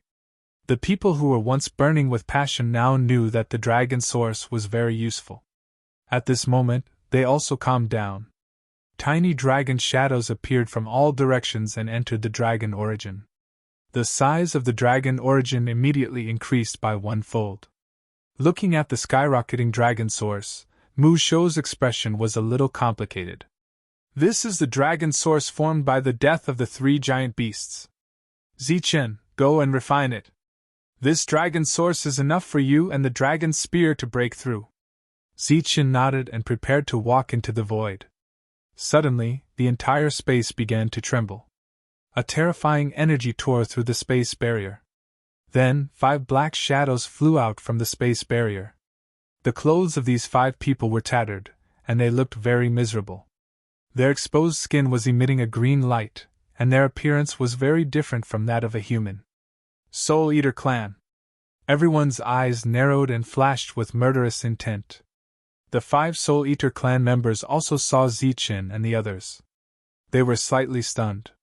4 of them immediately rushed forward and protected the last person in the middle. However, the other person did not care and pushed the 2 of them aside and walked forward. His gaze first swept past the dragon source with a touch of passion in his eyes. Then, it swept past Zichen and the others. His face was expressionless. However, when his gaze landed on Viper and Mu's show, he was stunned and seemed to be in disbelief. "Sir, let's go and snatch the dragon source first," said a Soul Eater Clan member beside him. "Of course we must get the dragon source. However, I don't think the more valuable thing here is the dragon source." The leader of the Soul Eater Clan shook his head and chuckled. Among the 4, 3 of them were puzzled. However, one of them said, "Could it be, that's right. Both of them are from the Tomb Guardian clan. Moreover, they are brand new Tomb Guardian clan. That means if we capture him, we will discover a brand new world." "That's right. Pulley, you've made a great contribution this time." "Thank you, my lord." Pulley was so excited that his body was trembling. The other 3 looked envious. At this moment, the 5 soul-devouring clansmen were chatting wantonly. They did not place Zichen's group of 14 in their eyes at all. Indeed, although 12 of the 14 people were in the 8th level of the soul-devouring clan, they were all in the 8th level of the soul-devouring clan. How could mere humans compare to the soul-devouring clan in the 8th level? "Looks like there's going to be a fierce battle." Manshur held a huge machete in his hand. He licked his lips and smiled ferociously. Zichen shook his head and said, "It won't be a fierce battle. At most, it'll be troublesome. Shomu, you and Viper retreat and protect the dragon origin. Shangguan Hong retreat. Manshur, Wuxie, you guys retreat as well." Zichen called out the names one by one. In the end, there were only 4 people left. Shun Tiandao, Fortune Teller, Dong Qing, Dark Mantle, and even the titled Miss Shadowmist were ordered to retreat. When they first met the soul-devouring clan, Shomu had already told them some of their techniques. It was very simple. One was space, and the other was soul. Space was good at finding and escaping. Soul was purely devouring. The 4 people Zichen chose had strong souls. Among them, Dark Mantle and Dong Qing had strong soul attack techniques. Among the 4, Dong Qing was the best when it came to soul attack. This was because she was a beast tamer and possessed a mutated soul. "You dare to fight us 5 against 5? Interesting." The soul-devouring clan leader smiled coldly. Zichen also smiled faintly and said, "It's not 5 against 5. It's 5 against 5. Be careful. Don't devour their souls. I'm going to condense their souls into weapons. It'll be very useful. I'm not interested in such a small amount of souls." Shun Tiandao smiled coldly. "Shameless boasting. Go to hell." As soon as he finished speaking, the 5 of them turned into black light and rushed towards the 5 people in front. Zichen and the other 4 did not put up any defense because this battle was taking place in their sea of consciousness. In the blink of an eye, the 5 soul-devouring clan members disappeared. Zichen and the other 4's eyes lost their light and became lifeless. Viper looked worried and said, "Can they do it?" Shomu said, "They are not ordinary people. Plus, Zichen is so confident. They should be fine." 2 figures stood in Zichen's sea of consciousness. One of them emitted golden light and was incomparably holy. The other one was as black as ink and looked like a demon. "Interesting. You can still be so calm under my soul domain. You're not ordinary. I've underestimated you," the leader of the soul-devouring clan said indifferently. "You're not bad yourself. The suppression of your soul domain is much stronger than the one called Kawang." Zichen replied coldly. Shomu's heart skipped a beat. He asked, "You know Kawang?" Zichen shook his head and said, "I killed him." A strange light flashed in Shomu's eyes. He said, "You can kill Kawang. It seems that I've underestimated you. Zichen smiled faintly and said, It seems that your soul domain has been fully activated. You've suppressed another 10% of my attack. Are you ready to make your move? Kurtis' expression changed drastically. Since the other party had already seen through his stalling, he was still so calm. This gave him a bad feeling. Enter my sea of consciousness. If I don't go easy on you, I'll be a bully. As Zichen's voice fell, a huge fist of light appeared behind him. The fist of light was like a meteor's Xingqian, heading straight for Shomu. Ugh!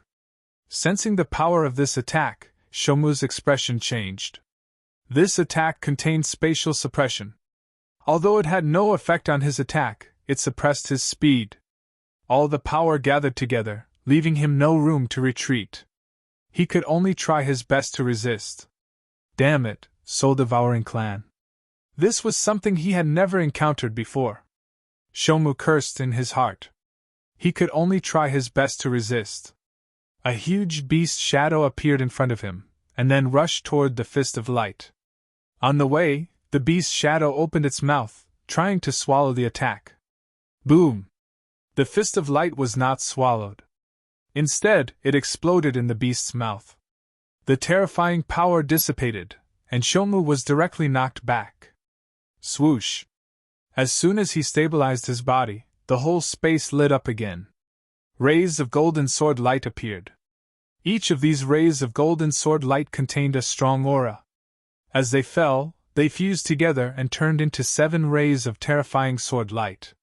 Sensing the powerful power contained in the sword light, Shomu's expression changed greatly. A rare look of horror appeared in his eyes. The 7 rays of sword light fell one after another, and then exploded. The terrifying soul energy kept surging. Shomu's figure retreated again and again, until he was almost 1,000 meters away. When the destructive power contained in the 7 rays of sword light dissipated, his soul energy had become very weak. In his eyes there was fear, shock, and the intention to escape. Ever since he came to the battlefield of despair, he had fought many battles with the humans of the Zhanwu continent. He was not afraid even if he encountered a 9th layer. But this 7th layer human in front of him had such a powerful soul. And with just 2 strikes, he had seriously injured him. As if sensing Code's thoughts, Zichen chuckled and said, I am the master of my world, you can't run away. But you are much stronger than that Kawang. He only took 1 blow from me and died, but you actually took 2. However, there is still 1 more blow. If you can block it, I will spare your life. Since the other party dared to say so, of course he had great confidence. Shomu did not think he could block it. Facing the crisis of life, he shouted, I have awakened the purest bloodline of the Soul Devourer clan. If you kill me, you will be cursed. As long as the curse is on you, the experts of the Soul Devourer clan can find you. Only blood can wash away your curse. In the face of Shomu's threat, Zichen was indifferent. He just pointed to the sky and said, Look over there.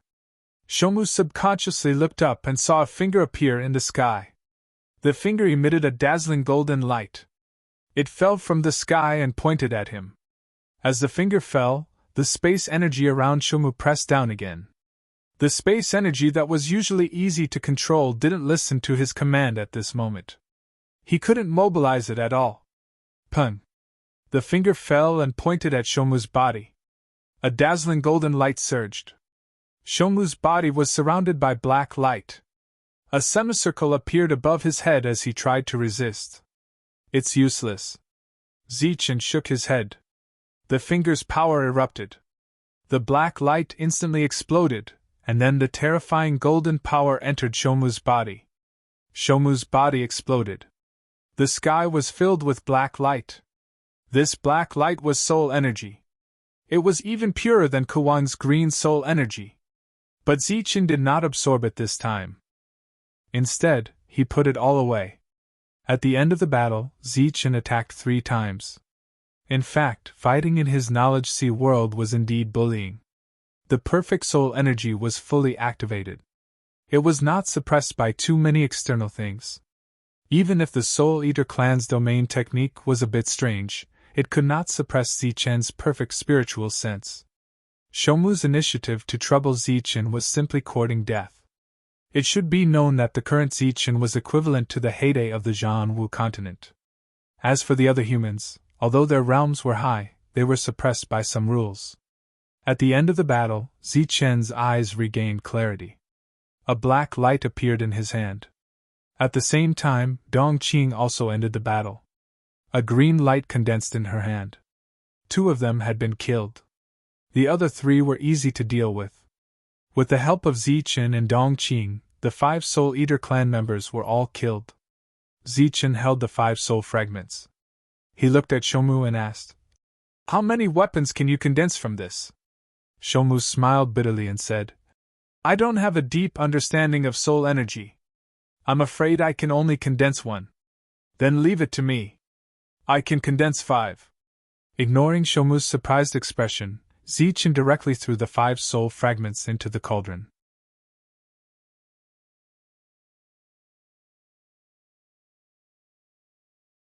Chapter 1658. Seeing that Zichen had lost all his energy in an instant, everyone started to worry. Dongqing, who was close to Zichen, immediately reached out to support Zichen's arm. She stared at Zichen anxiously. After stabilizing his body, Zichen waved his hand and said, "I'm fine. I just used up a lot of energy." Although he said he was fine, Zichen was actually slandering them in his heart. He placed the soul of the soul-devouring race into the cauldron for the sake of the natives here and to protect the Tomb Guardian race. It was fine if the laws here weren't grateful. Instead, they almost drained all his energy. As the energy in his body recovered, Zichen suddenly had an uncomfortable feeling as though someone was staring at him.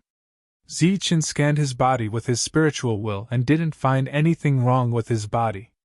This uncomfortable feeling only lasted for a moment, and Zichen didn't pay much attention to it. "The dragon origin will dissipate with time.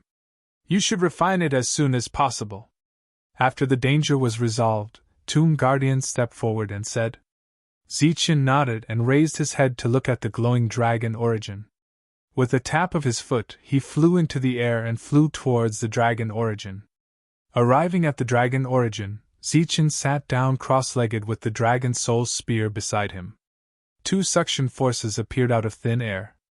The dragon origin split into 2 parts. One part entered Zichen's body through his palm while the other entered the dragon's spear through the tip of the spear. The others spread out and formed a circle to protect Zichen. Time flowed by. The Wan clan's influence in the battlefield of despair was definitely not small. After Zichen didn't appear in Imperial Sky City for a long time, they also found out about the whereabouts of Zichen's group. However, that place wasn't a place that could be entered casually. It required a huge amount of contribution points. Therefore, they needed to find someone with more influence. After that, they found a big shot. After about a month, the first batch of people entered the place where Zichen was. The leader was a member of the Wang clan. His name was Wang Mukin, and he was at the peak of Stage 8. They were already very clear about the combat strength of Zichen's group before they arrived. Now that they had only sent a team of 10, it was obviously not enough.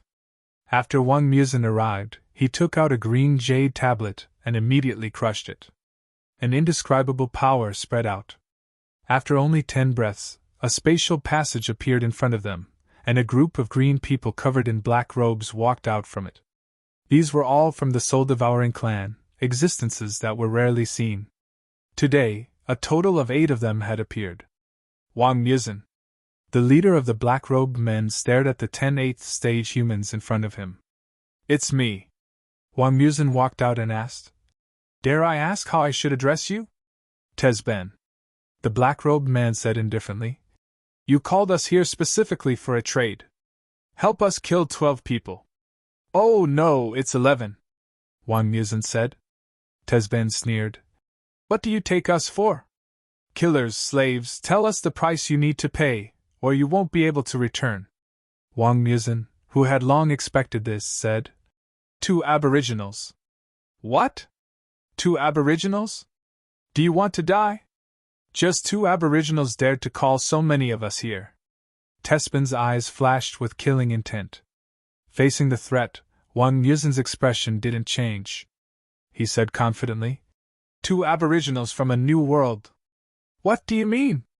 The 8 soul-devouring clan members' expressions changed.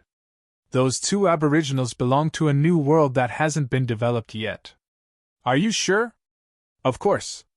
A new world was too tempting for the soul-devouring clan. Tesben didn't hesitate and said directly, "Okay, tell us the location."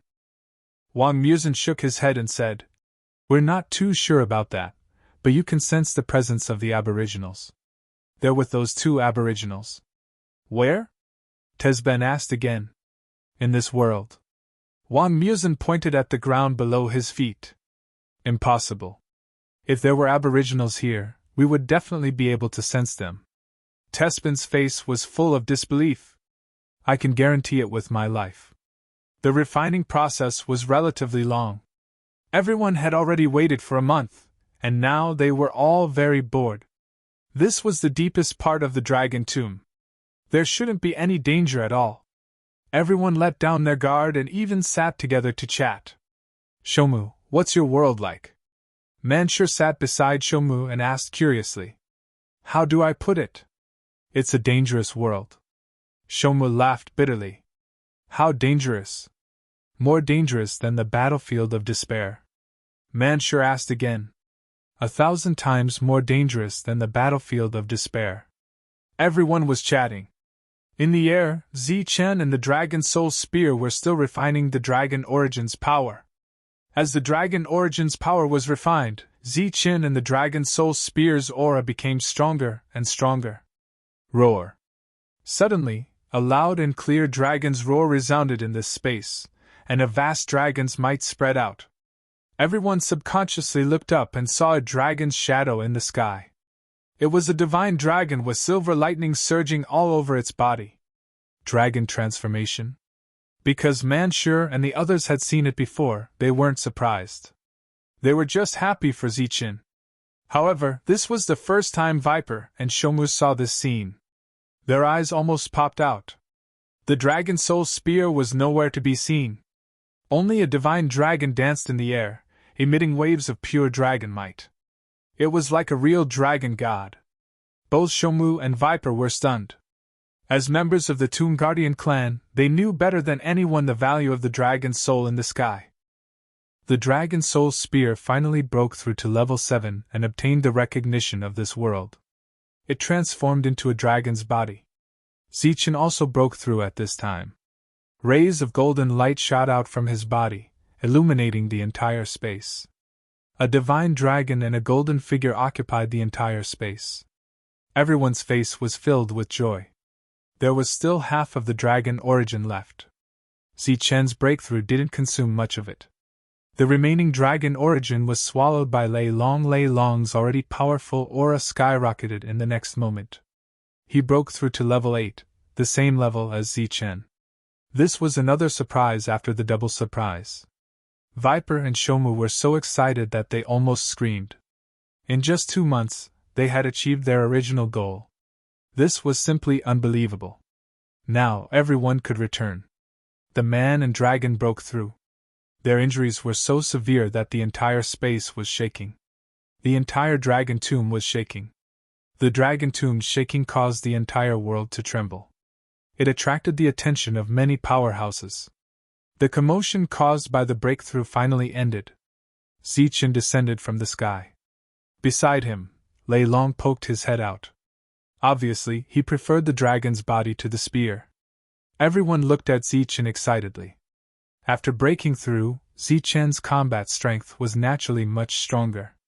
He was now the most powerful powerhouse in the group. "You've broken through. Why don't we go back now?" Shomu couldn't wait. Zichen smiled and said, "There's no rush. It's not easy to come here. We should at least get a dozen soul devourer weapons first." Shomu's eyes lit up and said, "You mean, there must be other soul devourers in this world? Why don't we kill a few more? Moreover, the souls I refined are still very weak. They need to grow." When Mu Shou heard this, he looked at Zichen in disbelief and said, You're saying that you've reassembled your soul? Zichen nodded. No one understood. Even Viper didn't quite understand. However, Shomu knew what it meant. This was equivalent to reassembling the scattered souls into a person. This person's intelligence was still very weak at the beginning, but it could grow. In other words, if it was completely condensed, it would be a soul that could grow. Dongqing, do you have a suitable weapon? Zichen asked. Dongqing was the first to be asked. She was a little flattered. She looked around carefully, and then took out a simple spear. A spear! Zichen was stunned. It was his first time seeing this weapon. I got it in the prefectural realm. I rarely use it, Dongqing said embarrassedly. Give it to me. I'll add the Soul Devourer special effect on you. Zichen took the spear and put it into the cauldron. Shang Guanhong, what about you? Shang Guanhong had a long sword. She also got it in the prefectural realm. It glowed with a green light and was very compatible with her. Zichen took the long sword and put it in the cauldron. Ladies always went first. So, Jin Qingqing was the third. Next was the dark mantle. The last was Shindao. 5 souls. All of them were complete. I'll add the Soul Devourer special effect to you after I kill a few more. But souls need to be nurtured slowly. So, I'll try to add the Soul Devourer special effect to a very powerful weapon. The Soul Devourer special effect was complete. It could be used in both the battlefield of despair and the Zhanwu continent. It could also devour dragon souls. Before the weapon was fully condensed, Zichen and the others left the dragon's tomb. As soon as they left the dragon's tomb, the 8 members of the Soul Devourer clan sensed the presence of 3 people at the same time. Finally found them. Tespin's eyes flashed. A spatial passage appeared in front of him. He took the lead and walked in. We found the people you were talking about. Quickly follow us, shouted a member of the Soul Devourer clan. Then, Wang Muzhen and the others immediately followed. In the next moment, the passage extended in front of Zichen and the others. Looking at the spatial passage that suddenly appeared, everyone looked at it with vigilance. Tezben was the first to walk out, followed by 7 members of the Soul Devourer clan and 10 human experts. When they saw the members of the Soul Devourer clan, there was no fear on their faces. Instead, their eyes lit up as if they had seen their prey. Curse! I didn't expect to see a curse here. As soon as Tezben came out, he looked at Zichen with a surprised expression. Zichen's heart skipped a beat. Obviously, he remembered Code's words. It was obvious that he was telling the truth. These are the 11 people you were talking about? Asked Tezben.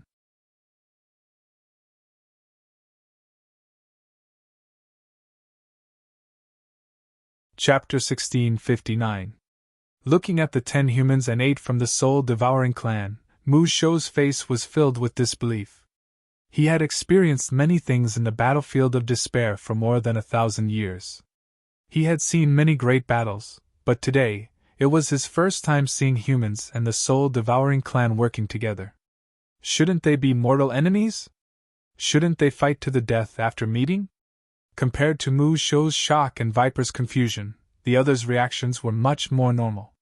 Humans were actually very complicated. In many situations, they only recognized benefits and didn't care about gains and losses.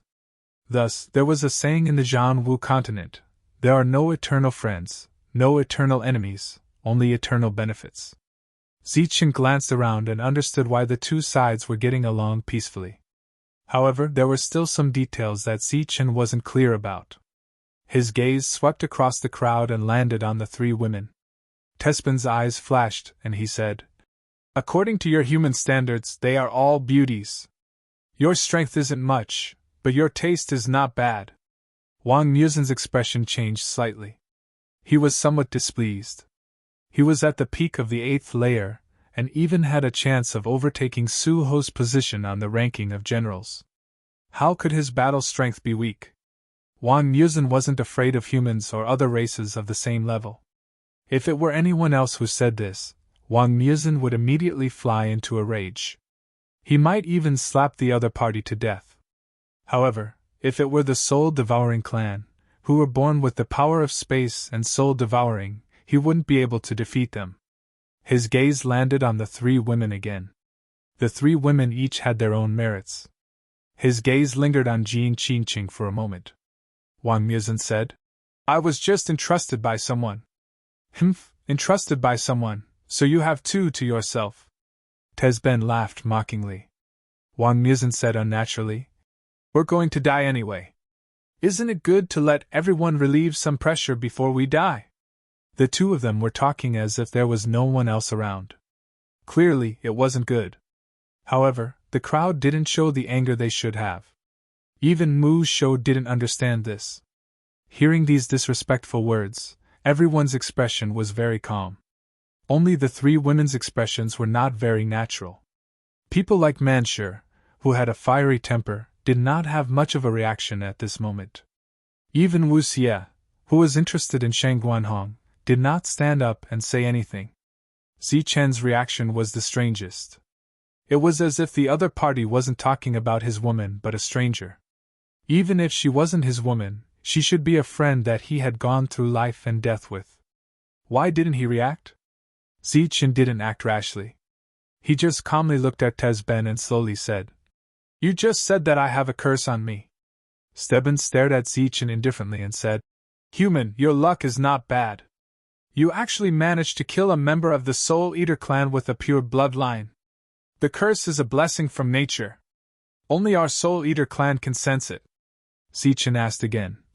"You can all sense it," Tezben said indifferently. "Being in the same area, all the members of the Soul Eater clan can sense it. It's meaningless for you to know now because you will all die here soon. Oh, one of you will leave this place alive." Tezben glanced at Jin Qingqing. Zi Chen actually nodded seriously and said, "Thank you for your reminder. In order to repay you, I won't be merciful." "Oh, thank you again for sending us 8 complete souls." The group looked at Zi Chen in bewilderment. It was as if they were looking at an idiot. The conversation ended. Having learned what he wanted to know, Zi Chen didn't waste any more words and directly attacked. As soon as Zi Chen moved, the others behind him moved as well. The battle began. All kinds of energy surged and all kinds of lights flashed. Then, the battle ended without any suspense. The 8 members of the Soul Eater clan died. Not a single one of them was able to escape. Not a single one of the 10 human Tier 8 cultivators led by Wang Muzhen managed to escape alive, even though they all had life-saving jade tablets. After the battle ended, Toonkeeper finally understood why Zi Chen hadn't reacted at all.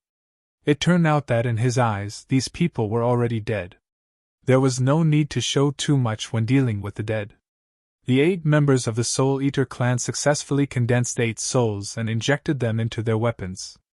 Including Viper Toonkeeper, there were a total of 13 of them. Almost every one of them had a Soul Eater weapon that could grow. What followed was the battle. The continuous battle. In Shenker's store, Yiming walked in as usual. Looking at old man Shenker, who was still calculating, Yiming shouted, "Hey, Shenker, Zi Chen and the others aren't back yet." "No," Shenker said without turning his head. "Looks like they're really staying there," Yiming said with slight melancholy. "You've already broken through to Tier 8. Why don't you go and train? What are you doing here every day?" Shenker glanced at Yiming and asked. Yiming sighed and said, "It's really boring to go alone. Let's wait until everyone comes back." "Oh right, if Zi Chen comes back, let me know immediately." Yiming tossed a small sound transmission ball to Shenker and said, "Just send me a sound transmission. I'll be in the city." "Oh right, give me a few bottles of good wine. I can use this time to relax." Shenker walked under the counter, took out a few bottles of wine, and put them on the counter. Yiming took them and said with a smile, "As usual, put it on Zi Chen's tab. We'll settle it together when we come back." Shenker nodded and continued calculating. At the same time, he put it on Zi Chen's tab. As for Yiming's recent abnormality, Shenker did not know whether he did not notice it or did not care. Poof! The quaint light swept across, and a dragon's body was penetrated. The next moment, the Soul Eater was activated, and the dragon's soul was devoured. The dragon's huge body collapsed. Dong Qing stepped forward and displayed the devouring effect of the god's seal. Soon, the dragon's body shriveled up. On the other side, Sheng Wanhong swept the green sword in his hand, and another huge dragon fell. Sheng Wanhong stepped forward and activated the devouring god's seal. The same scene repeated itself in the surroundings.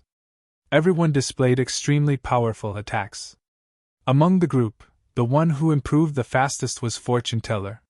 Speaking of which, his weapon was completely handed over to his summoned creature, Zichen. As the summoned creature killed the dragon and devoured its soul, he followed and refined the power within. As a result, his speed was much faster than the others. After staying for another 2 months and killing 2 members of the Soul Eater clan, Zichen decided to go back. The Soul Eater effect that everyone added still needed to be improved. However, Tomb Keeper did not want to wait any longer and was ready to go back. Everyone took out their tokens and crushed them together. As the brilliance flashed, everyone disappeared. Viper and Tomb Keeper, who did not have any tokens, also opened a passage and left. However, as soon as they disappeared, more than 10 passages appeared around them. Then, more than 10 members of the Soul Eater clan walked out. Clearly, they had sensed the aura of the space passage and chased after them. Everyone returned to Shenker's store. Tomb Keeper and Viper also returned after tracking the coordinates. When the group walked into the store one after another, Old Man Shenker looked very surprised. Old Man Shenker put away the abacus and said to everyone, "Well, you've all broken through. Looks like you've all had a good harvest." "Old man, thank you so much this time," said Zichen. The others were also very grateful to Old Man Shenker. The old man said, "You don't have to be so polite. Since you're back, you can settle the bill for me." Zichen had a look of astonishment on his face. "Bill? What bill? Didn't we settle it last time?" The old man said with some dissatisfaction. "Yiming has been owing us for the past few months. I've told him several times to go out and train, but he refused and insisted on waiting for you guys to come back. By the way, I've already informed him. I think he'll be here soon." Yiming. When everyone heard this name, their expressions became unnatural. As for Zichen, his face turned gloomy. When the Wang family came and asked to keep Jin Qingqing, Zichen was already suspicious. Now that he heard that Yiming was here, Zichen was almost 100% sure that Yiming had colluded with the Wang family. Manshur said fiercely, "If I see this piece of trash, I'll definitely kill him. You probably won't have that chance." An indifferent voice suddenly rang out. The voice belonged to Yiming. He suddenly appeared in the store, but no one noticed. When everyone turned around, Yiming was already beside Mu Shou. He grabbed Mu Shou's hair with one hand and held a short dagger with the other. The tip of the dagger was pressed against Mu Shou's neck. "What are you doing?" Viper saw this and shouted coldly. A powerful aura surged around him. "Damn it, let go of Mu Shou. Yiming, do you want to die?" When the others saw Yiming's action, they shouted coldly as well. "Let go. Do you think that's possible?" Yiming smiled ferociously and stabbed the short dagger in his hand forward slightly. Mu Shou's skin was cut, and a trace of blood appeared. Everyone was furious, but Yiming was holding Mu Shou back, so they dared not move forward rashly. Old Man Shenker was stunned at first, then he watched the show with interest. Speaking of which, he had a deep impression of Yiming because this guy had been showing killing intent towards Zichen all the time. Zichen could clearly sense it, but he still kept Yiming alive. This puzzled him. Sometimes, he would even think that it was because of some kind of love triangle. Now, Yiming had finally exploded. He no longer held back or wronged himself. However, Shenker did not understand why Yiming chose to explode at this moment. The crowd was furious, but Yiming was only smiling. His smile was ferocious and crazy. He had lost his mind. Zichen waved his hand, indicating for everyone to be quiet. "I knew you wouldn't let him die. Zichen, I know you very well. You're too soft-hearted. You won't be able to accomplish anything great in this lifetime. Yiming smiled at Zichen. His smile was even more ferocious. At this moment, he only had eyes for Zichen. He did not even pay attention to Jin Qingqing anymore. Zichen's expression was still calm. After hearing Yiming's words, he even smiled faintly and said, "All right, tell me what you want from me today. If I want your life, will you give it to me?" Yiming said coldly. Zichen asked in return, "What do you think?"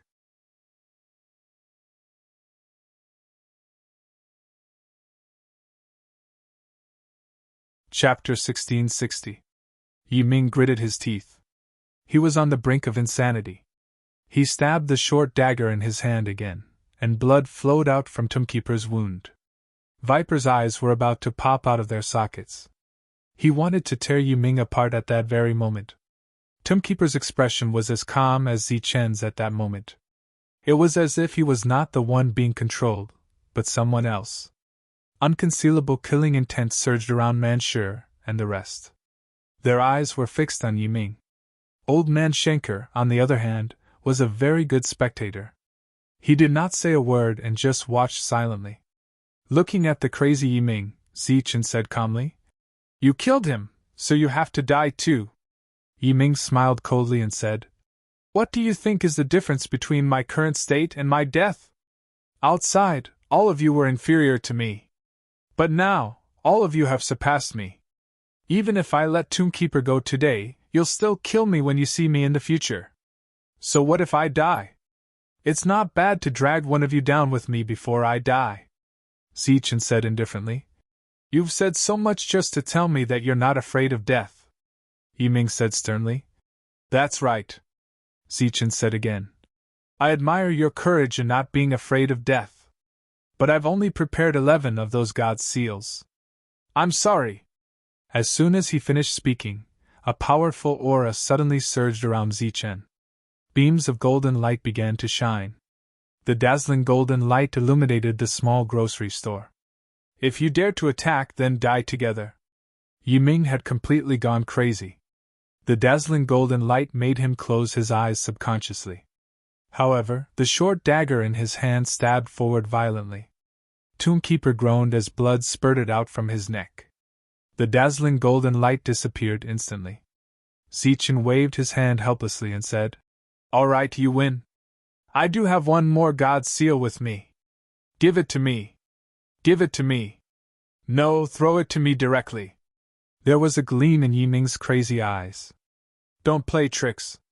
Otherwise, you'll die guarding the tomb." Zichen really took out a devouring divine seal, but his expression became extremely solemn. He looked at Yiming and said in a deep voice, "Yiming, since we met again in Shuntian Prefecture, you have always had killing intent towards me, but I didn't do anything to you. Now I want to tell you that my patience is limited.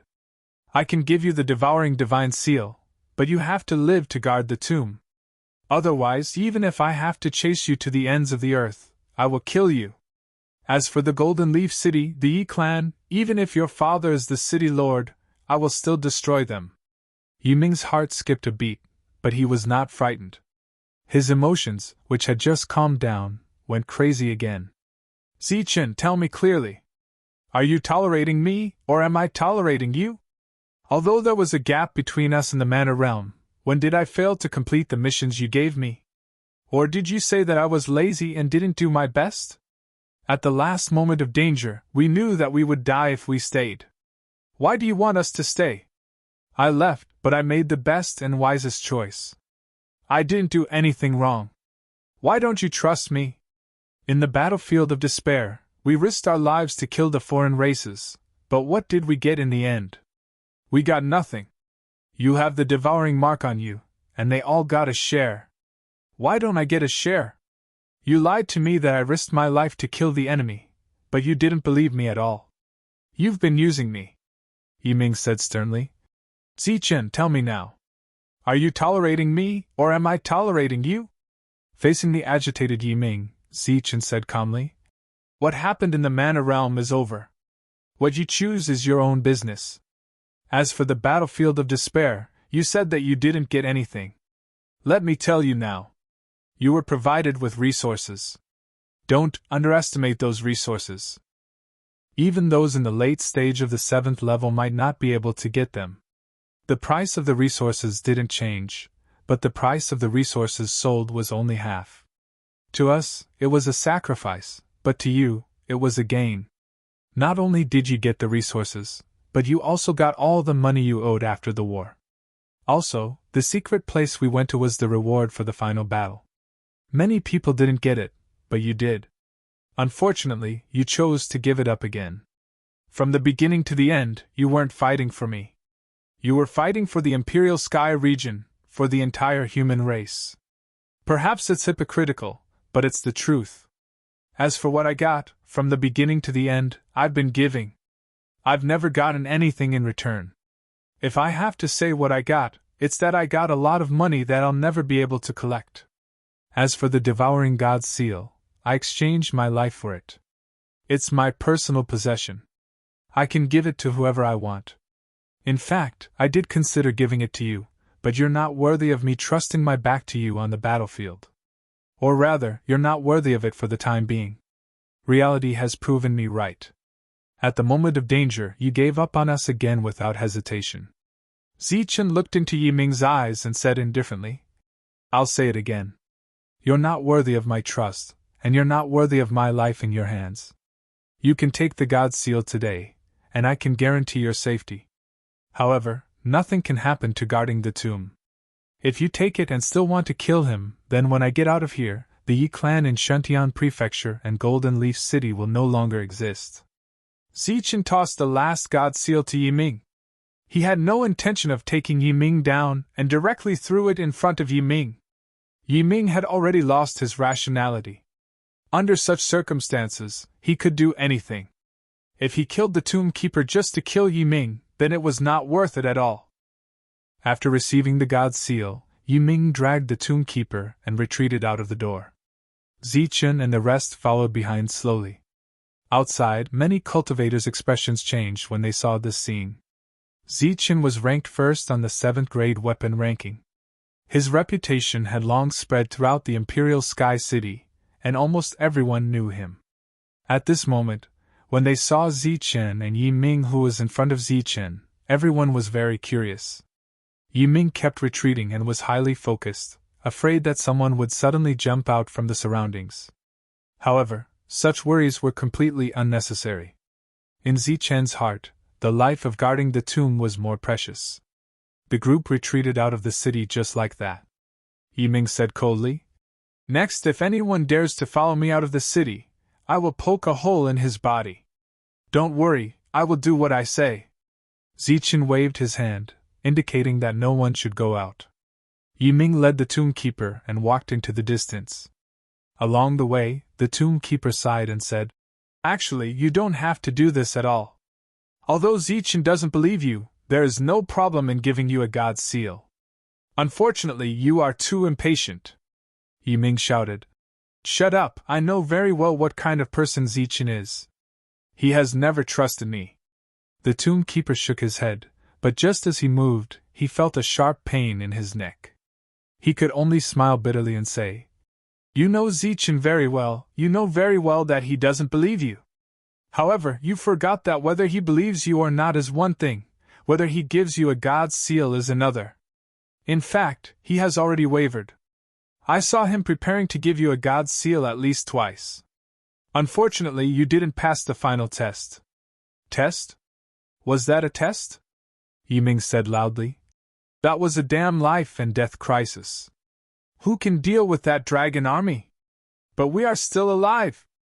If you didn't leave, or even if you didn't do anything back then, he might still not believe you, but I would definitely give you a God's Seal. You have been giving your all, but you can't get their recognition. You feel wrong, but have you ever thought about whether you have ever acknowledged them? Have you ever treated them as family? Are you willing to die for them? Back then, when facing the dragon army, Zichen didn't ask for anyone's opinion. He didn't let anyone make a choice. It wasn't because he was worried about testing their humanity, but because of pure trust. We are like a whole. He won't give up on me, just like how he won't give up on them. Shut up! Yi Ming shouted.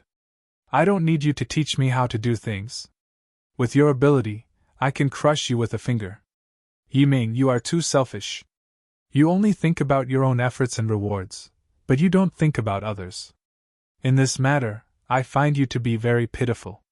Even if you get the God Seal by hook or by crook, so what? You have lost a strong heart, and will never be strong. The two were still moving forward. Yiming said disdainfully, Stop lamenting here. You should think about your own life and death.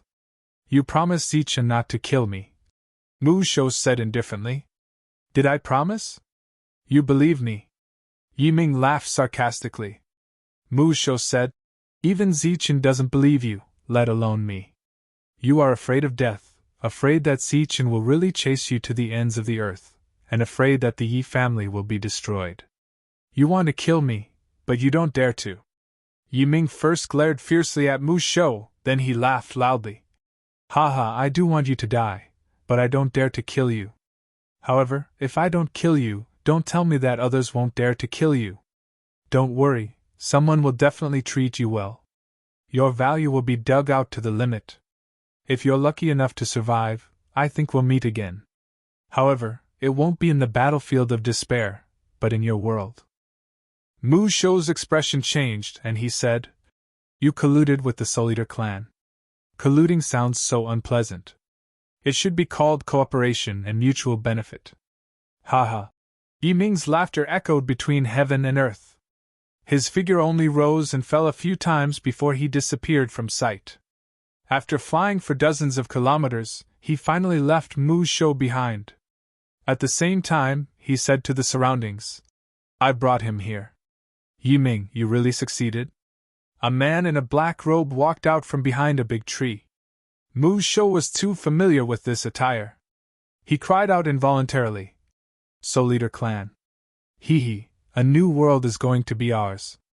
The black-robed man walked towards Mu Shou with excitement in his eyes. Yiming seemed to be very afraid of the black-robed man. He took a few steps back and said, All right, there's nothing else for me. I should go. Go.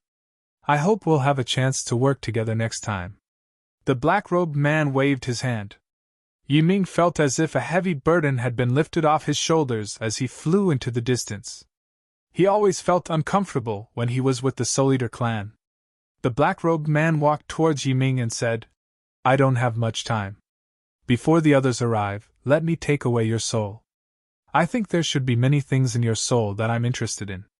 As soon as he finished speaking, the black-robed man turned into a ball of black light and charged into Mu Shou's sea of consciousness. At this moment, a golden soul figure stood in Mu Shou's sea of consciousness.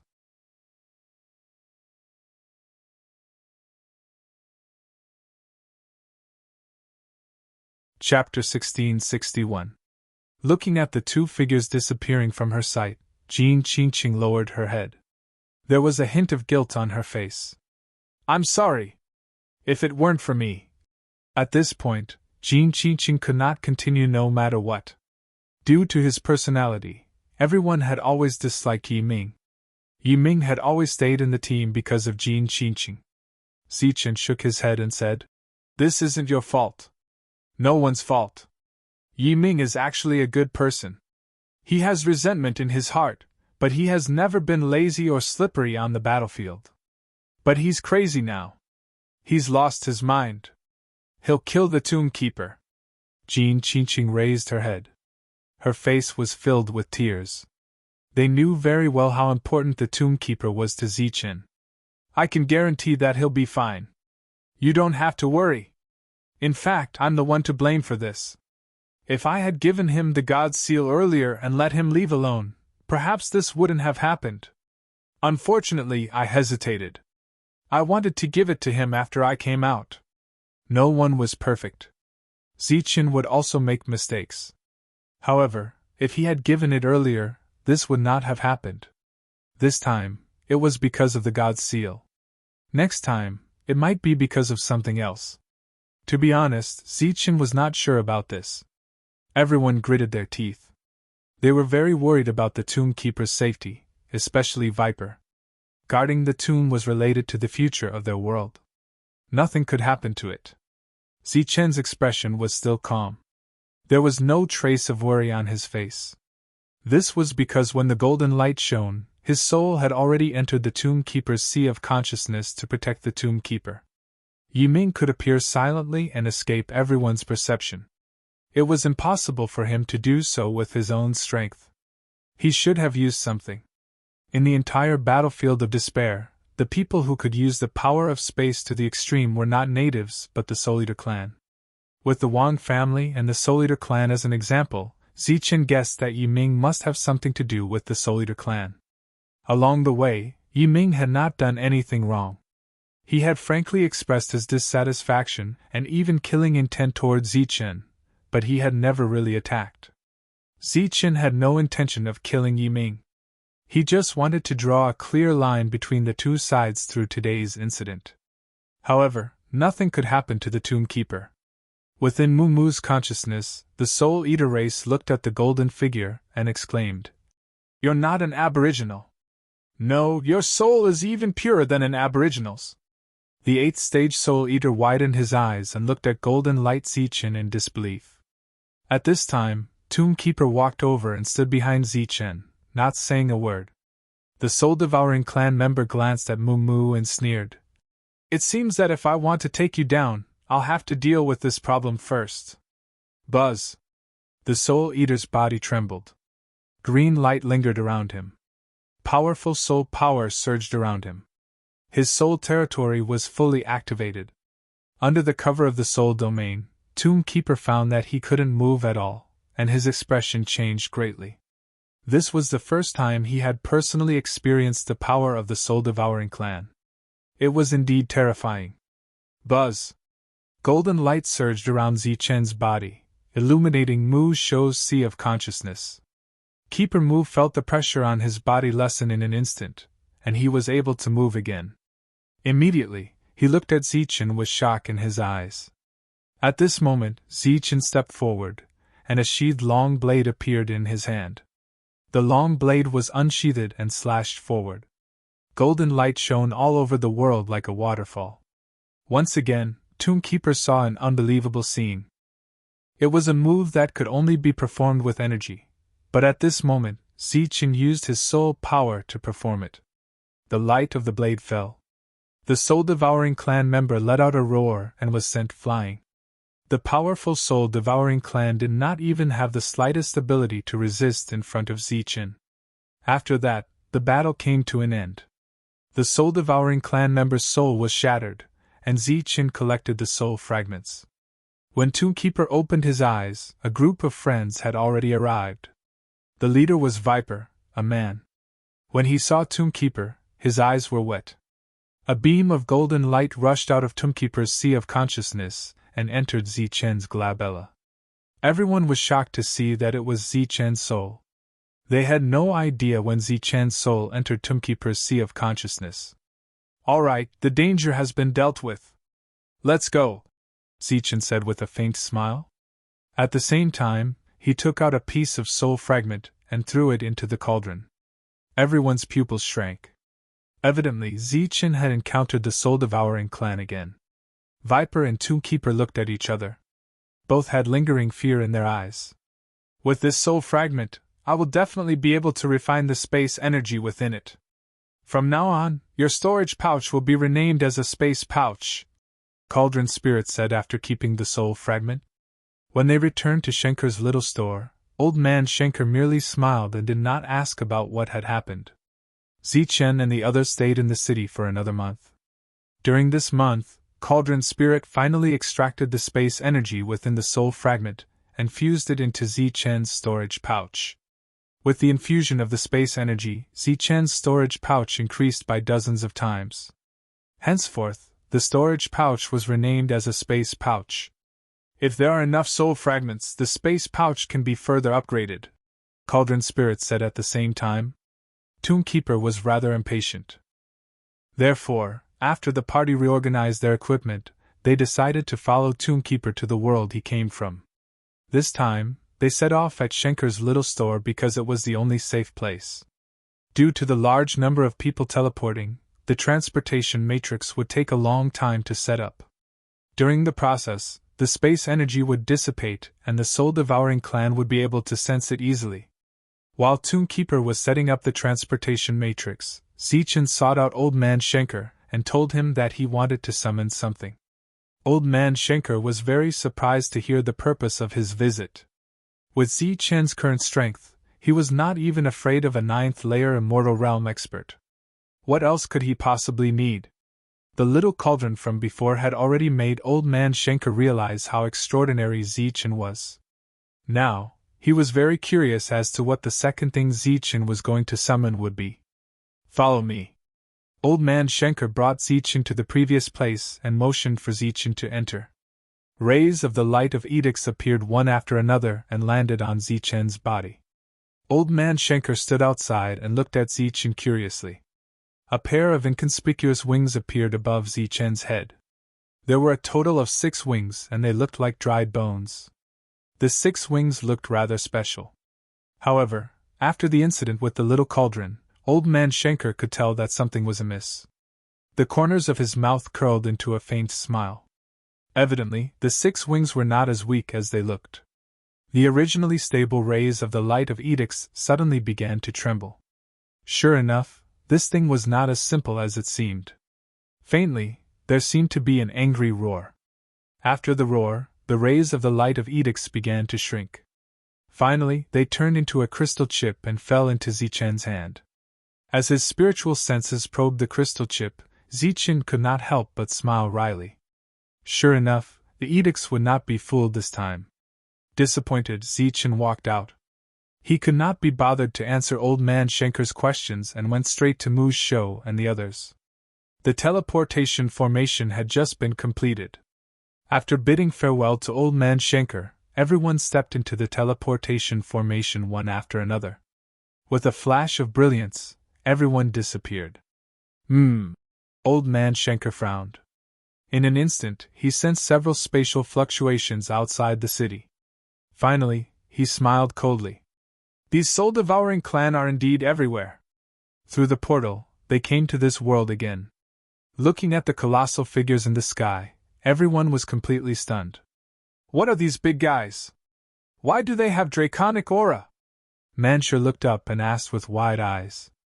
Western giant dragons, a type of dragon, Musho said. The 11 of them looked up at the sky. Looking at the black mass of Western giant dragons, they were so shocked that they could not utter a single word. After a moment, Shention said, Musho, you didn't bring us here to kill all of these big guys, did you? Musho smiled awkwardly. There is no other way at the moment. We can only kill some of them first. Some? How can this be called some? Even if we kill them here for a few hundred years, we may not be able to kill all of them. Everyone was worried. Zichen smiled faintly and said, Just kill them slowly. We have plenty of time anyway. Moreover, these Western giant dragons are full of treasures. The dragon crystal is extremely useful for our cultivation. Next, just treat it as cultivation. Also, we won't go back until we reach the 9th tier. Hearing that, everyone perked up.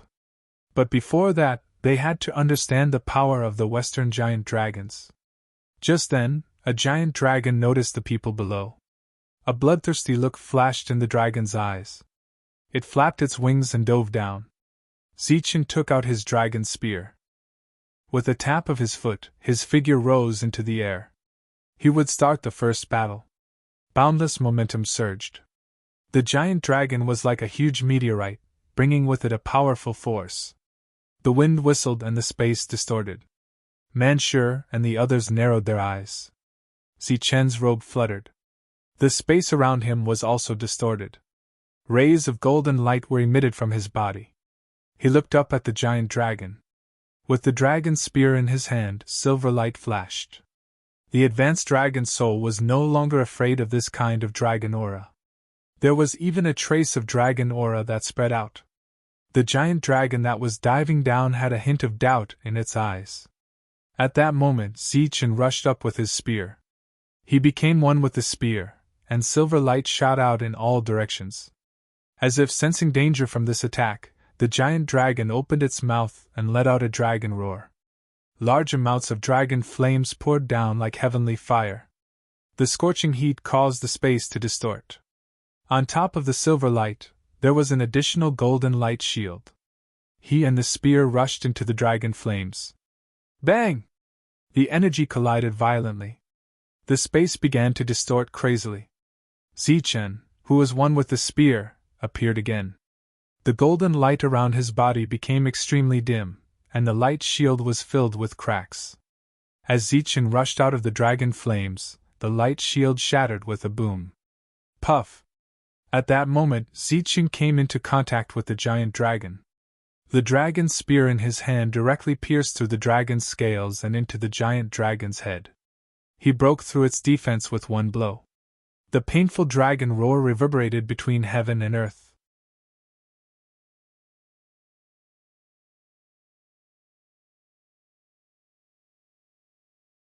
Chapter 1662.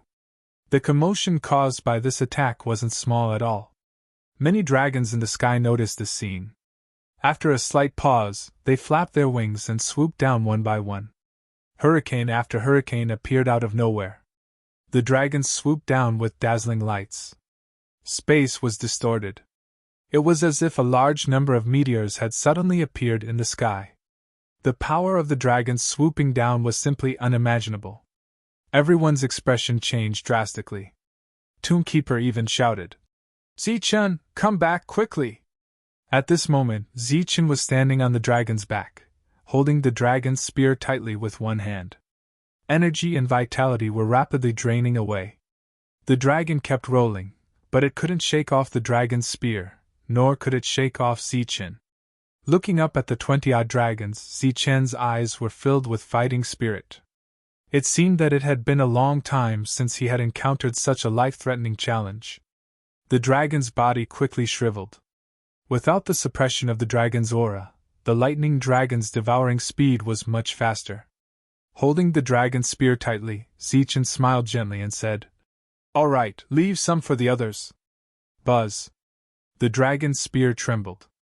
The tip of the spear left the dragon's body. The dragon, which had lost 90% of its vitality, fell directly to the ground. Coincidentally, the direction in which it fell was not far from Manshur and the others. "Destroyed the dragon's soul," Toonkeeper spoke. The nearby dark mantle took out a soul-devouring weapon and stabbed it into the dragon's body without hesitation. The remaining dragon soul was completely devoured by the weapon. The dragon was completely dead. Everyone looked up at the sky and saw Zichen had already rushed into the sky. The sky was filled with dragon flames. The raging fire burned, turning the sky into a sea of fire.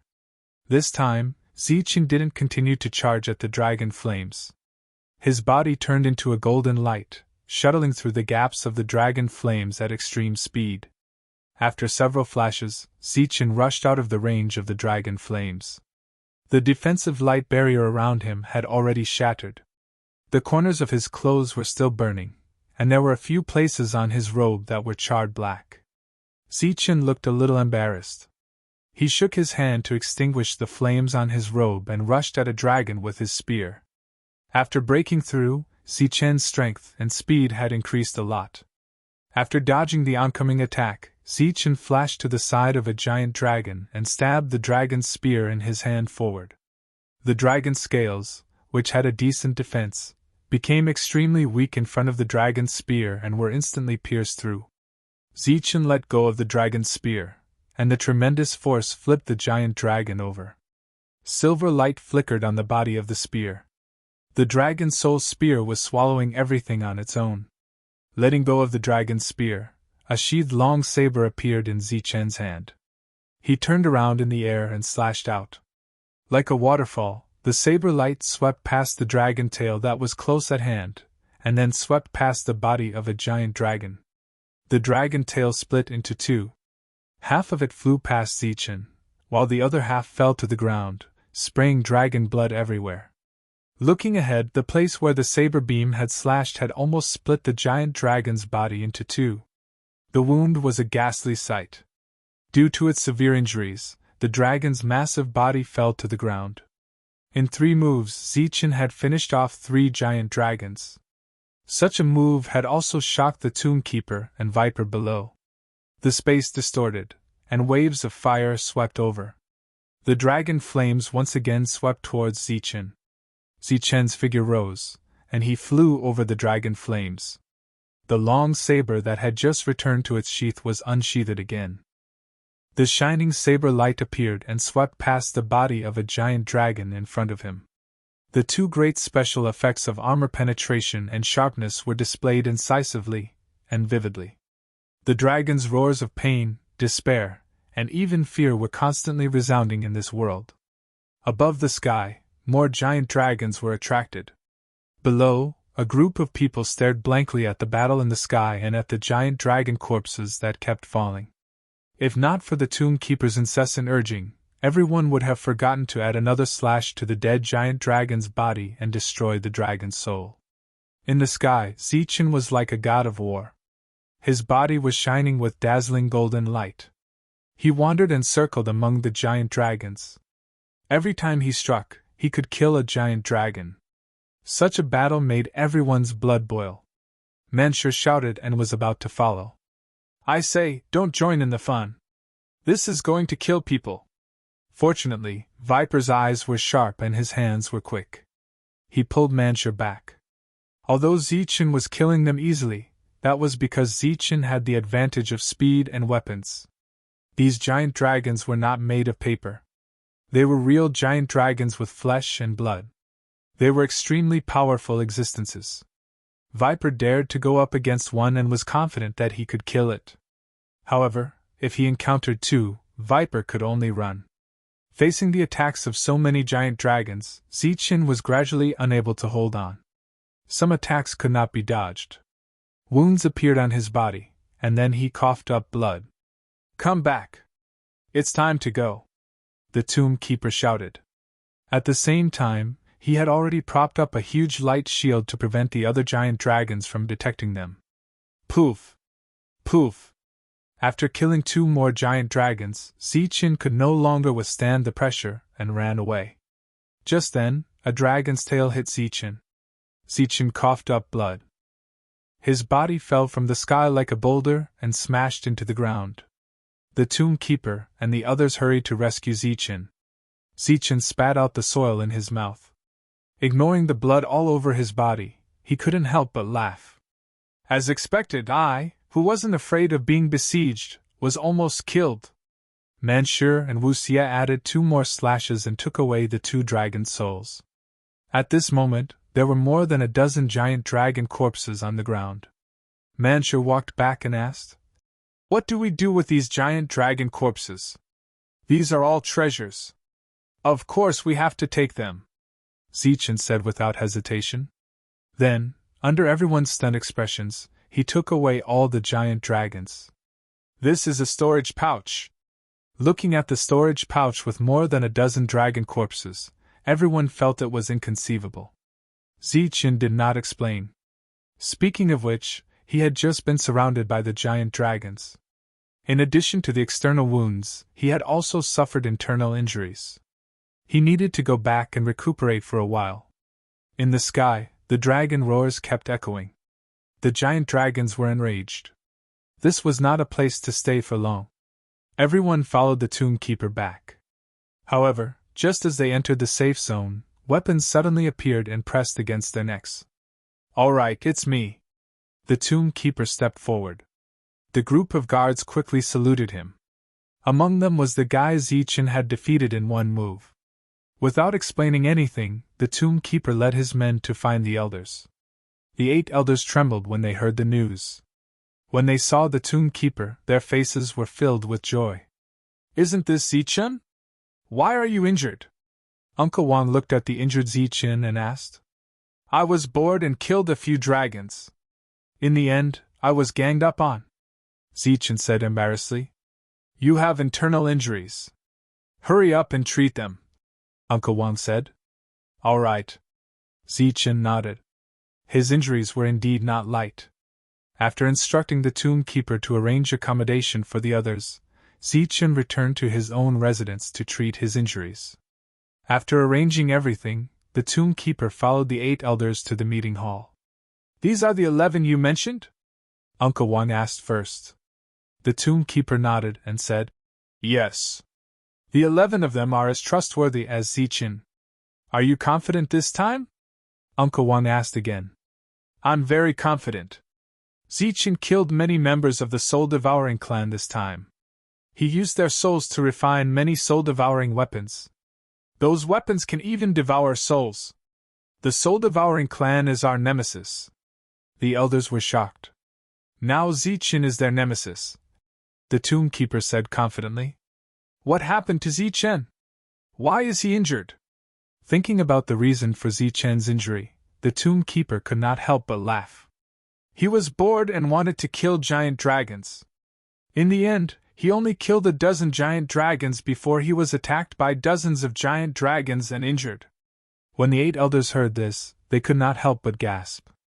After killing a dozen giant dragons and being attacked by dozens of giant dragons, he was only injured. How strong was Ziqin? After all, the strongest expert in their clan only had a pair of 3 giant dragons at most. As if guessing the thoughts of the elders, Tombkeeper said, Although Ziqin has only just entered the 8th tier, his battle prowess is not weaker than an ascetic cultivator's. Furthermore, the 11 people he brought with him are not weaker than an ascetic cultivator. The group of elders stared blankly at him. An ascetic was at the 9th level, an extremely powerful existence. But these people were only at the 8th level, yet they were not weaker than a 9th level. They are very strong, but that is not the main reason for their confidence in resolving the crisis. Elders, do you know that Ziqin's weapon has a devouring dragon soul? The 8 elders nodded. When the dragon soul appeared, their strength was instantly dispersed. Uncle Wang asked, What? Is there a problem with the dragon's soul? It is not a dragon's soul. To be precise, it is a divine dragon. It can transform into a dragon. In my opinion, it is now residing in the weapon, the tomb keeper said in a low voice. Transforming into a dragon. Ziqin's weapon can transform into a dragon. The elders were alarmed. I saw it with my own eyes. It can't be wrong. That is a divine dragon identical to the records. Ziqin's injuries weren't light, but he had a perfect body. As long as he didn't die, he could recover from any serious injuries. Many dragons left internal and external injuries on Ziqin's body. Ziqin only took 2 hours to completely recover. After walking out of the room, Ziqin saw a group of people walking around. Apart from that, there were also some tomb keepers. Although these people were accompanying him, their main reason was to monitor him. Since they were going to stay here for a long time, their relationship naturally couldn't be too strained. Therefore, Ziqin called Manshur and company over and prepared to give them some greeting gifts. It didn't seem like they had anything worth giving. Ziqin thought for a moment and realized that there were more than 10 dragon corpses on him. Therefore, Ziqin took out the dragon corpses. Looking at so many dragon corpses, the tribe members were all stunned. Everyone, I'll treat you to wine and meat later. Manshur smiled casually before squatting down to deal with the dragon corpse. Everyone, who was already extremely shocked, retreated in fright when they saw this scene. In the end, they ran away without even bidding farewell. Why are they running? Manshur scratched his head with a puzzled expression. As for Ziqin, he seemed to think of something and cursed inwardly. This was the Tomb Keeper clan. They had guarded the dragon's soul for generations and regarded the dragon's soul as their ancestor. However, they were now preparing to roast dragon meat here. This seemed to be a great disrespect to the Tomb Keeper clan.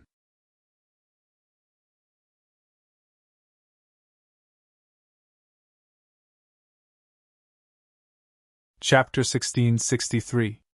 A group of elders came over and saw more than a dozen dragon corpses on the ground at a glance.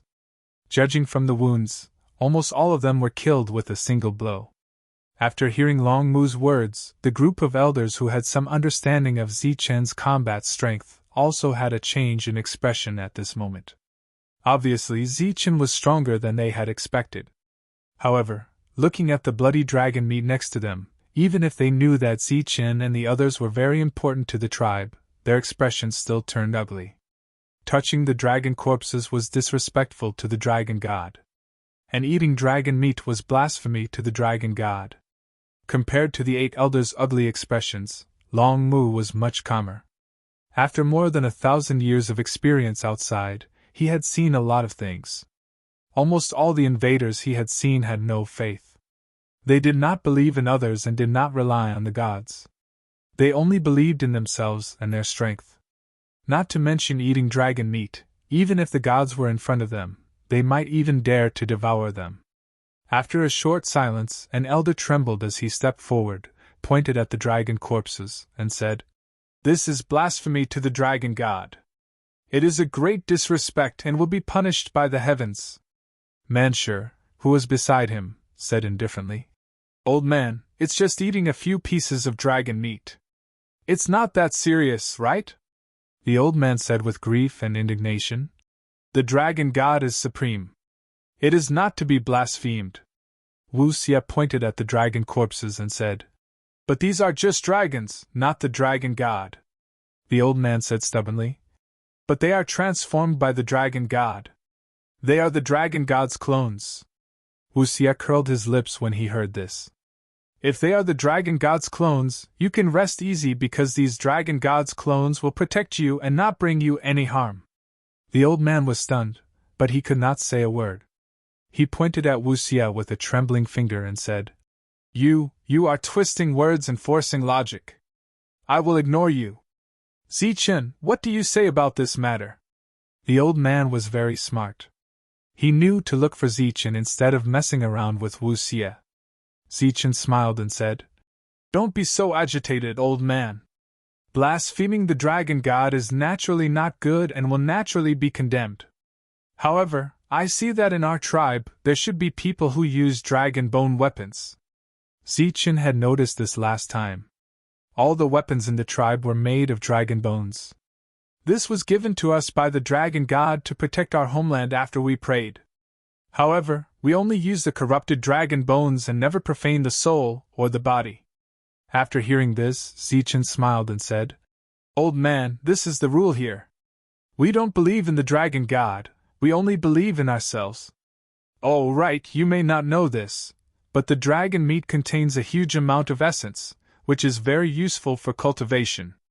If used for a long time, not only will it strengthen the body, it will also increase the realm by leaps and bounds." Looking at the elder's increasingly ugly expressions, Zichen added, "Moreover, after a long time, you will have a certain degree of immunity to the attacks of the giant dragons." The elders who originally thought that Zichen was twisting words and forcing logic changed their expressions slightly when they heard this. Uncle Wang said, "Zichen, is this true?" "Of course." Zichen smiled and nodded. The elders looked at the tombkeeper, who also nodded. In fact, this principle was very simple. Just like killing, the more one killed, the more one would naturally have a murderous aura, which could be used as a deterrent. It was the same for killing giant dragons. The more one killed, the murderous aura could intimidate the giant dragons. By the same logic, eating a lot of dragon meat was also the same. The 8 elders hurriedly left, seeming to have a lot on their minds. The tombkeeper nodded at Zichen and left with the 8 elders. As for Manshur and the others, they continued to dissect the dragon corpse. After knowing what the group of people brought back by the chief was doing, the rest of the tribe also hid far away, not daring to approach. Zichen was not wrong. The dragon meat did contain a large amount of essence, which was extremely helpful for cultivation. These were considered resources that should not be wasted, so Zichen insisted on challenging the Tombkeeper tribe's tradition. As for the so-called blasphemy, they had already destroyed the dragon's soul, let alone the dragon meat. Manshur quickly set up a fire and started to roast it. Bursts of meat fragrance spread throughout the tribe. Their combat strength had already reached its peak, so the effect of the devouring god's seal was greatly weakened. If they wanted to increase their combat strength and realm, they would need to slowly grow. The dragon meat, which contained a large amount of essence, was undoubtedly a good thing for them. No one came over halfway, so Zichen and the others ate heartily. After that, they began to refine the essence in the dragon meat and made some small gains. "No, this can't be. This is blasphemy to the dragon god. In the meeting hall, an elder said agitatedly. Obviously, the 8 elders and the chief had returned from guarding the tomb to discuss the matter of eating dragon meat. But we don't have a single ascetic in our tribe. There are only a dozen people who can fight against the giant dragons. Our tribe needs to grow, and we need strong people to oversee it. I think Zichen's suggestion is feasible, Uncle Wang said. He was the one who proposed this matter. No, this is blasphemy to the dragon god, another elder said. He was very stubborn. As for the others, they were silent. Obviously, they were very conflicted and couldn't make up their minds. I think this is feasible, the tomb keeper suddenly said. The 8 people's eyes fell on the tomb keeper. Some of them were surprised and puzzled. They are just Western dragons, not the real dragon god. At most, they are guys who stole a trace of the dragon's soul. They are another kind of creature.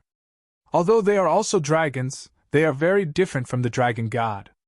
We respect the dragon god, but we don't respect the Western dragons. Speaking of which, they are still on the opposite side of us. Only by killing the dragons can we maintain the stability of the dragon tomb.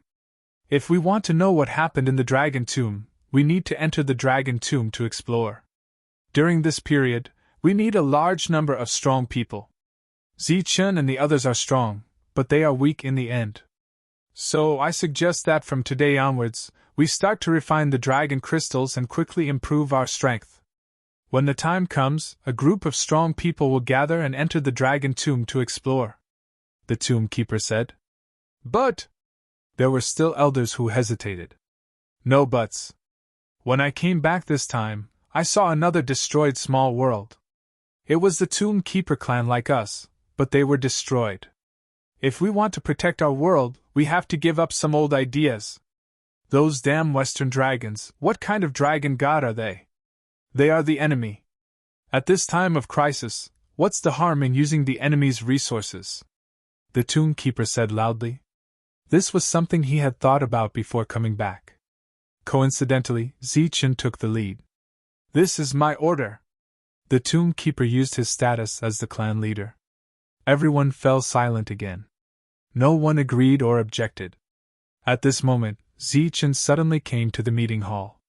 The group of elders hadn't reacted to the tomb keeper's words. They didn't expect Zichen to make another request, which shocked them. Remove the bell of heaven and earth. They looked at Zichen. Yes, remove the bell of heaven and earth. Zichen nodded. The bell of heaven and earth could stabilize the universe. It slowed down the flow of the entire world, and the time outside was 1 to 100. In other words, 1 year here was 100 years outside. The tomb keeper had gone out to train for more than 1,000 years, but in this world, only 10 years had passed. Why? Looking at the determined Zichen, Uncle Wang asked. The flow of time is too slow, Zichen said. If we want to enter the dragon tomb to explore, we first have to kill most of the dragons, or greatly increase our strength. But no matter what, it will take a very long time. Maybe a few decades, maybe 100 years, but according to the current flow of time, thousands or even tens of thousands of years have passed outside. This time is too long, so long that you don't know what will happen. Moreover, I don't have tens of thousands of years to squander. Indeed, the Jianwu continent was full of danger. Calculating the time, his friends in the Tianwu continent should have already arrived. If Zichen stayed here for tens of thousands of years, how could he find his friends when he went out? If his friends were in danger, how could he help? Zichen said. Remove the bell of heaven and earth. 100 years is still 100 years. I can still afford to waste this time. The elders glanced at each other, unable to make up their minds. Today's events had been too big of a blow for them. First, the tribe leader wanted to break tradition. Now, Zichen wanted to remove the bell of heaven and earth. The tomb keeper, who had been silent this whole time, suddenly said, Just remove the bell of heaven and earth. Perhaps you don't know, but since the bell of heaven and earth can slow down time, it can also speed up time. It can slow down time 100 times, and it can also speed up time 100 times. Surprise flashed through Zichen's eyes, but he shook his head and said, No. If the bell of heaven and earth could really speed up time 100 times, then 100 years here would only be a year in the outside world. That would naturally be excellent. However, Zichen knew that changing the flow of time would come at a great price. Perhaps Zichen wouldn't have to bear that price himself, but Zichen didn't want the Tomb Keeper tribe to pay that price. Last time, when he had activated the bell of heaven and earth, many of the elders' realms had dropped, and some had even died. If he changed the flow of time again, who knew what kind of price he would have to pay? That's not a problem. Just wait for my news. As the tribe leader, the Tomb Keeper nodded in agreement. The elders remained silent. Although the Tomb Keeper's motive was for the tribe, they could feel that the Tomb Keeper had changed. Perhaps, the Tomb Keeper had grown up. And their thoughts could no longer keep up with the Tomb Keeper's. Early the next morning, Zichen felt a mysterious energy fluctuation surging through the entire tribe. Walking out of the room, Zichen saw Dong Qing and the others. Clearly, they had also sensed the fluctuation. What's going on? Is this the power of time? Everyone was in a daze. The fluctuation was very strong, and it had already affected the flow of time. Furthermore, when the fluctuation spread out, time became chaotic. If someone was in the sky at this moment, and was enveloped by the energy fluctuation, they might instantly travel through time and become a pile of bones. Could it be? Zichen thought of something and instantly rushed towards the center of the tribe. The others followed closely behind.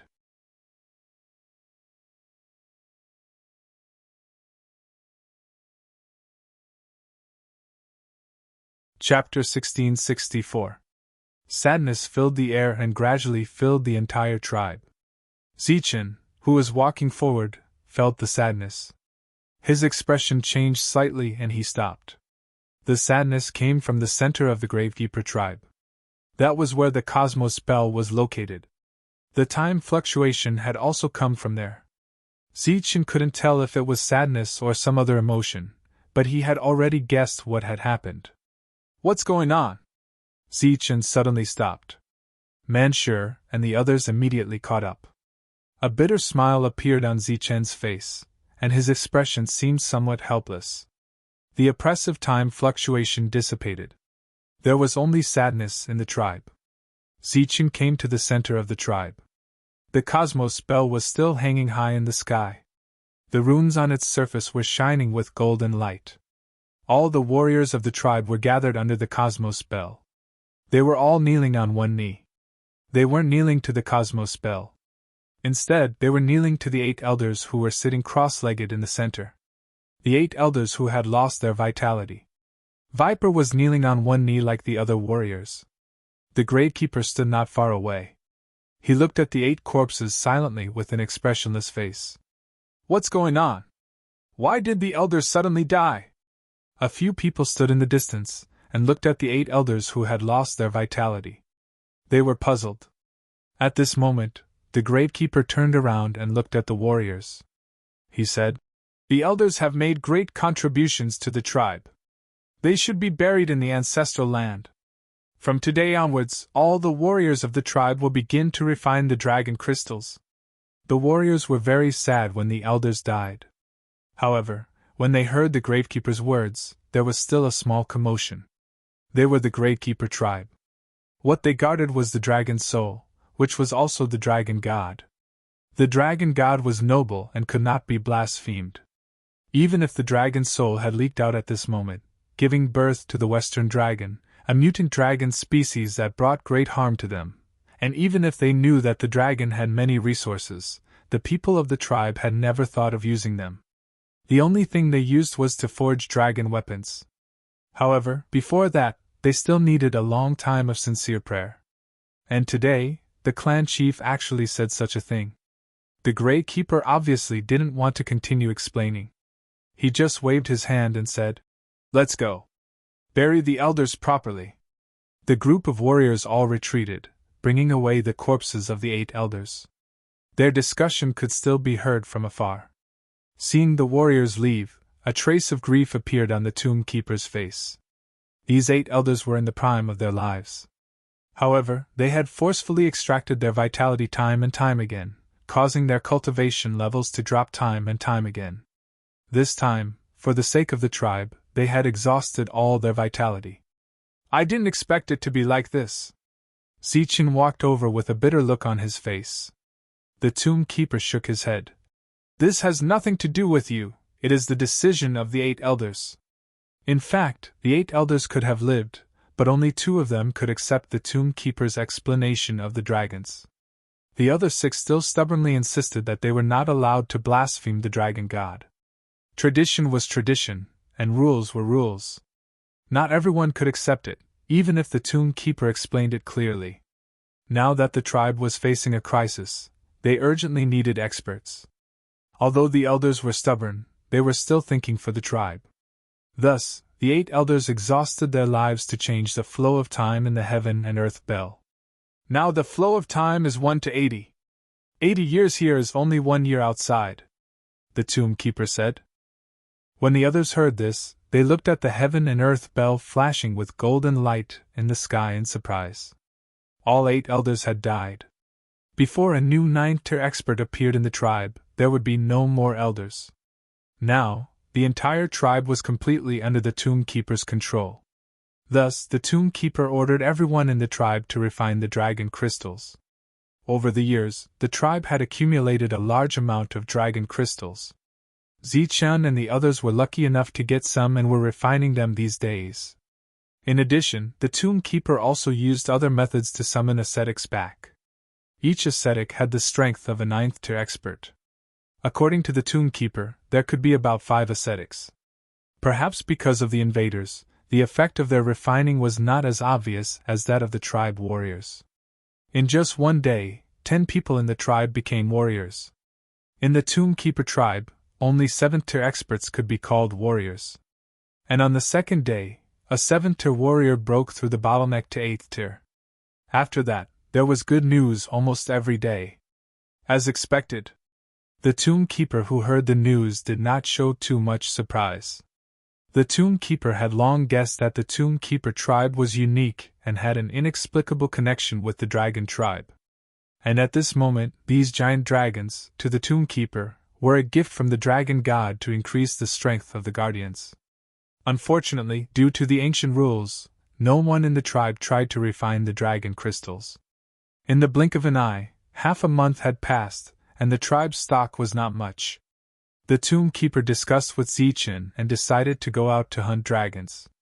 This time, the tribe will also send some people to let them familiarize themselves with the battlefield in advance. Of course, it was impossible to rely on Zichen's 12 people. Sooner or later, the tribe would send people. Zichen had no objection to the tomb keeper's proposal. So, the tribe sent out 20 experts this time. Undoubtedly, these were the strongest 20 people in the tribe. Almost all of them could fight against the giant dragon. Hearing that they were going to go out to hunt dragons, the group of warriors was very excited. Of course, they were not going to a place with a group of giant dragons, but to some remote areas to hunt some wandering giant dragons. Under the tomb keeper's lead, the group of people walked out of the tribe's restriction. In the sky, the dragon roared continuously, and the dragon's power appeared in all directions. Seeing this scene, the warriors' faces were a little pale. Even with the protection of the light shield, they could still feel the suffocating dragon's power. After walking for 200 miles, the tomb keeper removed the light shield. There are giant dragons here. Manshur scratched his head and looked at the forest. There are some wandering ones. As long as there is a movement, it will attract the giant dragons. Sure enough, in less than a moment, a giant dragon appeared in the sky. It was nearly 20 meters long, diving down at a low altitude. The dragon's power spread out, and some beasts fled in panic. This was a giant dragon hunting. Seeing the giant dragon, the warriors wanted to show off in front of these invaders, but before they could do anything, they heard a big man shout, "I will deal with it." Of course, it was Manshur who spoke. He had always wanted to hunt dragons. Manshur's figure flashed and rushed over. The warriors looked at Zichen's group in surprise. In this situation, shouldn't they work together? But these people had no intention to help at all. Could it be that they expected this big man to kill the dragon alone? Buzz! Just as the warriors were confused, the void suddenly trembled. They saw that the originally burly man had transformed into a giant. The surface of the giant's body was flowing with a pitch-black energy light. It looked as if it was forged from steel. A violent aura, with the giant as the center, shook in all directions. The warriors were a little surprised, and they stared at the giant that Manshur turned into. "Hey, over here!" Manshur said to the giant dragon in front of him. His voice was like thunder. The giant dragon saw the change in Manshur, and when it was confused, Manshur provoked it. It was very dissatisfied, and it let out a dragon roar and rushed towards Manshur. The wind whistled, and the forest fell. Manshur smiled coldly and rushed towards the giant dragon. Force met force. The warriors were a little stunned. Boom! The two collided, causing the forest to shake. The whole sky was trembling, and a visible airwave spread in all directions, and a large number of trees fell. The giant dragon roared, and a powerful force surged. The scales on its body were shining, and it was very dazzling. Manshur roared, and the aura around him became more violent. He was like a steel war god.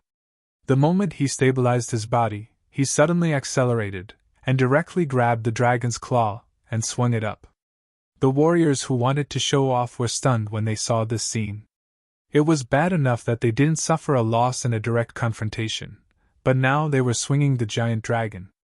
One should know that that was a giant dragon, and it had extraordinary means. Boom! The earth trembled, and the ancient trees burst.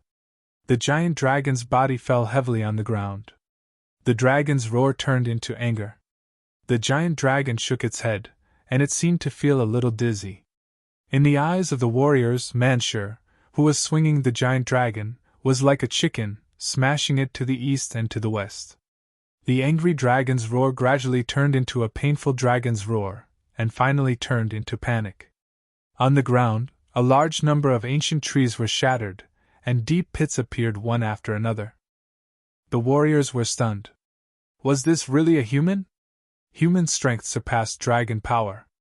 His strength was really terrifying. Everyone knew Manshur's combat strength. Except for the warriors, Zichen and the others didn't show too much expression. They didn't even look over. Their attention was on the horizon. The continuous dragon's roar had attracted other giant dragons. At the end of their sight, a large number of black shadows appeared. There are giant dragons! The dragon's aura suddenly became stronger, and the warriors sensed it. Then, one of them looked back and happened to see the large number of black shadows in the sky. His expression changed, and he cried out. The others looked back, and they were also shocked because there were too many giant dragons. There were no less than 50 of them. And all of them were rushing over. It was obviously a group battle, and they couldn't resist at all. Looking at the approaching giant dragons, Zichen smiled coldly, ignoring the cries behind him. Prepare for battle. His body flashed, and he was the first to rush forward. Then, Shun Tiandao and Fortune Teller followed. Then, streams of light flashed, and everyone took the initiative to go forward. What are they doing? A warrior couldn't help but ask. They should be going to slay the dragon, someone replied. Nonsense, how can they take the initiative to attack? Don't they know that in this situation, the giant dragon's combat strength is increased? They are invaders. They just came here, so they shouldn't know. It's over. They are too reckless. Patriarch, why don't you persuade them? Moo Moo stared ahead and said in a deep voice. Next, you just have to watch. This time, I mainly brought you here to broaden your horizons. Broaden our horizons? The warriors couldn't help but be stunned. You're tuning into the Phoenix Knights YouTube channel. Don't forget to subscribe and join us on this journey to catch the most captivating stories.